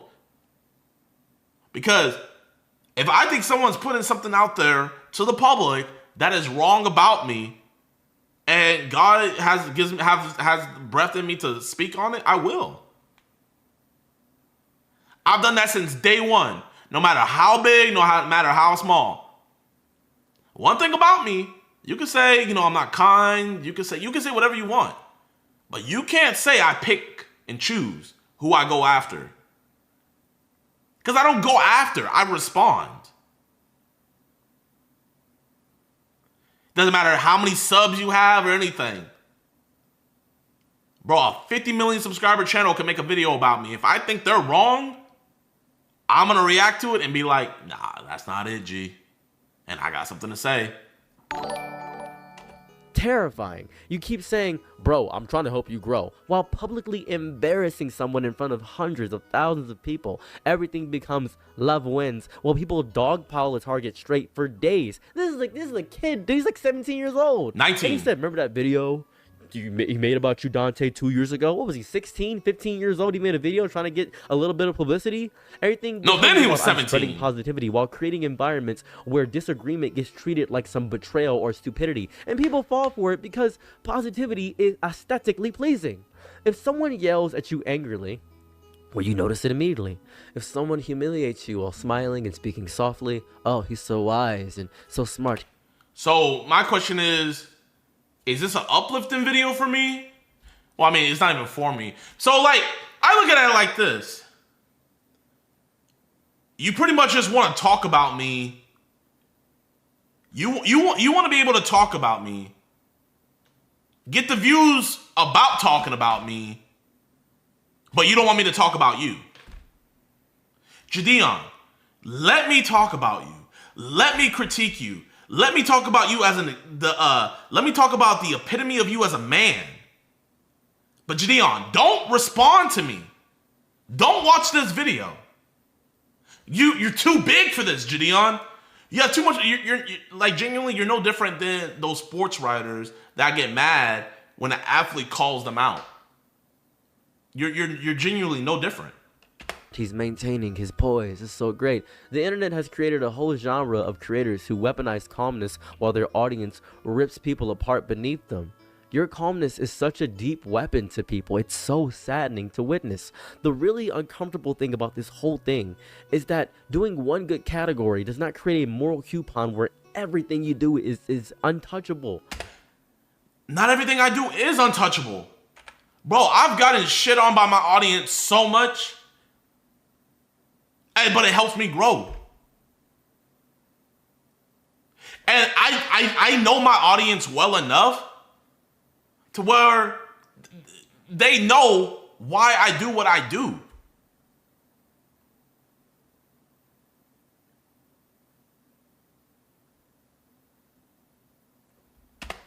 I just don't like that. Look at all the good things I've done. Chat, have I brought up anything about my preg catching? Have I philanthropy? Listen. Listen. This is. I don't know if you were afraid that like I was gonna try to pull the preg catching card. I'm not gonna pull that card, bro. I'm not. And even when I do pull that card, the only reason why I pull that card is because someone says what we do isn't helping. That's when I pull that card. When you say what we do isn't helping, then I'll pull the, like, what the? I gotta show you some receipts. I don't have to pull no card like that with you. You say you rock what I do. You say you love what the preg catches. You're just talking about me as a man. And me as a man, I have a lot of flaws. But what you are saying is flaws in here, you picked the wrong category, bro. If I thought you were cooking, man, I'm gonna be like, chat, bro, he cooked me, bro. He's right. I gotta be honest. That's why I thought I knew where this video was gonna go. But because I hadn't watched the video yet. But now that I'm listening to it, I gotta delete this comment. Look at this. Look at all that. I donated $1 million to charity. I'm so good.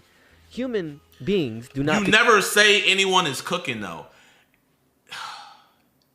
In a video, if someone's talking about me, I'll agree with points. You know? But like, chat, think about it like this. Can somebody come on the internet and make a full video about you, critiquing everything about you where you agree with every point, and you not have any pushback on anything? Can anyone do that? They never met you. They only see you through the internet. Can anybody do that? No.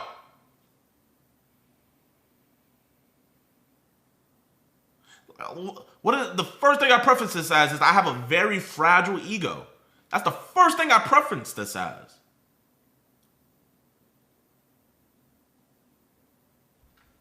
Become immune to ego. And you are probably, and this is incredible to say, you are a perfect content creator. That's not a compliment. You are a perfect content creator. You may be one of the best to ever do it. You might be one of the greatest content creators on this platform. And that is not a compliment. I think you were probably built to be a content creator. That is not a compliment. That is me telling you what you are at your core. Being a content creator is not an inherently good thing. Okay. Right? Even me, especially me, not an inherently good thing. Large creators always do this. This is the whole thing. Being good does not excuse cruelty. The hardest thing for any creator to do. Chat.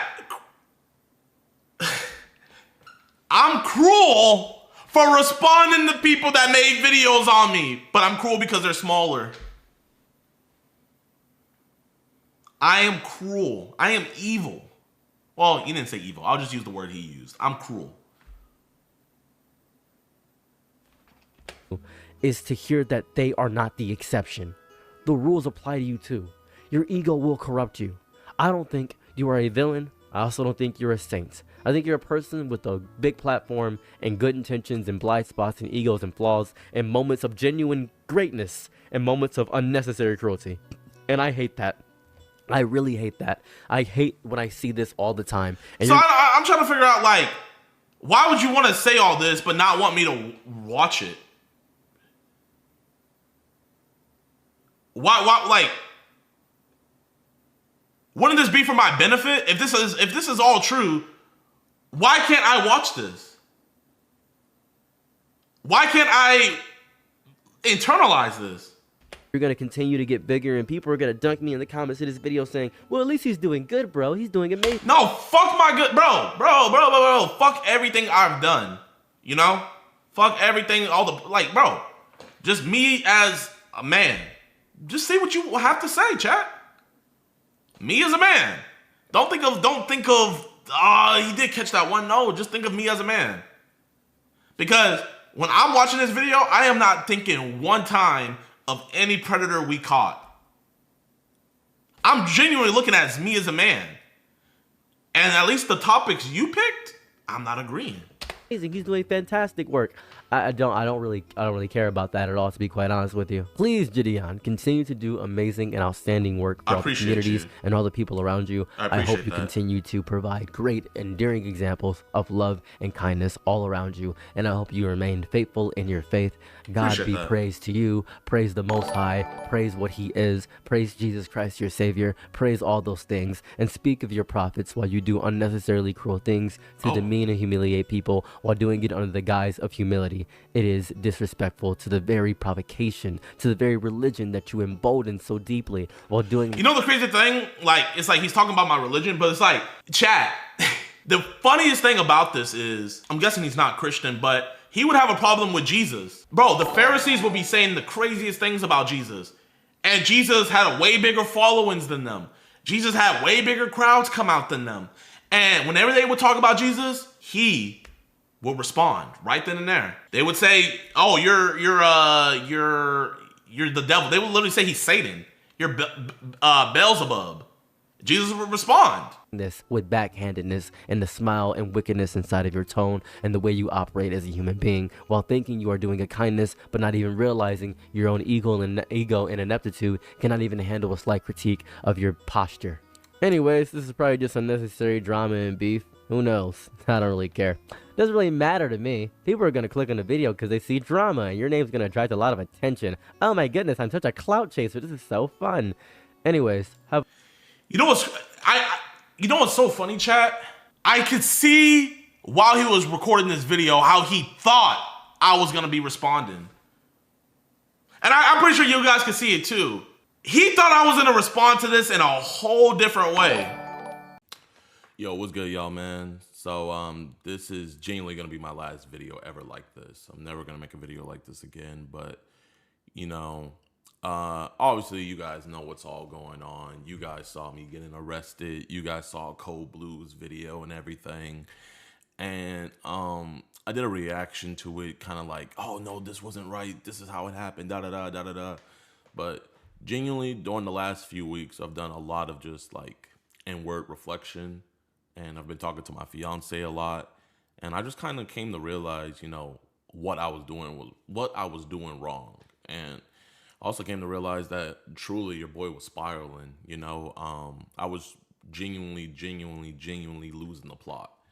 And I have to say, like, genuinely, I feel like a hypocrite, because just a couple videos ago, I was saying how what Alex was doing was a distraction from the bigger mission. And then I come along doing what I was doing. And if anything, it was an even bigger distraction from the mission. You know what I mean? Now I had to pay 6+ figures for my lawyer fees and then my fans' lawyer fees and everything. And that money could have been used for the betterment of society, but now it's being used in the legal system. You know what I mean? And it's just completely unnecessary, and it's completely my fault. And while I still don't think I committed a crime, I still do think that, genuinely, I was just being not only just an ass, but annoying. And I've come to realize that, genuinely, streaming makes me the worst me. Thinking back on it, every quote unquote controversy, not even quote unquote, every controversy and everything that I've ever got into, anytime I trended on Twitter for something negative, it's always been for some streaming clip. Like the first one that comes to mind is the Pokimane situation. Then the second one that comes to mind is, the Logan Paul thing. And then besides all that, like, bro, I've been in countless beefs, and a majority, I would say probably like 85% of those beefs have come from streaming, And I think what it is genuinely is, I don't think it's a good thing to just look at a chat for hours on end and you're just like in real time getting opinions of people. And then, I know probably some of my other streamers can attest to this. You see somebody in the chat say boring or L stream or something like that. And then it flips a switch in you where you want to be more entertaining and you want to, pump up the levels and everything, and you want to entertain.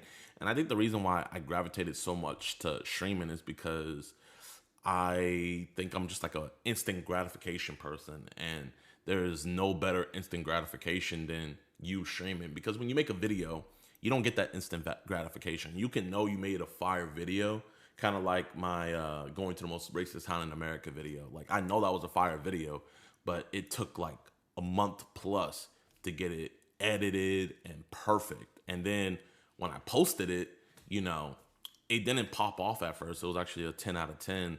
And then over time, it grew and grew and grew, and it did what I thought it was going to do. But it wasn't instant gratification. Whereas when you stream, you can have streams where right out the gate, you have, thousands, tens of thousands, or even hundreds of thousands of people watching you then and there. And then people are clipping you like right away and stuff like that. And you get that instant gratification. But I'm realizing that's not good for me. You know what I mean? I'm not saying it's bad for everybody, because you got people like Queso and Jinxie and a bunch of other streamers who can stream and not, causing controversies and just keep it entertaining. But, genuinely, I'm not that guy, pal. I'm gonna be real. And so, like, I'm not on here, apologizing or anything, because I don't owe you guys an apology. You know what I mean? Like, I didn't affect any of y'all. But I do want to say that I see where I was wrong 1,000%. And to the people I do owe an apology to, I've given them to them, to the boys who got arrested. They're all 18 plus, by the way. I know a lot of people were saying that they were minors. They're all 18 plus, but still, I put them in that situation, and they didn't have to be. And at the end of the day, I shouldn't have ever been there, with my values as a Christian. I haven't been moving like that, man. And I've been falling back to my old self. And I've seen some of you guys in the comment section, like, calling it out, like, JiDion, you're going back to your old self. You know what I mean? Like, dibbling, dabbling in pranks and stuff like that. And, even though, Joe wasn't doing a good thing by squatting at his mom's house and stuff like that, at the end of the day, who am I to just, troll and stuff? I have so many other better things I should be doing. Like, that time and money I spent getting that stream set up could have been for a bunch of catches. You know what I mean? Getting bad people off the streets. And so what I'm here to just pretty much say is the shenanigans are stopping. The shenanigans are over. And genuinely, like, this was a very humbling experience that I really needed.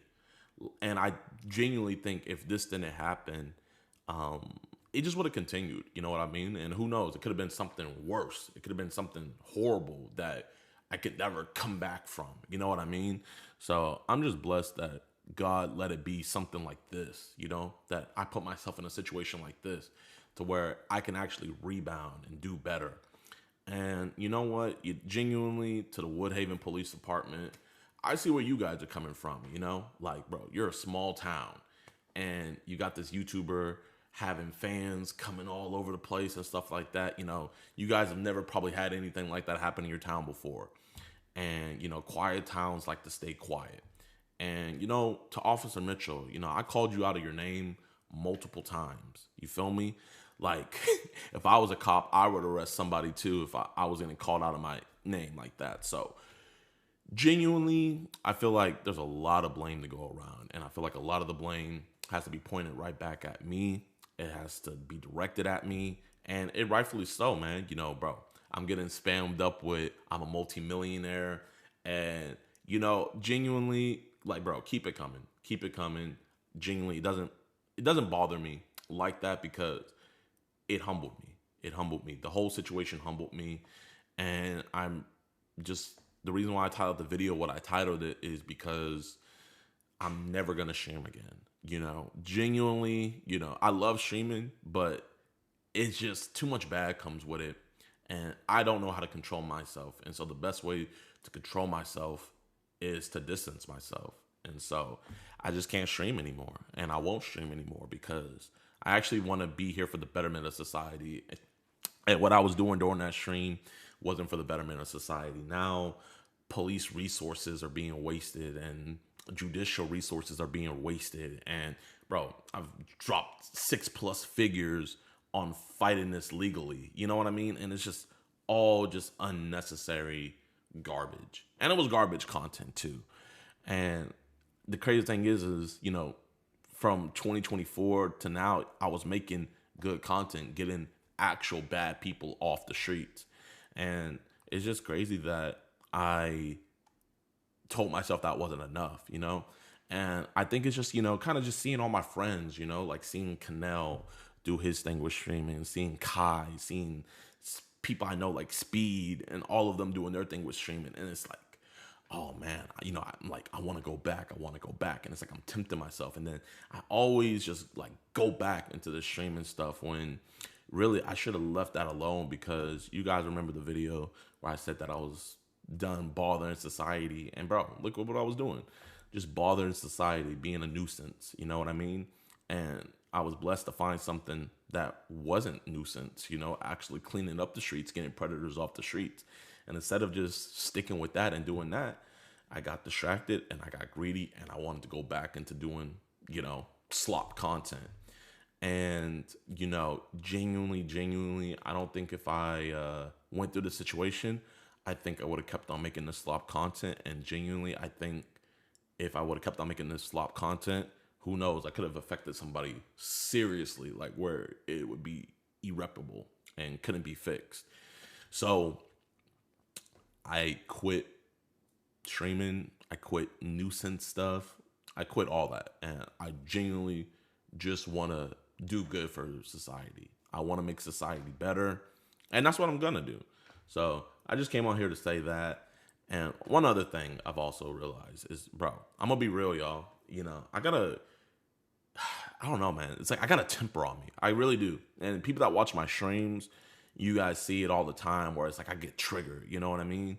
And it's like, bro, the officers were just doing their jobs and I was just getting triggered. And I was acting like a Karen. You know, I had a Karen moment. I feel like we're all due for a Karen moment, but, you know, mine was on camera. And luckily, you know, I feel like we all go through moments like this in life. Not like mine, but we all go through moments like this in life where we're not our best self. But, you know, not everybody has their best self put on camera to millions of people. And genuinely, I wish everybody could have that experience, because when you have that happen, it makes you do reflection. And so, you know what? Weirdly enough, bro, I want to go back to Woodhaven and I want to catch a pred there. I want to actually have a good relationship in that city. If you guys are still calling them or causing them any ruckus or anything, please stop. Do not do that on my behalf. Do not do that at all, man. You know, they're actually out there protecting and serving. And it's a quiet neighborhood, you know what I mean? And I made it not quiet. I'll be honest. And this isn't any PR damage or anything, because, you know, I'm gonna be real with you guys. Genuinely, like, the situation didn't affect anything. You know, if I was clout demoning off of it, I would have just been like, oh yeah, like, kind of like what I was doing before, you know, making jokes about it and stuff like that. But now I'm realizing that I don't want to do this. You know, I want to mature. I was maturing, then I let myself regress, and now I want to keep on maturing, and I want to move on from this. And just because I want to move on from it doesn't mean you guys have to move on for it. I really don't care what you guys do, because like I was saying earlier, I realized I have a fragile ego, bro. I have a fragile ego where, like, I let comments and things people say affect me. And so I saw something that Scarlett Johansson said, and it's crazy. Like, she also said that she has a fragile ego. So the way she combats it is she just doesn't read comments about herself. And I realized, like, the last couple of days, I feel like the reason why I got to this point is because I haven't been reading comments. It's because I haven't been looking at videos about me talking about the situation. And it's letting me come to a more clearer view, because I feel like if I was watching that content, you know, you guys see me react to other people talking about me, and, you know, I get all riled up and stuff like that. And it's like, bro, why am I triggering myself? You know, no one told me to react to these videos and stuff like that or anything, you know? And so, like, when I post this video, I'm not going to read comments or anything. This isn't for any damage control stuff. So you guys can say whatever you want in the comments. I'm not going to read it, because I'm going to be real, I can't handle it. But you know what I can handle? I can handle these preds, and I can handle making a difference in society. And that's what I'm going to keep on doing. And yeah, so I guess, you know what? I do want to say one thing. I do want to apologize for one thing, and that is I apologize for the distractions. I apologize for the slop content, and I apologize for pretty much forgetting about the mission. You know what I mean? This mission is so much more important than that slop content that I was posting. And so, yeah, that's pretty much all I got to say. We're going to be back on the mission. We're going to be posting the pred catches, and we're going to be going forward and doing our thing with a higher velocity and with a higher ferocity. I think that's the word I was looking for. And so I appreciate you guys, man. If you guys have no idea what's going on with this, go check out Cold Blue's video. You guys can see me getting arrested and stuff. That pretty much breaks down the whole thing. But we're on to better things. Well, let me rephrase that. I'm on to better things. I'm on to just doing pretty much the status quo, the usual, catching preds and posting it and then dipping off. And you guys are going to see, like, I'm going to, if you guys see me raging in a pred catch or whatever, it's probably a old one, but I'm going to be watching myself even while I'm dealing with police. Like, if a police officer isn't taking our evidence seriously, it's like, bro, being calm, cool, and collected is way better than having a screaming match and stuff like that. And, you know, the Bible says, be harmless as a dove and wise as a serpent. And I haven't been moving like that. But I've been yapping now. I really don't got anything else to say. That's all I got to say, man. So I appreciate you guys. And no more slop content. No more streams. So if you guys have been enjoying the streams, no more, man. It's just going to be straight pred content and nothing else, man. You guys don't need to know about my life. You know what I mean? Because at the end of the day, I don't know anything about your guys' lives. You feel me? And, you know, I'm not in charge of your guys' entertainment. The only thing I'm in charge with is trying to get as many preds as I can as possible. That's it. You know, I'm not here to make you laugh. I'm not here to, like, you know, I'm not here to do any of that. And I realize that now. You know, I'm not the same JiDion. And I was trying to go back to be the old JiDion, trying to go back to being prime JiDion. But, you know, prime JiDion is growing up and realizing that, hey, the stuff that I found amusing as a boy shouldn't be the same stuff I find amusing as a man. And, bro, believe it or not, I'm 25. I know, I look old as hell, but I'm 25 years old. You feel me? I need to grow up. I need to take accountability, and I need to mature. I need to actually be here for the betterment of society and not for the worse. And the best thing I know how to do to better society is getting people trying to hurt kids off the streets. So yeah, yo, that's it. That's the end of my TED Talk. Sorry about the distractions. And Woodhaven Police Department, after all this legal stuff is all situated, bro, I would love to do something with you guys and work with you guys' department and potentially help better your guys' community. But, you know, we'll cross that bridge when we cross it. So, yeah, without any further ado, peace, y'all. I know you guys dismissed the case. Was his phone given back to him? I never had his phone. That's law enforcement. To be honest, I still do not understand your guys' position. I can't make you understand it. Scott, man, I don't think you're a bad guy, man. If I thought you were a bad guy, if I thought you were a monster, I wouldn't even be having this conversation with you. You know what I mean? Because I don't talk to bad people, man. Well, a lot of people do. I want to have other information that I can charge people with. After being Mirandized, he then confesses to everything. Would you not be able to use that evidence at all of him confessing? Oh, no, absolutely. Absolutely, I'd be able to use that evidence. They already got everything from us. They never called us back. We gave them the phone on scene, all the video calls, and all of the raw footage from when he first got there until the police arrived. That is stuff that I am not aware of in this particular case. That's stuff that I will definitely take a look at. If you guys seen the catch we posted the other day, we caught a dude dead to right, Joshua Ellington, right? We caught this dude dead to right. He admitted to everything. Cops were amazing. They arrested him. We had another catch in the same town, right? They got him arrested. He's going to trial here soon. So should have been the end of it, right? This is what Scott Hunt and his prosecuting team had to say. I'm going to just let you guys listen. I'm not going to say anything. Y'all listen. Phone call and then into it. So watch this. This is Bryce. Hi there, this is I was calling, trying to find out more about the Joshua Ellington case, about why it was dismissed. Our office chose just not to prosecute it. Is there a reason why for that? Not really. We just decided our boss instructed us to not file cases like that. And so in this case, we dismissed it. I'm just a little confused because, I mean, I've had other cases in Grant County that have gone through and have been prosecuted, so I'm not sure why it wasn't taken. Because in this case, our boss instructed us, based on what IPAC has said, to no longer prosecute cases. You see, you listen to what they said. Chat! ICAC is a bunch of... oh, man, bro, they're about to make me fucking... Why it wasn't. ICAC is a bunch of fucking demons. Listen to what he said. Listen. Listen. County that have gone through and have been prosecuted, so I'm not sure why it wasn't taken. Because in this case, our boss instructed us, based on what IPAC has said.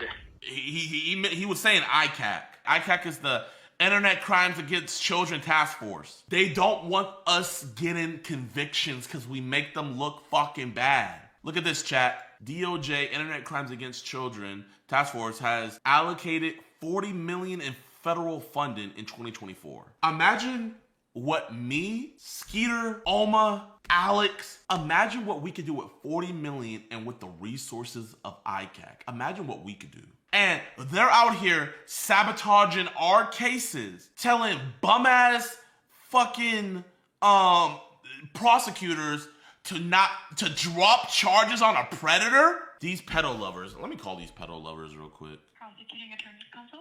Hey, can I ask you a question? Yes? You're not an attorney or anything, right? No. Does Scott Hall work at your guys' office? No, sir. I mean, not Scott Hall, Scott Hunt. Scott Hall's a wrestler. No. Okay. He does not work in his office. Yes. Oh, but you know of him though? No, I do not. Okay. But anyway, we have an organization called EDP Watch where we report online predators that are trying to prey on children. We got a case and the guy was arrested, but you guys, because this is coming from the Grant County Prosecuting Office, they told us that you guys called them to tell them that you guys shouldn't prosecute cases done by groups like us. And so they dismissed all the charges on the guy, even though he admitted everything. Well, we're not able to directly answer your question, sir. So, if you would like to email our general email. Am I going to get an answer through your general email? Yes. Okay, so I'll get an AI answer from the email, but there's nobody you could transfer me to talk to? No, sir. I will not not be able to do that. What is your personal opinions on that? Sir, I'm not allowed to discuss the situation any further. Okay. Oh, here, I'll hang up before your handlers overhear your conversation. This is the guy here who decided not to prosecute the guy, even though he is prosecuting a guy that we caught back in April already. He is going to trial for this dude right here. Let me show you guys. Where is he? So that's him right there. He's prosecuting this case. They're going to trial. He takes that case, but, you know, he's acting like I'm asking him, hey, what do you want from the McDonald's value menu? I'm not feeling that today. Hey, can you do your job, please, that we hired you for? I'm not really feeling it. Lo and behold, he's running for office. So we caught him at the perfect time. And he's been sideswiping all the criticism. Families in Grant County want the same thing.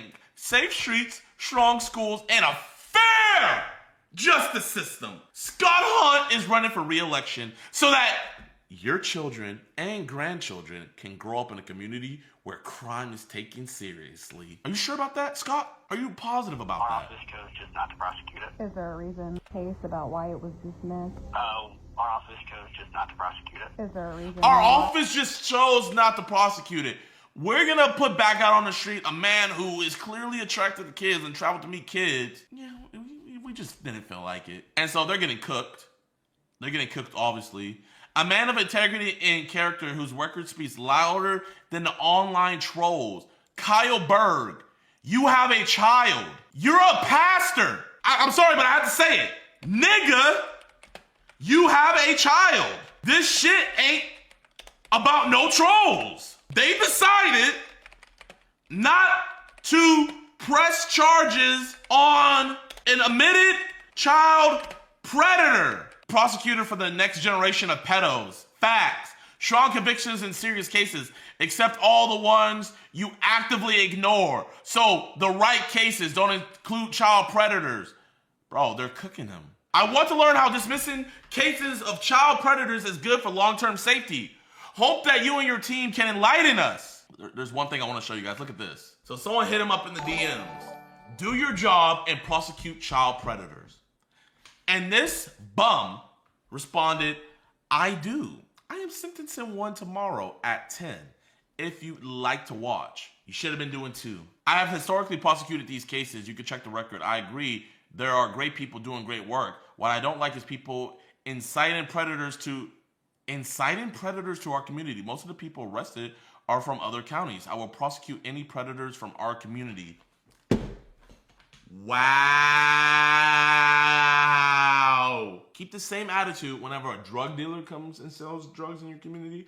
I want you to keep the same attitude when a murderer comes into your community and murders somebody. I want you to keep this attitude when a rapist comes and rapes somebody in your community. Keep the same, and then you tell the victims of those crimes, I don't want to prosecute them because, hey, they're not from my community. Let me see if I can get a call with him. Prosecutor's office. Hello. I don't know if you heard. I'm the YouTuber who made a video about Scott J. Hunt and how he refused to press charges on a predator that we had caught. I don't know if you heard about that. I've heard about it. Yes, ma'am. So that's me. I was wondering if there was any way I could talk with him. I am JiDion.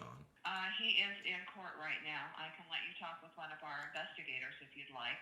Hey, I'll take whatever I can get. Okay, just a moment, please. Yes, ma'am. Hello? Hello, how you doing? Good. I'm JiDion, the YouTuber who made a video about Grant County and Scott Hunt. Okay, yeah. Are you a prosecutor? I don't think you can answer my questions, really. I feel like I need to talk to a prosecutor. Is there any way you could leave my number for Scott Hunt? I mean, what do you want to talk to him about? Yeah, I don't know if you heard. I'm the YouTuber who posted the video about the child predator we caught in your guys' jurisdiction. He was arrested and charged by your guys' amazing police department, but all the charges were dropped. And when we called to figure out why, the reason was because Scott Hunt doesn't want to do those cases anymore, apparently. Okay, so there's lots of jurisdictions that don't do predator catcher cases. No, I feel that. But the funny thing about it is you guys have convicted a lot of our predators. Actually, he's going to trial with one of the guys I caught back in April.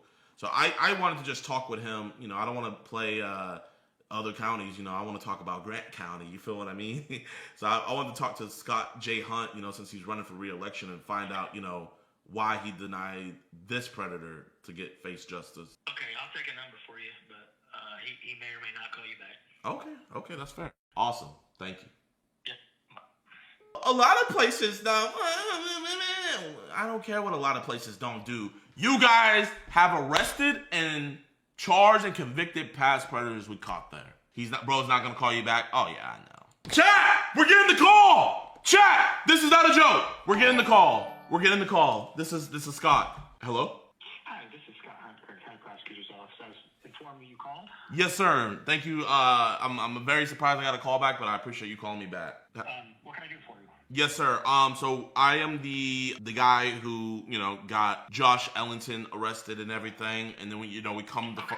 Yeah, I just want to write that down. And I'm just trying to figure out why the charges got dropped. I feel like it was a very solid case. The detectives who worked on it, they did a great job. He admitted to them about everything. I'm pretty sure you've seen the evidence in the chat logs. He came to meet a 13 and 11-year-old, obviously this dude is a danger to the community, and you've taken past cases before, so I'm just trying to figure out why you dropped the ball on this case. Okay, I think there's some miscommunication. Yes, we did drop this case.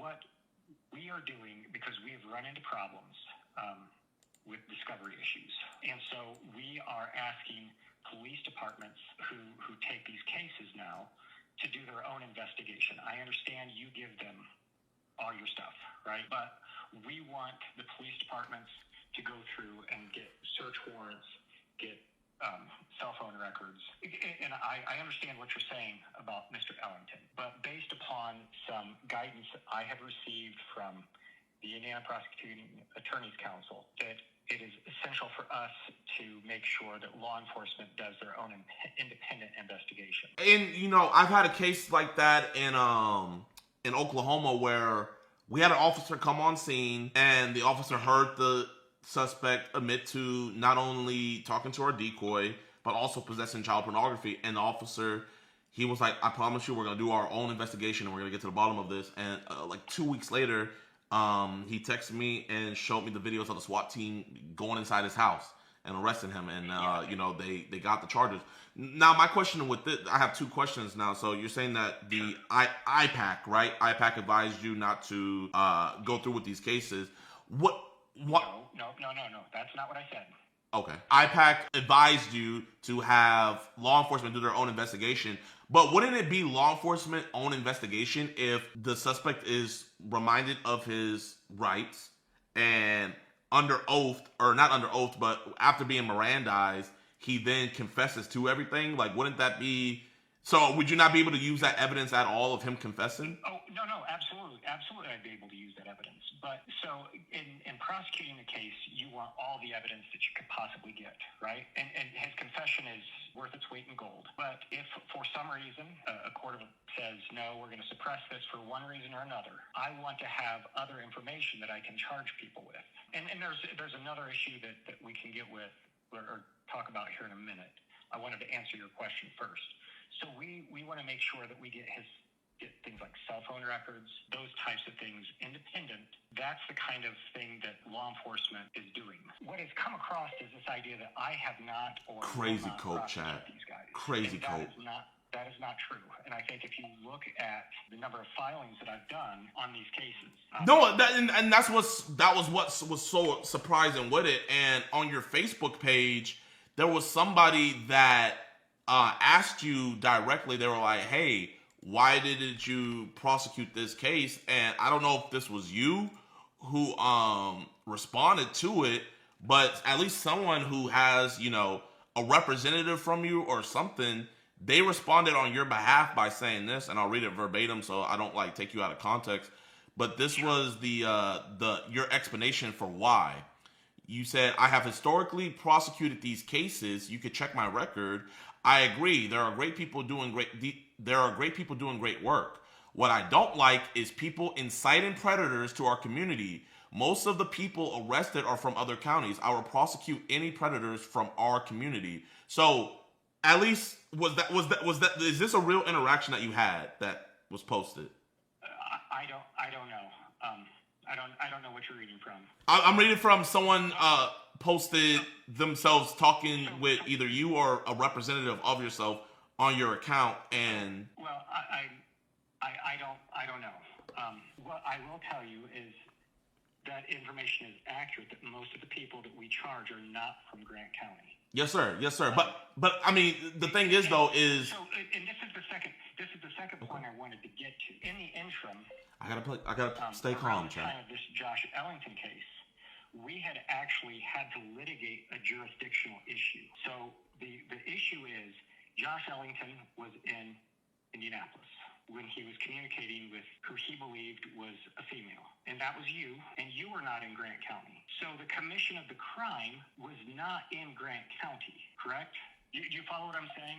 I see what you're saying, but there's two problems with what you're saying, though, because what you're saying right now is you are currently prosecuting the case on Ronald Soliday, and you're going to trial with that. This same issue you're bringing up with Ronald Soliday was obviously remedied with, I mean, this issue you're bringing up with Josh Ellington was obviously already remedied with Ronald Soliday, and there was no problem with that case at all. And you even pressed charges, and he decided to take the trial on his own.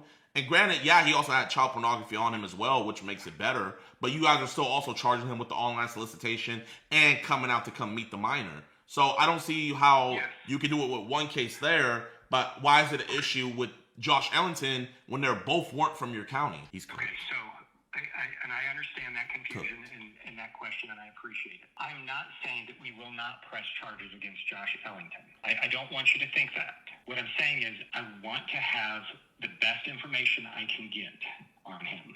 And he was arrested and charged probably within 2 days. I am also telling you that part of my concern was in the interim, there was litigation with respect to the jurisdictional issue, which I had questions on. That has been cleared up. So again, this is not to say that we are not going to do it. This is to say we wanted to wait, and because I have a certain amount of time to bring somebody to trial. I don't know if you're aware of this.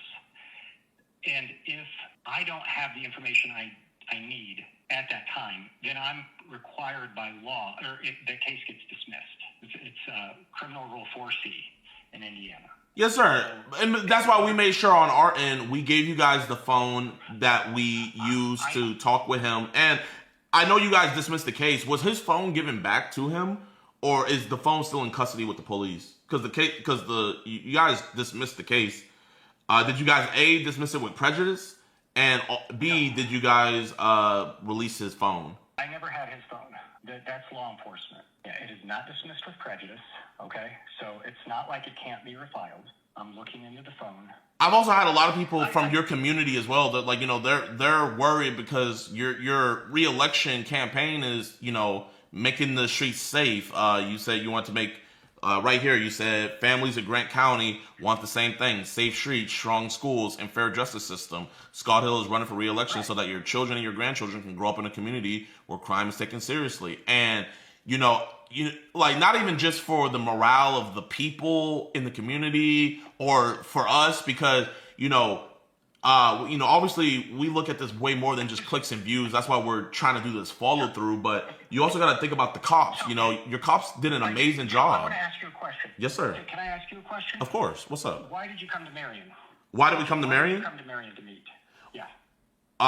Because we actually were in Marion County, where he was. Why didn't I do it in Marion County? That's like me asking why did he come to meet up with a 13-year-old girl? I mean, that's just how it played out. Oh, but how did you pick Marion? How did I pick Marion? Well, I mean, obviously you guys done good in the past. That was the closest place to us. He decided that he would come out that way. So where are you located? I'm from Houston, Texas. I travel all over the country, and we have convictions all over the country. Sure. So you flew into where? We actually drove. We did a whole road trip. So I drew from Houston. We don't just drive, so it wasn't just to go to Marion, Indiana to go get him. We have a bunch of other guys that we had to get beforehand. Like right after we got an arrest there, I think it's Frankfort, We went over to Frankfurt and we got a arrest over there, like an hour or two later. Okay. So it's not like, I don't want you to think that we're just trying to bring all predators to Grant County. That's absolutely not the case. It just happened to be that he was nearer to you guys and he wanted to come out to meet the decoy. That's not true. He's actually nearer to Frankfurt. He's actually nearer to Frankfurt? Well, okay, so are you telling me that I should have, are you saying that it should have been Frankfurt's problem instead of yours? Is that what you're saying? No, what I'm saying is you picked Marion for a reason, and that's because you know that I do these cases. Well, I mean, I don't know that anymore, though, because you guys dismissed it. Like, you've never dismissed any other case before, so I'm just trying to see why magically what was so special about this case that this case had to get dismissed? Because I've only brought one case to you before, and there's other... What other case did you bring? Ronald Soliday, like I was telling you earlier, which you are currently still prosecuting. I didn't know you brought that case. Yes, sir. I brought Ronald Soliday. I just didn't know.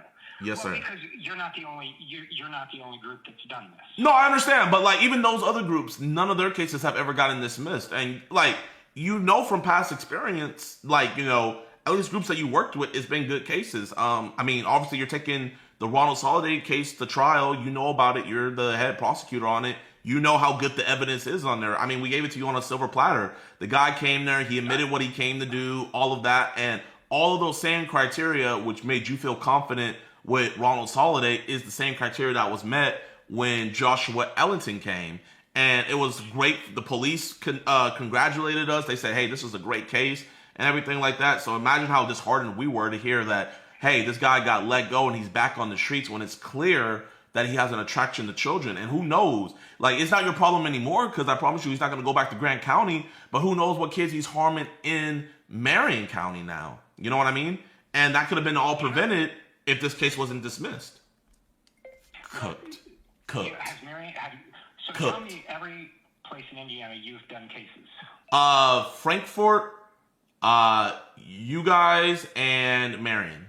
All arrest. Marion County. Yes. And have all of those cases gone to trial and been filed? Yes.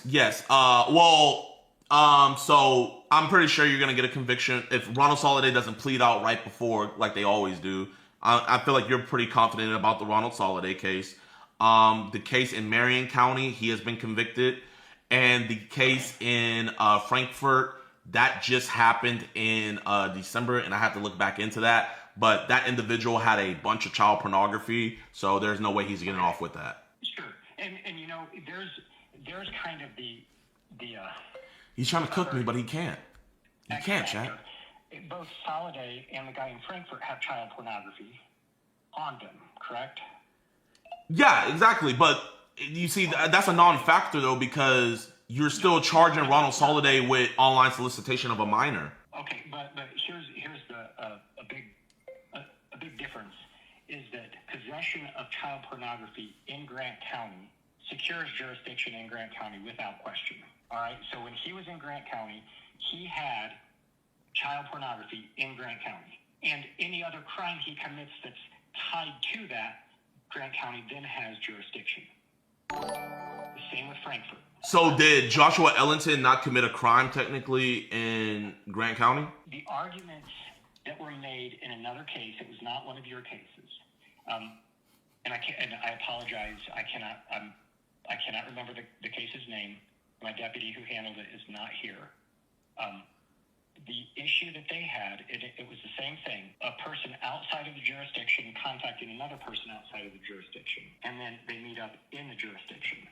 The question does that tie them to this? Oh no, we know about that. So what we made sure to do is there was messages also sent from Grant County as well. So there was messages. What messages were sent from Grant County? From the whole time we were there, the whole time, or at least my decoy. My decoy was there the whole time before he got there, all the way to when he got there, as she was texting him before. So the messages, because I believe he didn't have cellular, but she got him when she got him the Uber. Those messages were sent from Grant County, which would help you guys with jurisdiction. I promise you, we run across these problems, so we try to do that so that way you guys have the best cases. We have probably 2,000-3,000 cases that come through this office every year. I am not familiar with the facts of every single case, okay? I have people that charge it, other people that try it. I don't know the facts of that case. Those kind of things are important for me to know, and I didn't know that.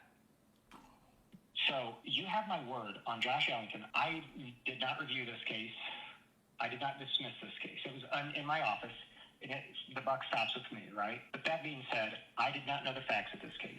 What I'm going to do is have my deputy who handled this case sit down with me. We will go through all the evidence that we have, find out that it's good, because I don't doubt your work, find out that it's good, and then we can refile it when we make sure we have everything, okay? That is fair. That is fair. You have my number now. You can call me. My decoy tried reaching out to you, but she didn't get past the reception, and Well, it's because we've had so many. I'm going to tell you, we've had so many hate-filled comments. No. But this was before, like, because when she called, that was before we posted the video. Because she called back in December to follow up on it. So we gave you guys a couple months to kind of, and she's been calling to see if there's any updates, and it's been the same thing. So we gave 4 months. I will tell you this: I have not gotten any notification. I don't know your decoy's name, but I have not gotten any notification that anybody's called on this case. I don't know if it went to my deputy or not, but I have not been given a memo that, hey, this person wants to talk to you. That being said, do you not think it would be fair for you to get back online and say you've talked with me and you understand the position that we were in and that it's not foreclosed permanently? I could get back online and put out there that it's not foreclosed permanently, but I still don't really understand the position that you guys are in because, you know, like you're telling me now that you guys really didn't look at the evidence. Like, to me, this is me jumping on an assumption. It kind of sounds like you guys kind of seen it and you were like, nah, I'm not feeling it. And you guys just dropped it. Even though, like, everything, like, I promise you, this would have been the easiest probably plea you could have did. He probably would have pleaded at his preliminary hearing if he could have. Like, that's how easy this would have been for you guys. This one would not have gone to trial. He admitted to everything on body cam after being read his Miranda rights. He admitted to everything. He also admitted to doing things to other children as well that were real children, not our decoy. And so, like, the case was amazing. So I don't understand. You do have my word that I will put out there that you guys are going to work on it. And I'm happy that you guys are going to work on it. That's what we care about the most. But to be honest, I still do not understand your guys' position. And that's fine. I can't make you understand it. I have my reasons why we did what we did. But you have my word that it's not going to be until Monday because the deputy that is handling this case isn't here and everything's closed tomorrow. He's not coming in because of Good Friday. But you have my word that on Monday I will sit down and I'll talk to him about this case. We will look at it together and determine, how good of a case it is. And I'm not saying it's bad, but we will go through the evidence. So make sure everything is good. They should have did this to begin with. That's what I can do, and I will do that. And I think I've told somebody who reached out to me that I would do that. Okay, I don't know about the certain somebody that you said would do that, but the thing that alarmed me the most was, like I said, because someone DM'd you, and I don't know if it was you, but someone that you have representing you on your Facebook page, someone said, do your job and prosecute child predators. And the reason I'm assuming it's you is because you said, I do. I am sentencing one tomorrow at 10 if you would like to watch. And they said, send the link. And you said, or your account said, it is not online. It is the Grant Superior Court 1. And so, with these messages, obviously, this isn't something that someone just faked because they wouldn't have you saying stuff like that. No, look, here's the deal. I had so many messages that night, I don't remember exactly what I typed. But I tried. And when I so now he typed it. Is when I stopped responding. And if anyone gave you death threats, I will also call that out because that is not called for. We can have civil discussions. So anyone who did, I will disavow that as well. Anyone that sent you death threats or anything. At least, I don't know about your DMs, but from reading the comment section, it's just angry people. I didn't see anybody giving death threats in the comment section. But it was a direct message. Okay, direct message. you know, whoever did that, they're wrong for that as well. But, you know, where I got more alarmed with is when I saw everything that you're quoting would have been in direct messages as well. Yeah, but what this person did was they posted the replies. So this person didn't call you out your name or anything. What they did was they posted the direct message they had with you under your thread on Facebook, and then that's where I read if the guy lived in the county, you would have prosecuted him. But I mean, hey, as long as you look at the case, that's all I care about. You know, I'm hoping to hear soon that, you know, not just looking, but also these charges get refiled, because now it's going on 4 months that this dude is, because he got out that weekend, after that weekend, so he was only in jail for 2 days. On Wednesday at 7, give me a second, I just had it up, at 7:02 p.m., or 7:02 a.m., so the morning after your video posted, I have a guy named Leo Kaza say, "I'm going to kill you bitch ass," and then he uses the N-word. So whoever said that, I disavow him completely. And if you can, text me his thing, and I will put him on blast myself. What did you say his name was? Leo what? Kaza, C-A-Z-A. If you can, text me his username, everything. I will put him on blast. How about email? I prefer email. Okay, yes sir. Yes sir, yes sir. I mean, the fact of the matter is, I wasn't lying. So on Wednesday, I was in court prosecuting a child molester, getting him sentenced. I went to trial on a child molester. What I don't like is people think, you know, the messages got out that I don't prosecute predators, and that's absolutely not true. Well, I let it be known in the video. I let it be known in the video, like, hey, we've had you guys. I said, I don't know what changed. I let that be known in the video. I didn't make it like an accusation of, oh, they never. Because I was baffled myself when my decoy let me know that you guys dropped the charges. I could not believe it. I thought it was early April Fool's, but it was December, sadly. And she has been trying, because she worked very, very, very hard on this, and she has multiple convictions in your jurisdiction. I don't know if it was you who did her other cases, but she has convictions in your jurisdiction where they didn't live there and they came there, and you guys still got the thing without them having child pornography. Right. So I don't know what other cases she has done, but we have gotten convictions.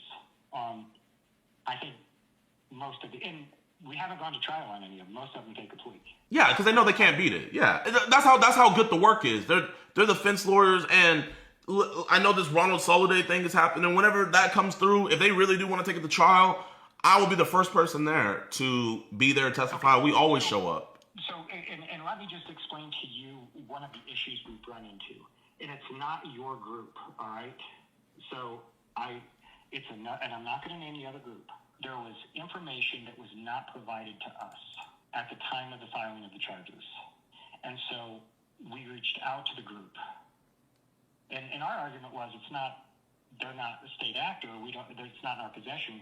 We can't give you what we don't have. I can't have that. Well, so this is the thing with the police having to do their investigation. They never reached out to us because we actually have connections with them, and they were disappointed as well. So I think there's a missing translation where they were supposed to do their own independent investigation, because if that was the case, they already got everything from us. They never called us back. We gave them the phone on scene with the Facebook, because he only talked to the decoy on Facebook, and we also gave them a flash drive with the full video call. I mean, all the video calls and all of the raw footage from when he first got there until the police arrived. That is stuff that I am not aware of in this particular case, because I did not review this case, and I did not charge this case. Somebody else did. That's stuff that I will definitely take a look at and make sure, when I meet with my deputy, to make sure we can do it. You have my word. I will do that on Monday. Okay. I'll take your word on that. I will, once you email me that dude's profile and everything, I will, and please do email that to me, because I want to expose him as well. But whenever you email that to me, I will email to you the my decoy's information. Or, I mean, when you look through it, we gave all of our information on the day. So whenever you guys get around to it, because my decoy has been blowing you guys up. Okay, so is that Michaela? Yes. She had came there earlier and had already set up and was ready, and she was talking to him there because obviously she could come by. You know what I mean? So that's what I was saying. Like, I know you were saying like, oh, we don't know. That's what I was saying. The messages were sent from there. I misunderstood you then, and no harm, no foul. I just wanted to make sure I had it clear. I'm actually looking at the police report right now. I don't think it mentions that in the police report. I don't think they asked that because it's one of those things where the guy admits to it already in the interview, and I think it just wasn't. Yeah. I mean, it's probably overlooked, but that's something that I have to take into consideration. So, I mean, and you are an intelligent guy. I can tell that by speaking with you. There's, we have when we go to a trial, we have a lot of things that we need to make sure our ducks are in a row. You have done a phenomenal job in this case. It looks like we have tons of, and we still have the cell phone, by the way. Awesome. That's amazing to hear. I don't know that anything's ever been done with it. So I'll reach out. I know Officer Koenig who took this call. I'll deal with. I'll talk to him and see if we can't get it sent off to the high-tech crime unit in Delaware County. It was checked in on December 22nd. We also have the flash drive. Yeah, that flash drive is all. So what we did was we have all of the messages on the flash drive. But just to make it even cleaner and better for you guys, we also gave you guys a phone with all the messages as well. So it has, because they only talk through Facebook. Okay. Whose phone is that? Michaela's. Do you recall? Okay. So yeah, then we still have that. I will look at this. Now, what's likely going to have to happen is because he was arrested and released.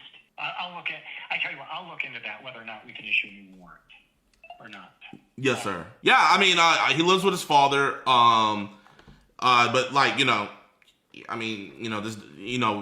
reason why we're so adamant about this is because, I don't know if you've seen the footage, but he literally was telling the decoy that he wanted them to eat each other out, like in person. That's what he told them in person before he knew that what was going on.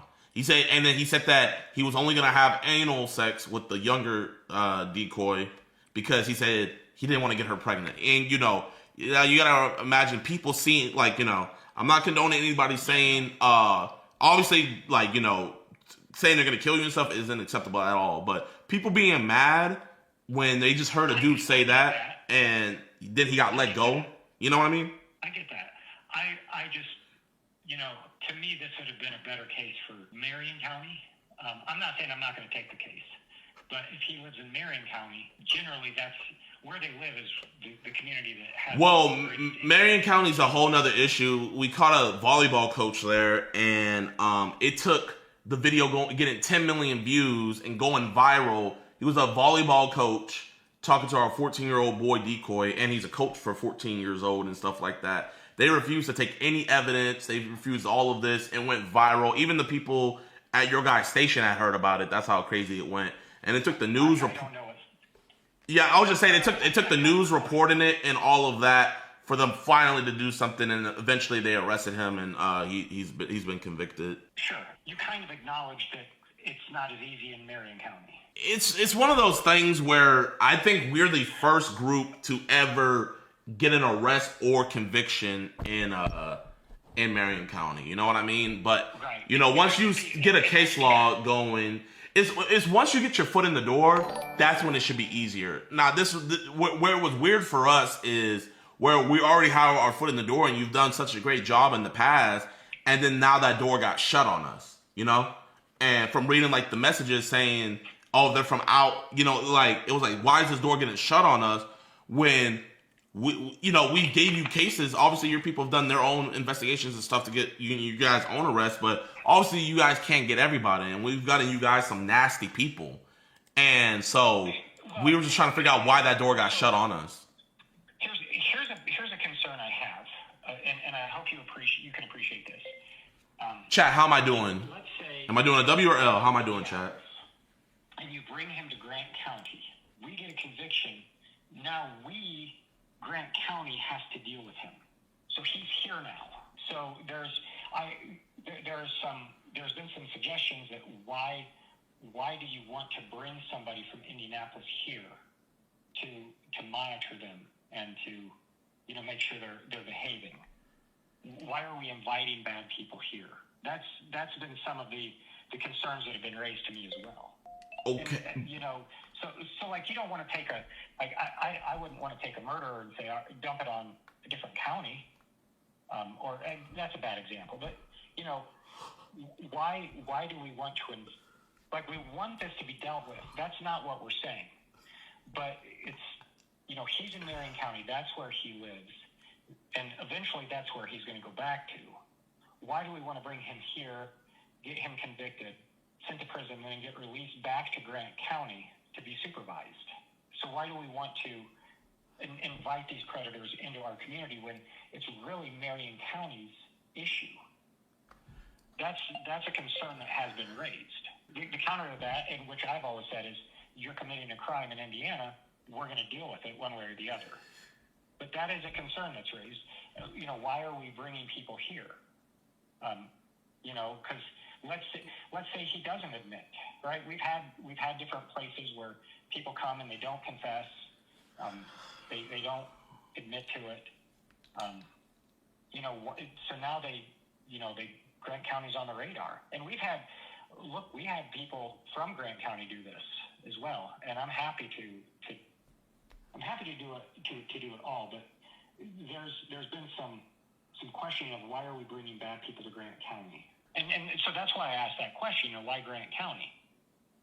And you know, I gave the answer. Like I said, we just did our road trip. We started from Houston. Sure. We did a bunch of other places. Like I said, you know, we didn't just single you guys out. But I mean, you know what? You can raise that question, but I feel like that's a question to raise after we get the dude taken care of. You know, I feel like we jumped the gun and dropped the case, saying, hey, why do we have to take care of this? Let's drop the case. Let's take care of it. And if you would have called us and said, hey, you know, we would appreciate if you guys don't do these operations here anymore, we would have happily obliged, because we would have known, okay, we got to go somewhere else to try to get justice. But, I feel like the gun has been jumped where, why is this our problem? And the case got dropped. Okay, that's fair. Completely fair. So that being the case, like I told you, I will talk with my deputy. We will make sure that we have everything. I'm going to go, it might not be Monday, but I'll go to the police department and get copies of because I don't get copies of the DVD. That sits in evidence. I don't get copies of the flash drive. That sits in evidence. But I'll go view that stuff, make sure that we have a rock-solid case, which I have no reason to doubt we don't, and then we will get this one taken care of. What I would like in the future is, if you are going to do one of these, to please notify police first. Well, the reason why we don't notify police first is because we've been told by prosecutors that would make us agents of the state by letting them know beforehand. Whereas if it's a 911 call and they come to respond, it's a totally different thing. You know what I mean? That's how you get away from all of the quote-unquote entrapment and everything. And even in the video, we let the suspect know he could leave whenever he wanted. We let him know, hey, man, no one's keeping you here. And we even told our security, hey, move even further away from the door so he can leave. But the guy wanted to stay. He wanted to talk to try to, obviously they wanted to try to talk themselves out of it. Okay, so I'm not saying before you start your investigation. What I'm saying is when you plan on meeting somebody, okay, notify police. Okay. Because one of the dangers, one of the biggest concerns I have for you guys is that you're going to get somebody who they're always worried about us before the police can get there. They love us. They're always worried about it. Right, and this is Indiana, but everybody has guns in Indiana. And I am honestly concerned for your well-being as well. I don't want you to be put in a position where now you're having to defend yourself for your life because, the police aren't there yet. You haven't called 911 and it takes some time. And this person they know they're going down and they don't have anything to lose. I don't want something to happen to you. Is that fair? I mean, is that a fair concern I have? Yeah, man. I mean, that's definitely a fair concern, but I just wish you would have called me about that concern. I wish I could have heard this. Like, hey, we're gonna. I wish I would have heard that when we got Ronald Soliday for you, or I wish one of our other prey catching friends could have got that, before. But Sure. And you know what? you're right, but that is a concern of mine. And so what I like to do is, we can look back at the past and say, could have, should have, would have. That doesn't help. But in moving forward, let's learn from things that we could have done different or better. And that's one thing I'm asking of you and other groups, notify the police if you're going to have a meetup. Yes, sir. Yes, sir. All right, Mr. Hunt, genuinely, I don't think you're a bad guy. Scott, it's okay. Scott, man, I don't think you're a bad guy, man. The whole reason why I want to have this conversation, like, if I thought you were a bad guy, if I thought you were a monster, I wouldn't even be having this conversation with you. You know what I mean? But I was like, hey, at least, maybe if we have this conversation, we can get some monsters off the street, right? So I said, you know what? I want to have this conversation with Scott. I don't want to get other people involved. I want to just talk to him, mano a mano. That's why I left my number. I'm not going to lie. I was not expecting you to call me back. So I have to give you kudos for that, man. But, I don't want you to think I think you're a bad guy, because I don't talk to bad people, man. Well, a lot of people do.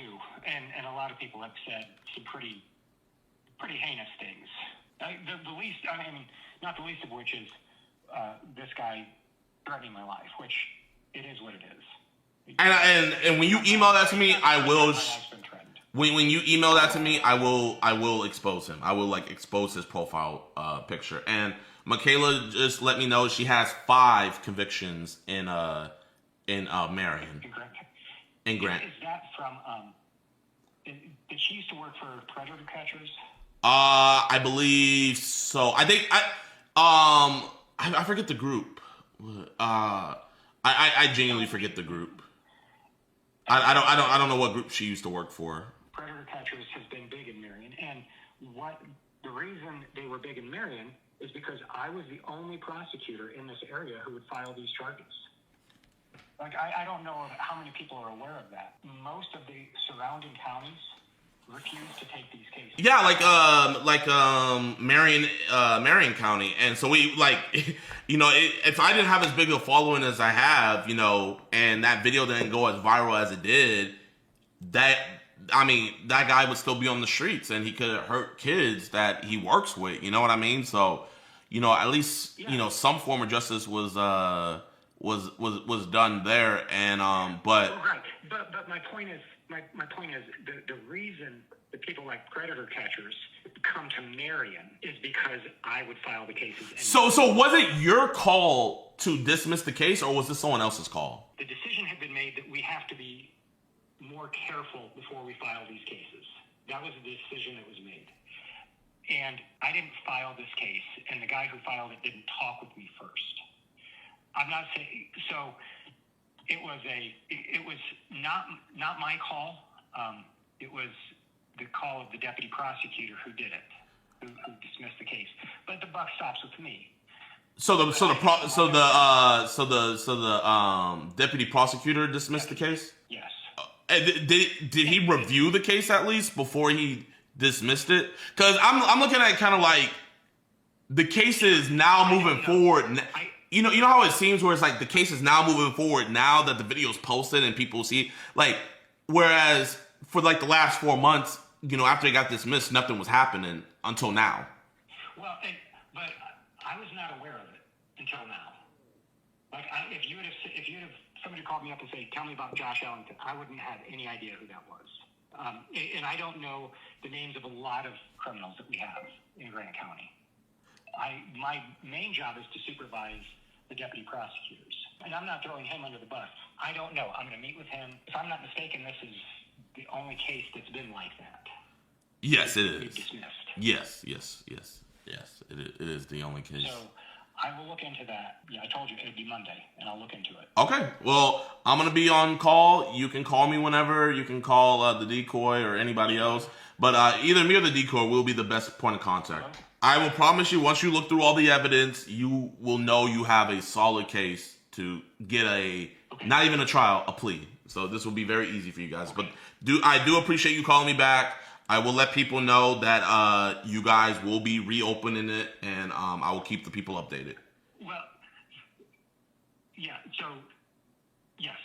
Okay, well, here, let me rephrase. Can I say you guys are going to be reopening it, or what do you want me to say? You can say we will likely be reopening it. Okay. I don't want to promise you anything. I will call you and tell you if we are or if we're not and why. Okay, that's fair. Is that fair? That's fair. That's fair. All right. Well, you have a blessed rest of your day, and thank you for calling me back. Okay, thank you. Bye. I'm not gonna lie, Chad. That was a lawyer. I'm just a black guy with a beard. Yo, like, Chad, bro. Oh my gosh, I want to give all glory to God first. Like, I feel like God just like used my tongue to where the words flowed through, man. I feel like those words weren't even my own words, man. All glory to God. I articulated myself well. I got my point across. Bro, I had a lawyer say I'm a smart guy. Hey, he said I'm a smart guy, so I had to hit him with, hey, you're a good guy, you know? That was the least I had to do. I don't know if we got the call back because it's election season. I don't know. But whoever that person or whoever is giving them death threats, that person, I will be exposing and putting out their stuff. Whoever was sending him death threats, that is not cool at all. At all. I am very surprised I got that call back, man. I am very, very, very surprised. Wow.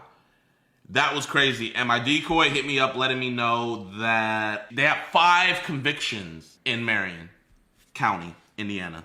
This is the first time ever a case has been dismissed. Here, I'm gonna let you guys talk to my decoy. Hello. So how much of that how did you even know that I was talking to him? Because you blasted my name. Wait, but okay, ignoring that fact, what's it called? What was I gonna say? Yeah, that was crazy, huh? Oh my gosh, he was like a lot more polite to you than he was to me on the phone. Wait, so that was him on that original phone call? Yeah, that was the same guy. Wait, was it? I don't think that was him. Maybe it wasn't. Maybe it was the director or whatever it was. Yeah, I don't think that was him on the phone call before. But apparently he's never seen the case. Interesting. Yeah, I heard that they're going to look into it, which I really hope they do because obviously he's done. I mean, he literally showed up for a 13 and 12-year-old. Yeah, nah, that's crazy how and he was like, he tried moving the goalpost a couple times, but I had to bring him back. He tried to, he's tried saying like, oh, why not Marion, Indiana? And it's like, oh, why does it matter? Or he's like, why did you guys specifically come here? And I was like, bro, we went to Frankfurt after, right. We didn't just go there, Right, well, it's the fact that, I've done sting houses there, Skeeter's done sting houses there, we've all done different sting houses there, and they've prosecuted every single case and haven't had any issues or said anything about it.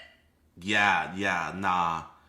And, because, I mean, like he said, he has, at the end of the day, it's his call whether this goes through or not. And, even though the case wasn't dismissed with prejudice, the case wasn't moving anywhere. Right. Oh, yeah. The case wasn't going to go anywhere. That case would not have been touched again. No, they completely dropped it. And, I mean, we did this catch in October or something, November, and they still haven't December, so it was January, February, March, and now we're in April. So 4 months. And now, we're going to relook into it. But, hey, at least we're relooking into it. Right, definitely. Oh, yeah, he needs charged. I mean, he admitted to everything, too, and they told us, we went down to the police station, and they said he admitted to everything. Exactly. While Mirandized. So, you have that, and you have his phone. So, it's all you got to do is just get a warrant on the phone. You don't even have to get a warrant on the Facebook messages, because we gave you our phone that has all the Facebook messages.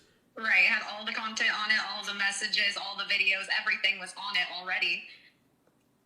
I'm glad to see you finally looking into Nova Online. Here's some money. Hope your week is going good so far. I appreciate that, Kai.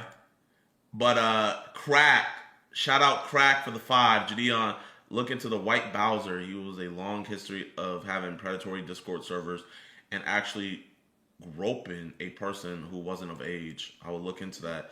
Hey, but yo, Hugh, how long were you talking to that Josh dude for?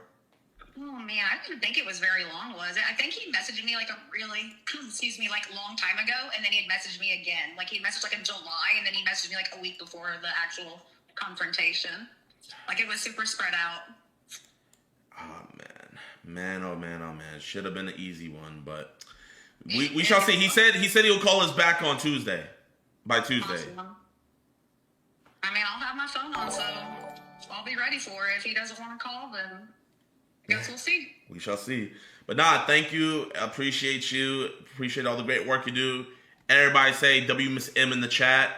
Thank you. And yeah, you have a blessed one. You too. I'll talk to you later. Peace. Chat, man. That was crazy.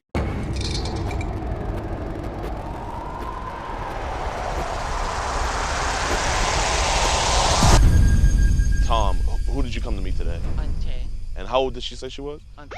You said right here, are we gonna do all those things we spoke about? You better be gentle with me. We can do a lot of things in the room and do things to your body. I can rub your hole, baby. What hole were you trying to rub? But I spaced some work out very fastly. I'm not good at like.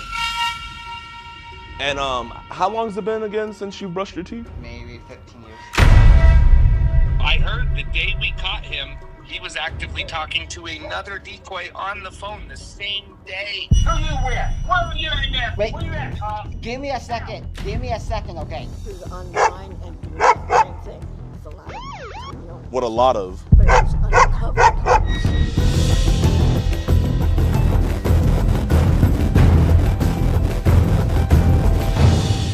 Yo, what's good, YouTube, man? Welcome back to a brand new episode of EDP Watch. Now, this episode is gonna probably feel like deja vu to you guys. So, there's this YouTuber called Colorado Pet Patrol. He caught this pred, and it ended up being that he had a twin brother that looked exactly like him. I did a reaction to that video. You guys might have seen that one. So pretty much the guy was talking to his decoy. They caught him. The cops got involved, all of that. Now we believe it's the other brother now. The other identical twin brother is talking to another one of our decoys. So the pred gene runs in the family. This is just absolutely crazy. He is walking over here to the park right now to come meet his queen, but he's gonna be meeting us instead. So just make sure you guys hit that like button, subscribe, and share. Also, you guys go show Colorado Pet Patrol some love. Show my boy FM, he's the one who did the decoying for this. Show him some love. Their stuff is gonna be down in the description below. But yeah, y'all, I mean, I don't think I've ever done a catch like this where we have caught preds that other pred catchers have caught before, but not twins. So we're gonna just try to get the whole family and lock them up, man, at this point. But without any further ado,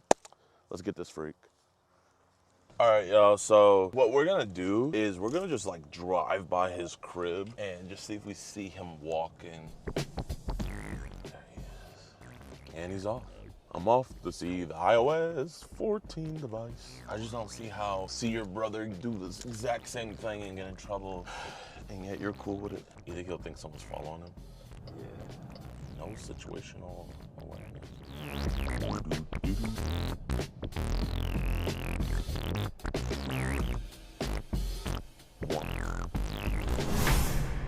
Hey, Tom. Hey. How you doing, my man? What's this? What the f is this?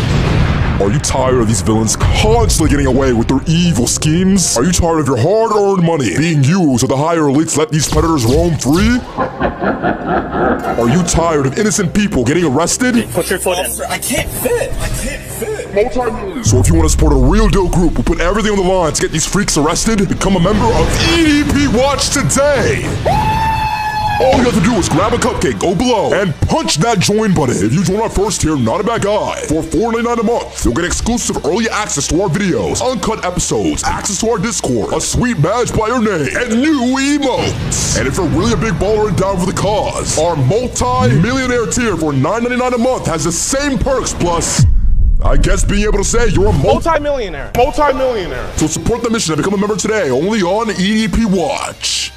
Hey, is it cool if we just have a conversation over there? I don't want anybody to know your business, man. I don't want you to get in any trouble. Okay. So Tom, can you be honest with me? Before, her mom wants me to talk to you before you meet her. Oh, okay. That is fair. Hold up, I'm gonna fart real quick. Okay, I'm sorry. So, Tom, who did you come to meet today? Auntie. Okay, and how old did she say she was? 15. Okay, she said 15. Okay, and how old are you? 30. Okay, you sent her a lot of pictures, right? After that, I kind of regret it, you know. You kind of regret it? Mm-hmm. Why do you regret sending her pictures? I kind of thought at the end it was a bad idea. Okay. What's your brother's name? John. John. Okay. You have a twin, right? Mm-hmm. And didn't he get in trouble for something like this? Yes. He did? Okay. Is this your first time meeting up with a minor? Actually, the first time. This is your first time ever meeting up with a minor? Yeah. Okay. And you know that's illegal, right? Yes. Like 100%? Oh yeah. Here, let's go chill over here, man. You're good, Tom. I just want to try to make friends. We had like no issues, you know, with everything else, you know. Yeah. So why'd you send her so many pictures, man? I cannot really tell you. Yeah. And listen, you can leave whenever you want. I don't want you to feel like you have to stay here or anything, but I just want to talk to you because you live with your mom and dad, right? Yes. Okay. Do they know who you were coming to meet today? I let my mom know yesterday. Okay. Did you tell her how old Tay was? Mm-hmm. You told your mom Tay was 15. And you know, our mom act, I was trying to be honest, so way to go, you know, in line. Okay. So your mom knows that Tay's 15.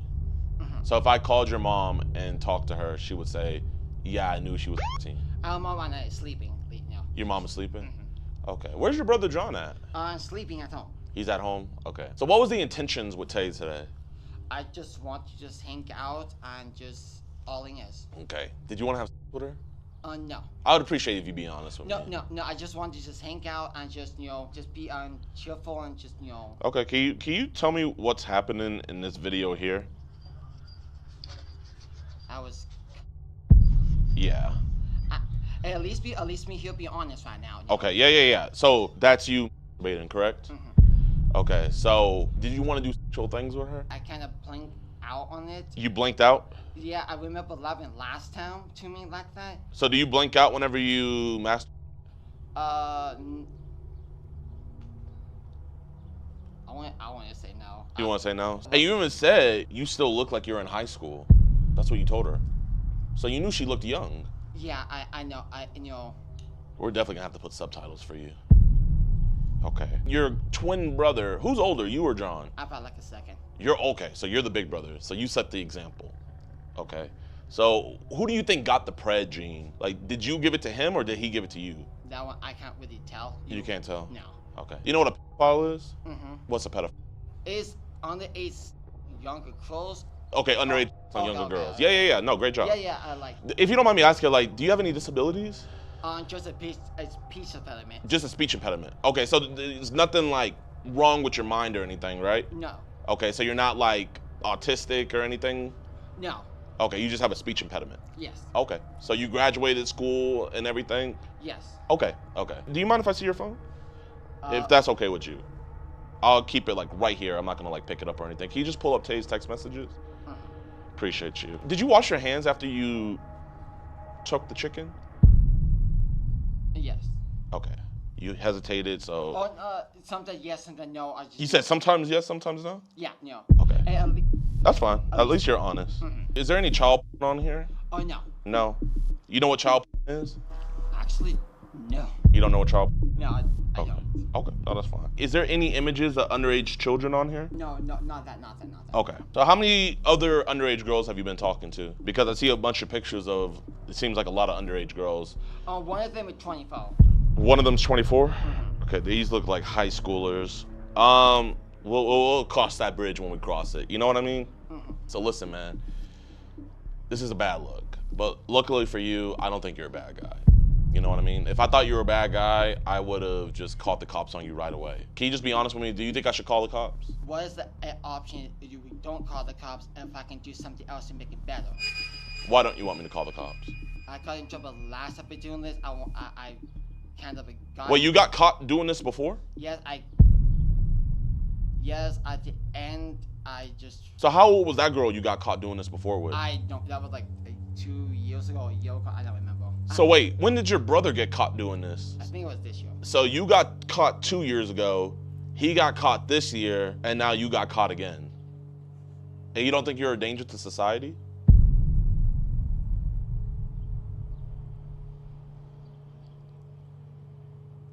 You know what?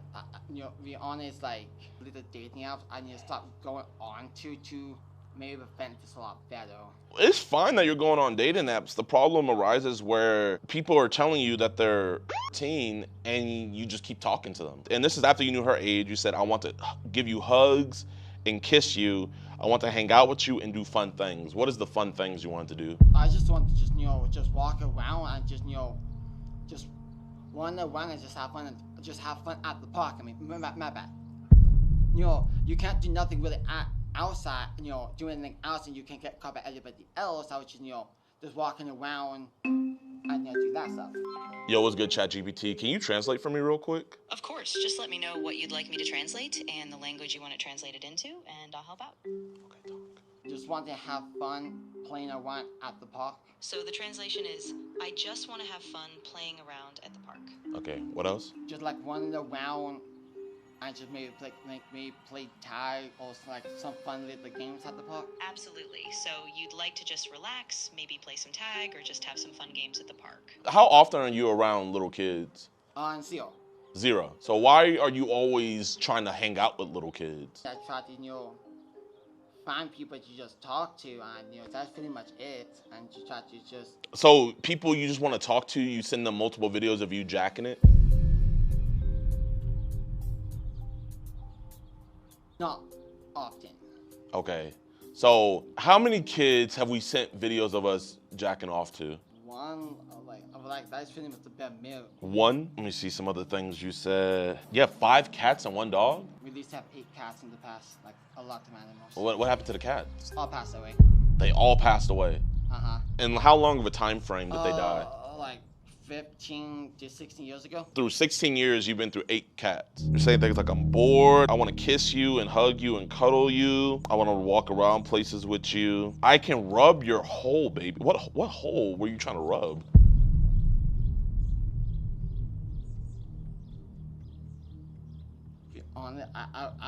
I wish I was, like, when I text sometimes, but everybody that text, I space some words out very fastly. I'm not good at, like, put a sentence together. Yeah. Really that well. Not that well.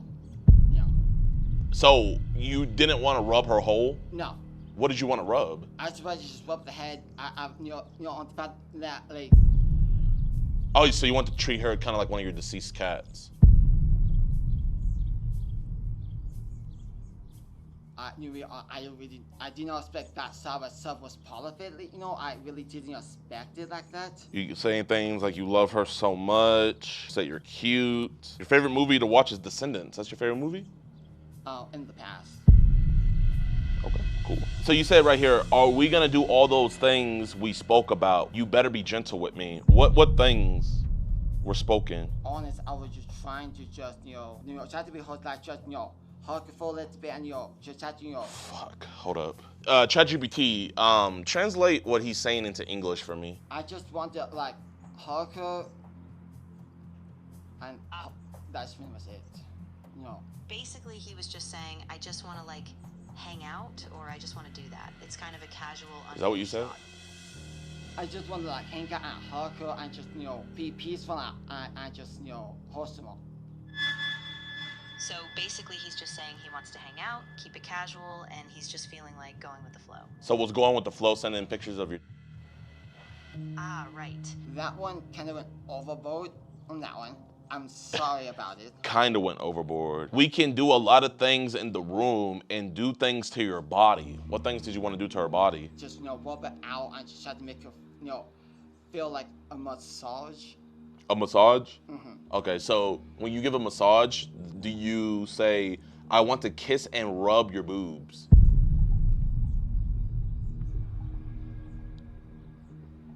I just want to say that it's...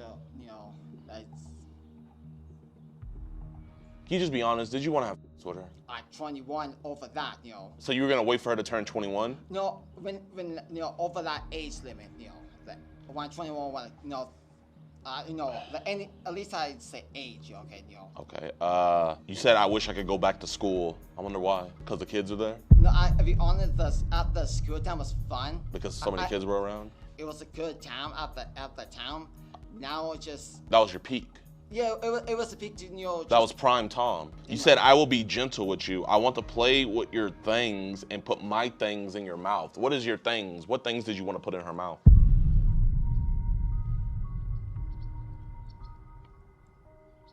No, we be honest. My dick. Look, I be honest, you know, you said be honest, you know. So you want to put your inside of a 15-year-old's mouth?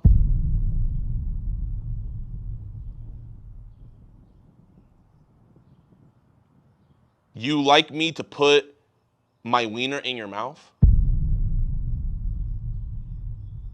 How bad you want to suck my wiener? Why are there so many pictures of girls in your phone? And these are young girls. And these are the pictures you sent. Oh my gosh. Wait, what the fuck? Why'd you record yourself peeing? No, that's something else. No, I did not send to her. That was But why are you recording yourself peeing? And L stream too. Like, do you have a kidney stone? Actually, I can't tell you that. I mean, I don't really think there's anything else to do except for this. Hello, can we please get an officer over to the Prairie Grass Park? We have this individual here right next to me. His name is Tom Miller. He came to me what he thought was a 13-year-old girl. He sent multiple pictures and videos of him saying how he wanted to have sex with her. He's white, stand up. He's about 5'6", 5'7", pretty funky. Scraggly beard, plaque all over his teeth, no drip. Horrible shoes, stained shirt. I understand that is, okay. What color is this shirt? It used to be white, but now it's like tan. Was this a white shirt before? Yeah. Gentlemen, officer will be dispatched as soon as possible. Say thank you. Thank you. Thank you. How many years has it been since you brushed your teeth? Here, why you keep on thinking about that? Your mom's calling. Hello, is this Mrs. Miller? Yeah. Hey, I'm here with your son. Tom, he got caught doing the same thing again. Where is he? I can't disclose that as of right now, but he did walk a pretty far distance to meet a 13-year-old girl. The police are on their way to come talk to him. I just wanted to, you know, kind of let you know. Has he done this before, Mom? Yeah. Do you know why he has this attraction to underage girls? I really don't know. Tom and this guy talking about Tom and this 10-year-old girl. What? Seriously? Who is this I'm talking to? This is his dad.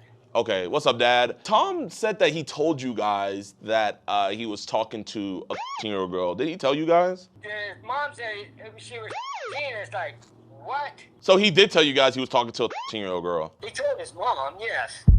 You guys weren't alarmed after you found out that he was talking to a 13-year-old girl? Yeah, but it's like, huh? Okay. Well, we'll call you back later, okay? All right. Bye-bye. Oh, man. So, you know what's crazy? I put it more on your parents, man. You were honest, told them that you were talking to a 13-year-old girl, and they didn't do anything about it. Because you don't work, do you? Not trying to find jobs, it's just... You trying to find a job? When was the last time you had a job? Was it the last time you brushed your teeth? Maybe like 15 years. 15 years. Okay. And how long has it been again since you brushed your teeth? Like maybe 15 years. You haven't brushed your teeth in 15 years? Close around, yeah. Do you own a toothbrush? Yes. When was the last time you used it? I don't remember. Can you smile for me? Good.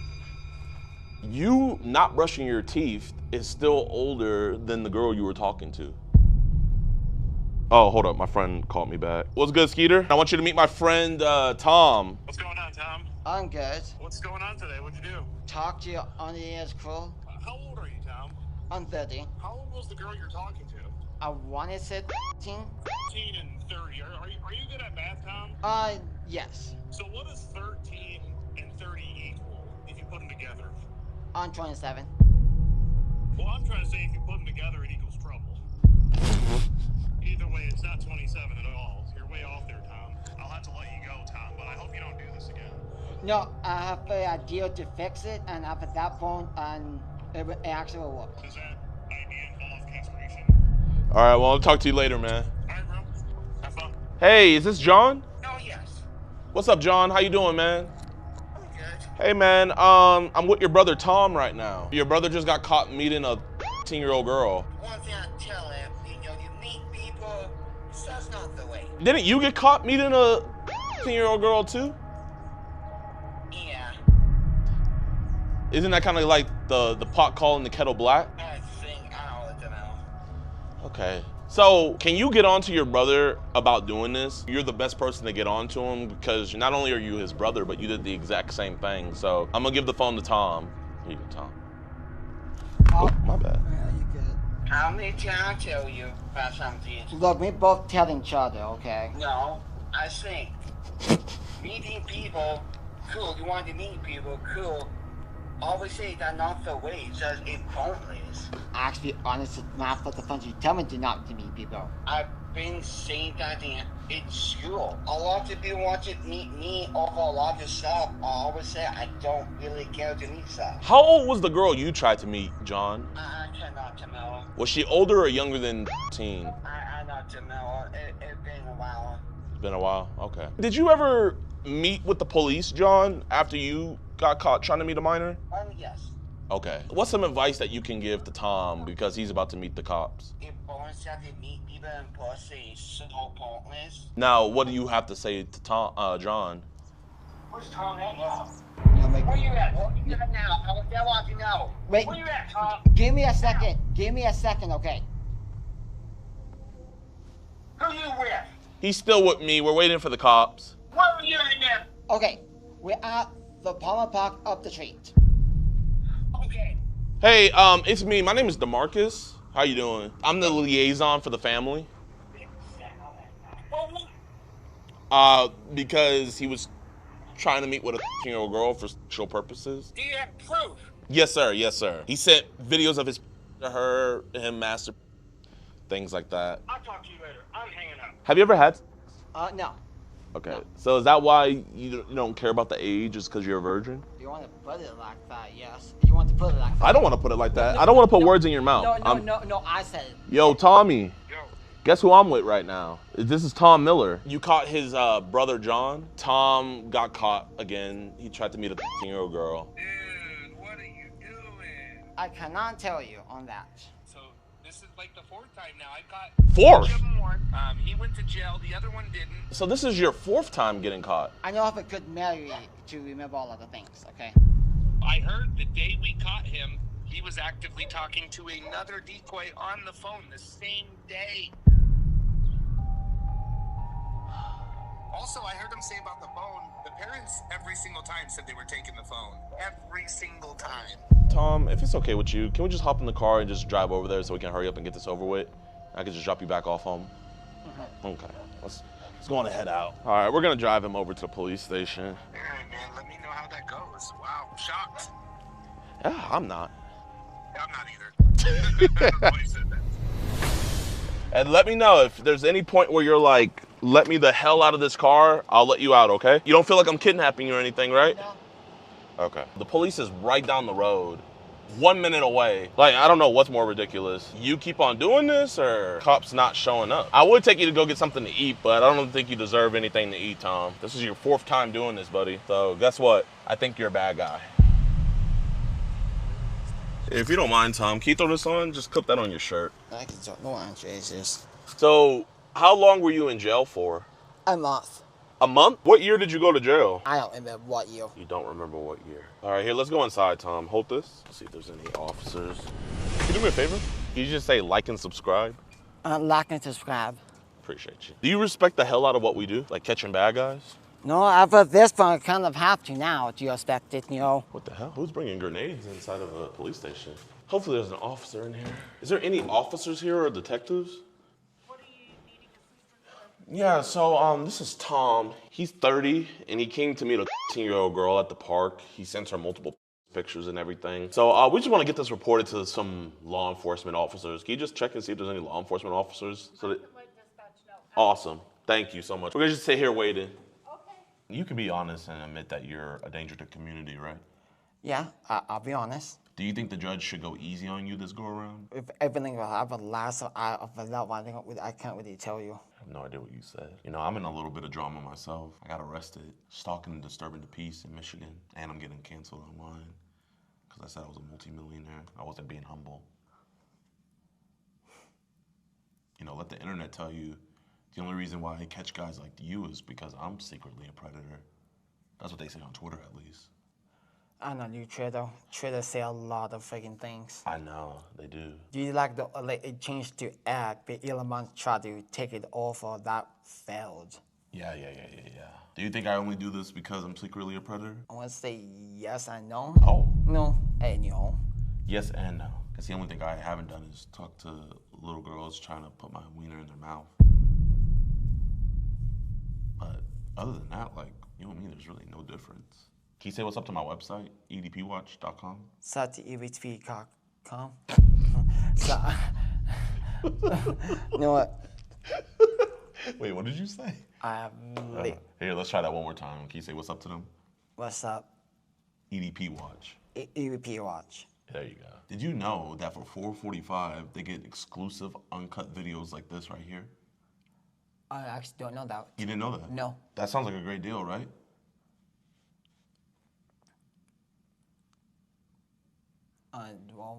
Yes. Can you subscribe to EDP Watch? Right now. Right now.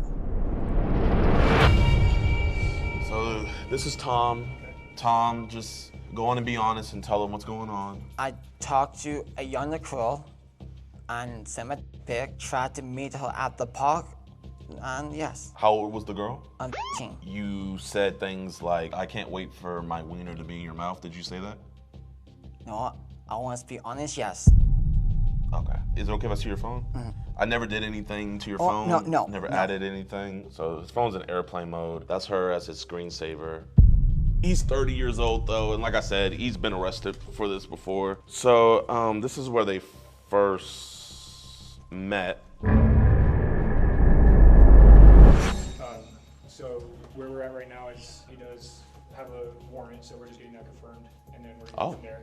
Okay. So that's where we're at now. That's what we're waiting on. Once we take care of that, then I'll get with you guys, get that flash drive, get your information. Yeah. And we'll go from there on this aspect of things. Yeah. So we're gonna take it step by step. Did you know you had a warrant for your arrest? No. Okay. Well, that's why you're detained right now. So they are confirming the warrant. Do you have any questions on that? No. They will extradite. Okay, we will place them in custody for that. So consider for now. Go ahead and stand up, turn around, put your hands behind your back. So right now you are in custody for the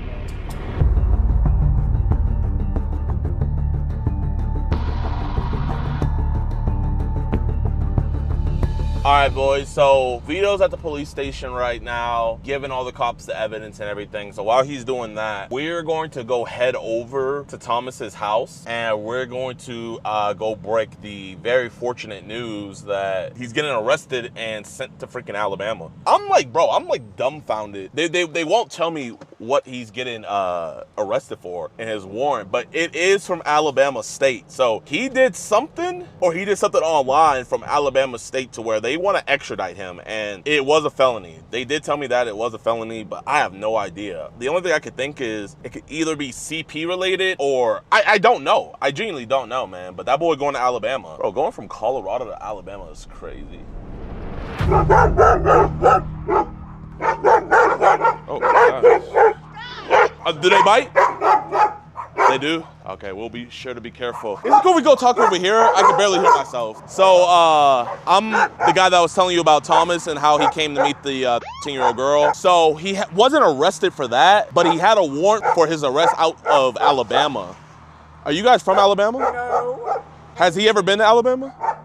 Not out of state. Yeah, so he has a warrant for his arrest out of Alabama. So he was arrested for that. So they're going to be extraditing him over there, meaning that he's going to be leaving from Colorado all the way to Alabama. Yes, ma'am. Do you know what it could be for, maybe? I don't like talking over that. Yeah, no, it's all good. Here, let me block you. He was arrested because he was doing the same thing. He was arrested because what? The same thing. 10-year-old. Was he talking to a 10-year-old in Alabama? Yeah, he was online and doing the same thing with a lot of 10-year-olds. What a lot of? But it was undercover. I'm trying to figure out what it is from Alabama. Did he ever tell you about a girl he was talking to from Alabama or anything? Well, there was a lot of places. He told me that he told you that he was talking to a 15-year-old. Is that true? Yes. He was. Did he tell you that he was talking to her sexually? He told me that he. Yeah, he showed his penis and. And did she show it? No, ma'am. That makes it worse. Is John home?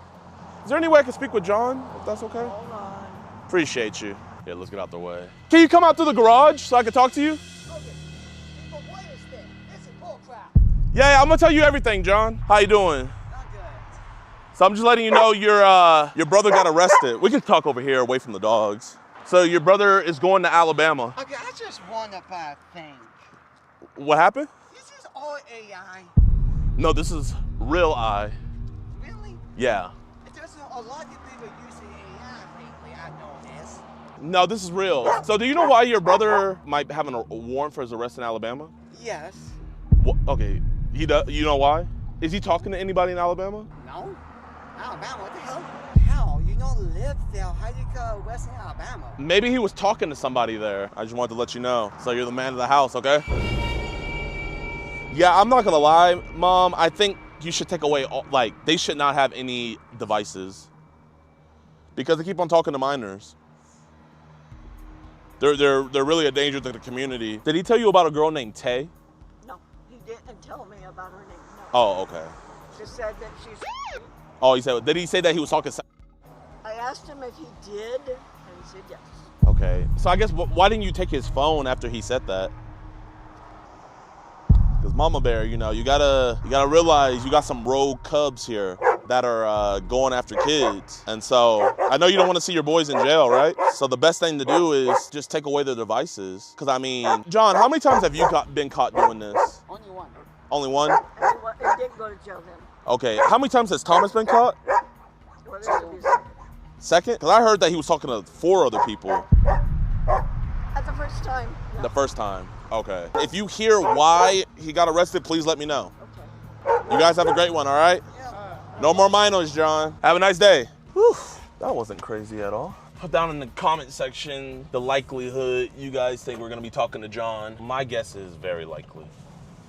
Yo, what's good, y'all, man? I hope you guys enjoyed this episode. If you did, be sure to hit that like button, subscribe, and share. Today's episode, Thomas Miller was arrested on a warrant. We're suspecting it has something to do with him talking to some iOS underage device in Alabama, but sadly he was released. That's the update on his next court hearing, and I have not gotten word yet what they're gonna do with the case that we presented them with, but I'm hoping that they put this dude away for a long time.